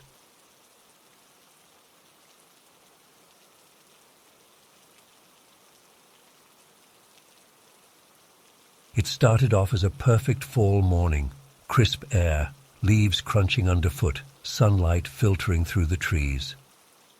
My 12-year-old son, Jake, was excited to tackle one of the more challenging trails in the park. As we set off, everything seemed normal. We chatted about school and sports as we made our way deeper into the forest. About an hour in, I started to get an uneasy feeling. It was subtle at first, just a vague sense that something wasn't quite right. I tried to shake it off, telling myself I was being paranoid. But as we continued hiking, the feeling only intensified. I noticed Jake kept glancing around nervously. When I asked if he was okay, he said, "Dad, do you feel like we're being watched?" A chill ran down my spine. So he felt it too. I didn't want to alarm him, so I casually said, "It's probably just the wildlife, buddy. Lots of critters out here." But I knew it wasn't wildlife. This was different. It felt malevolent somehow, like there were eyes boring into us from every direction. I instinctively pulled Jake closer as we walked. That's when the weird stuff started happening. Out of the corner of my eye, I kept seeing flashes of movement, dark shapes darting between trees. But when I'd turned to look, there was nothing there, just empty forest. Jake saw it too. "Dad, what was that?" he'd ask in a trembling voice. I'd make up some explanation about squirrels or birds, but we both knew that wasn't it. The sounds were the worst part.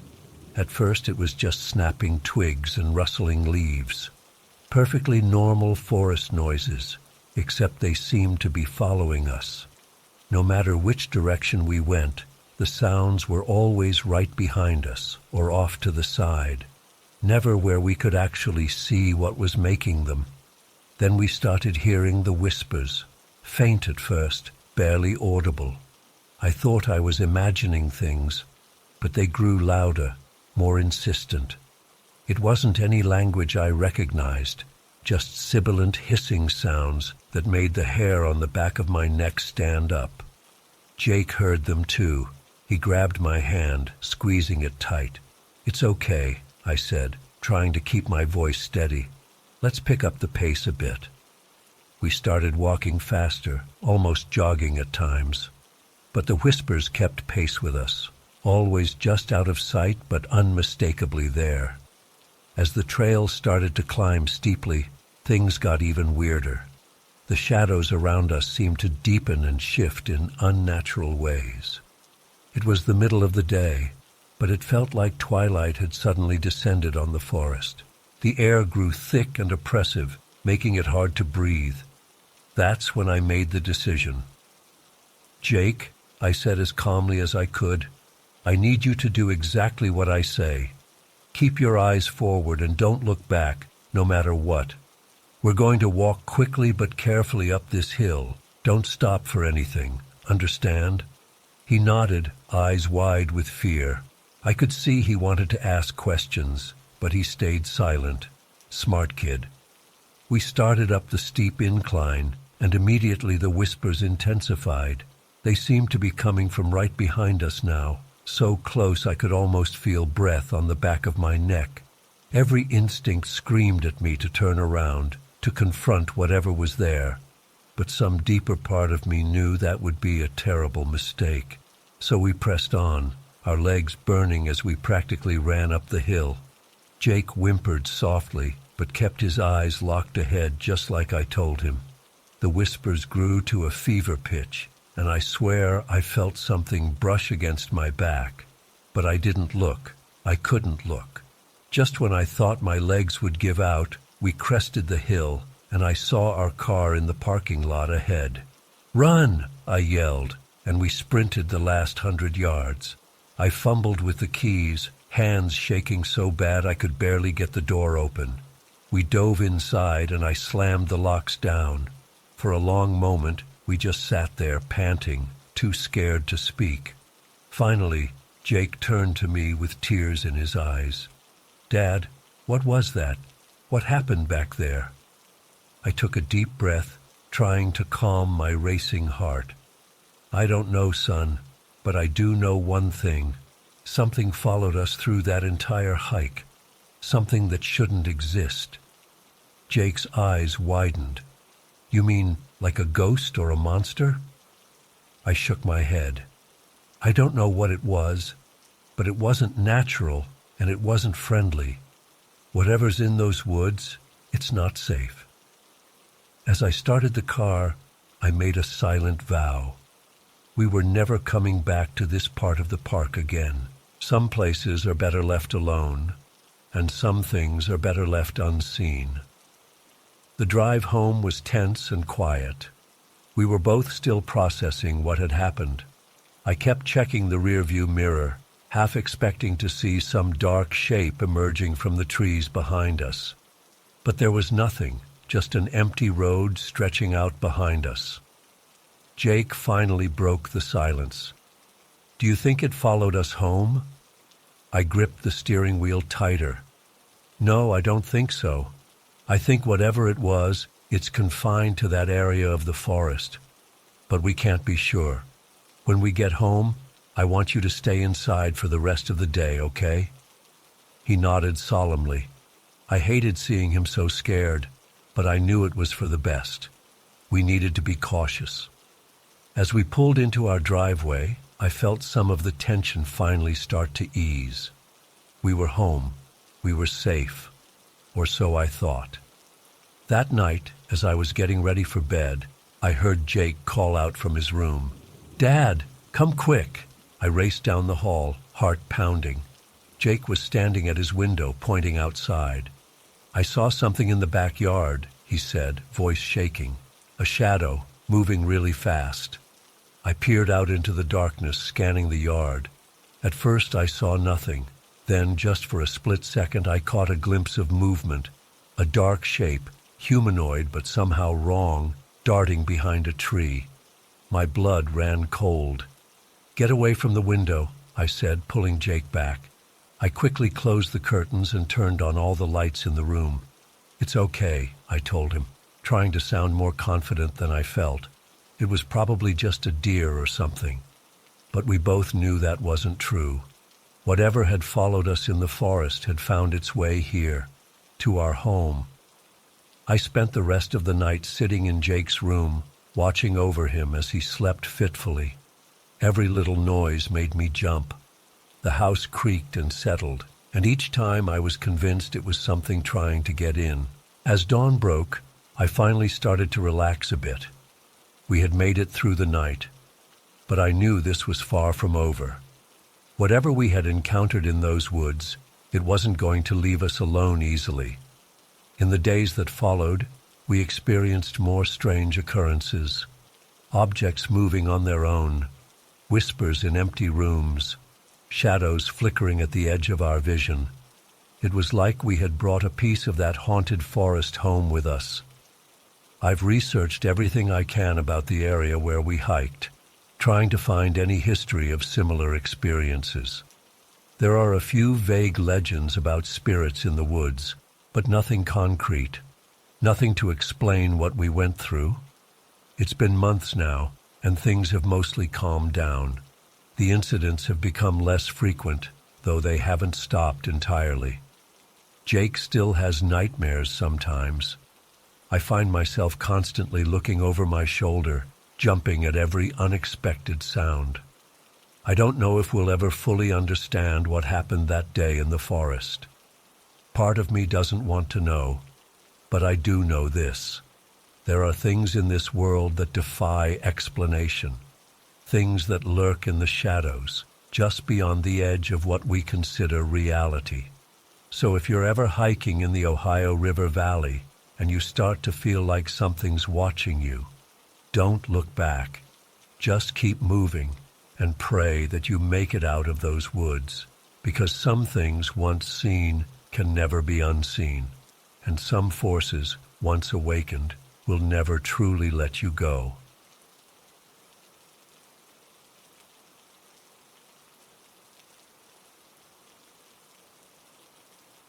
The party started off great. About 20 of us were there, mostly friends from college. We were hanging out by the bonfire, drinking beers, playing music, and just having fun. As the night went on, a few of us decided it would be cool to explore the property a bit. Jake's place backed up to this dense wooded area that none of us had really checked out before. At first, it was just innocent fun.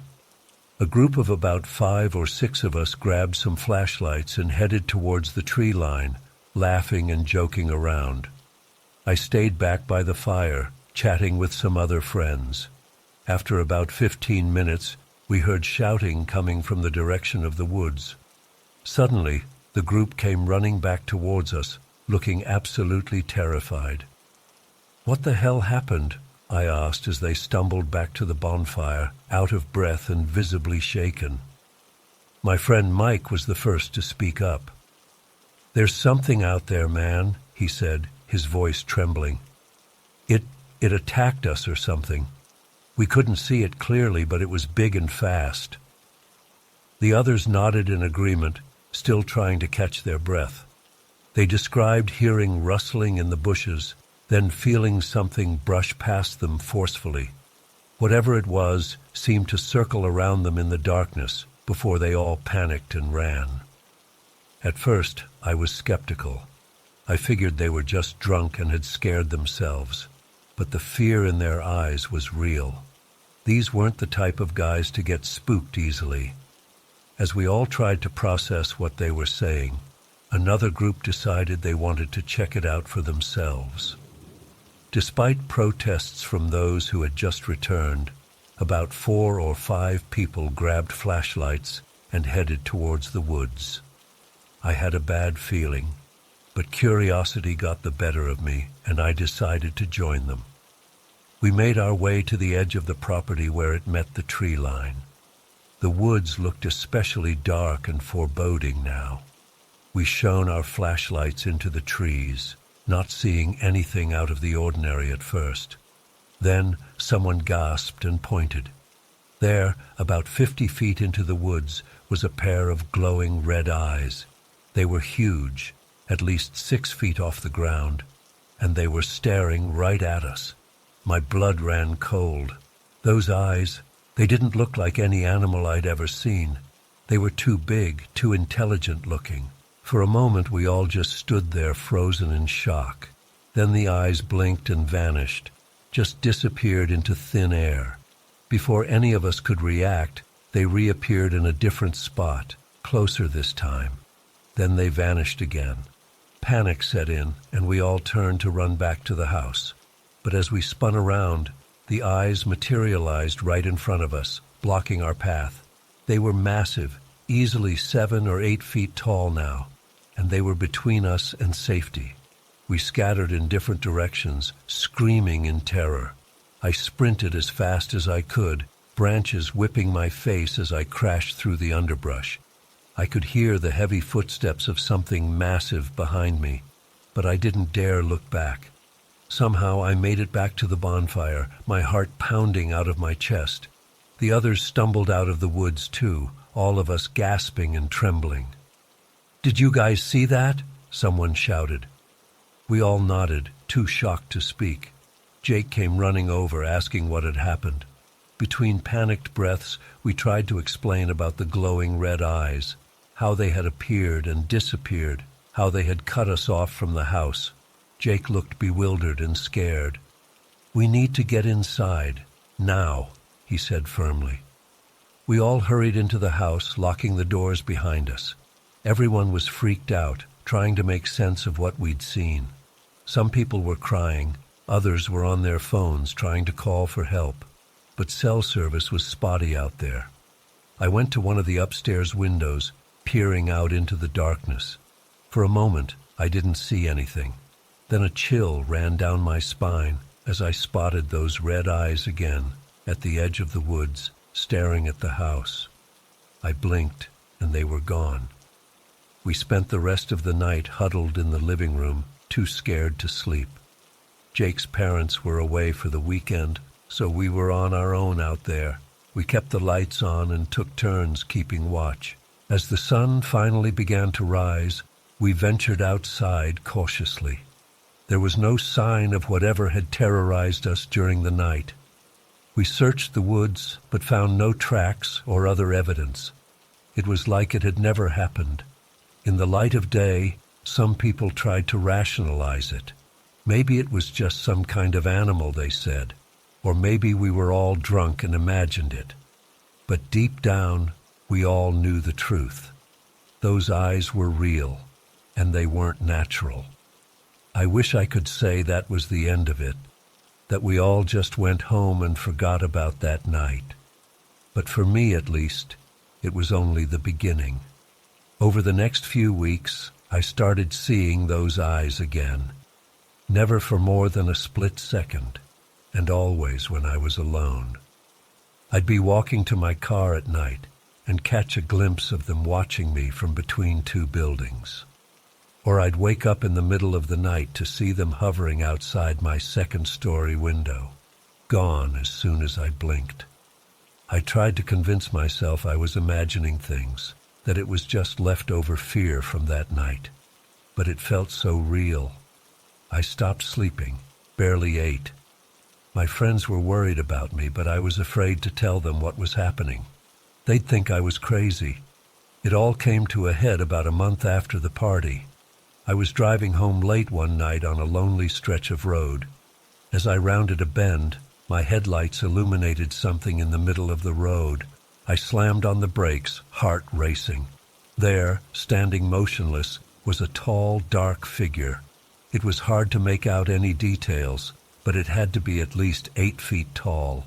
And those eyes, those terrifying red eyes, were staring right at me. I sat there paralyzed, engine idling. The figure didn't move. It just kept staring. After what felt like an eternity, I managed to put the car in reverse. As soon as I started backing up, the figure vanished into thin air. I sped home in a panic, convinced it would reappear at any moment. When I finally made it inside, I broke down sobbing. I couldn't take it anymore. The fear, the sleepless nights, the constant feeling of being watched. It was too much. The next day, I packed a bag and left town. I didn't tell anyone where I was going. I just needed to get away, to clear my head. I spent a few weeks staying with a distant relative, trying to make sense of everything that had happened. Eventually, I worked up the courage to return home. To my relief, the sightings seemed to have stopped. Life slowly returned to normal, though I never forgot what I saw that night in the woods. It's been a few years now, and I still don't have any answers. What were those creatures? Why did they terrorize us? And why did they seem to fixate on me afterwards? I've done research, tried to find similar encounters, but nothing quite matches up. Sometimes I wonder if it was all in my head somehow. But then I remember the sheer terror I felt, the way those eyes seemed to bore into my soul. It was real. I know it was. I still get nervous in the woods at night, and sometimes, out of the corner of my eye, I could swear I see a flash of red, but I try not to dwell on it. I don't know if I'll ever understand what happened, but I've made peace with the not knowing. Some mysteries are better left unsolved.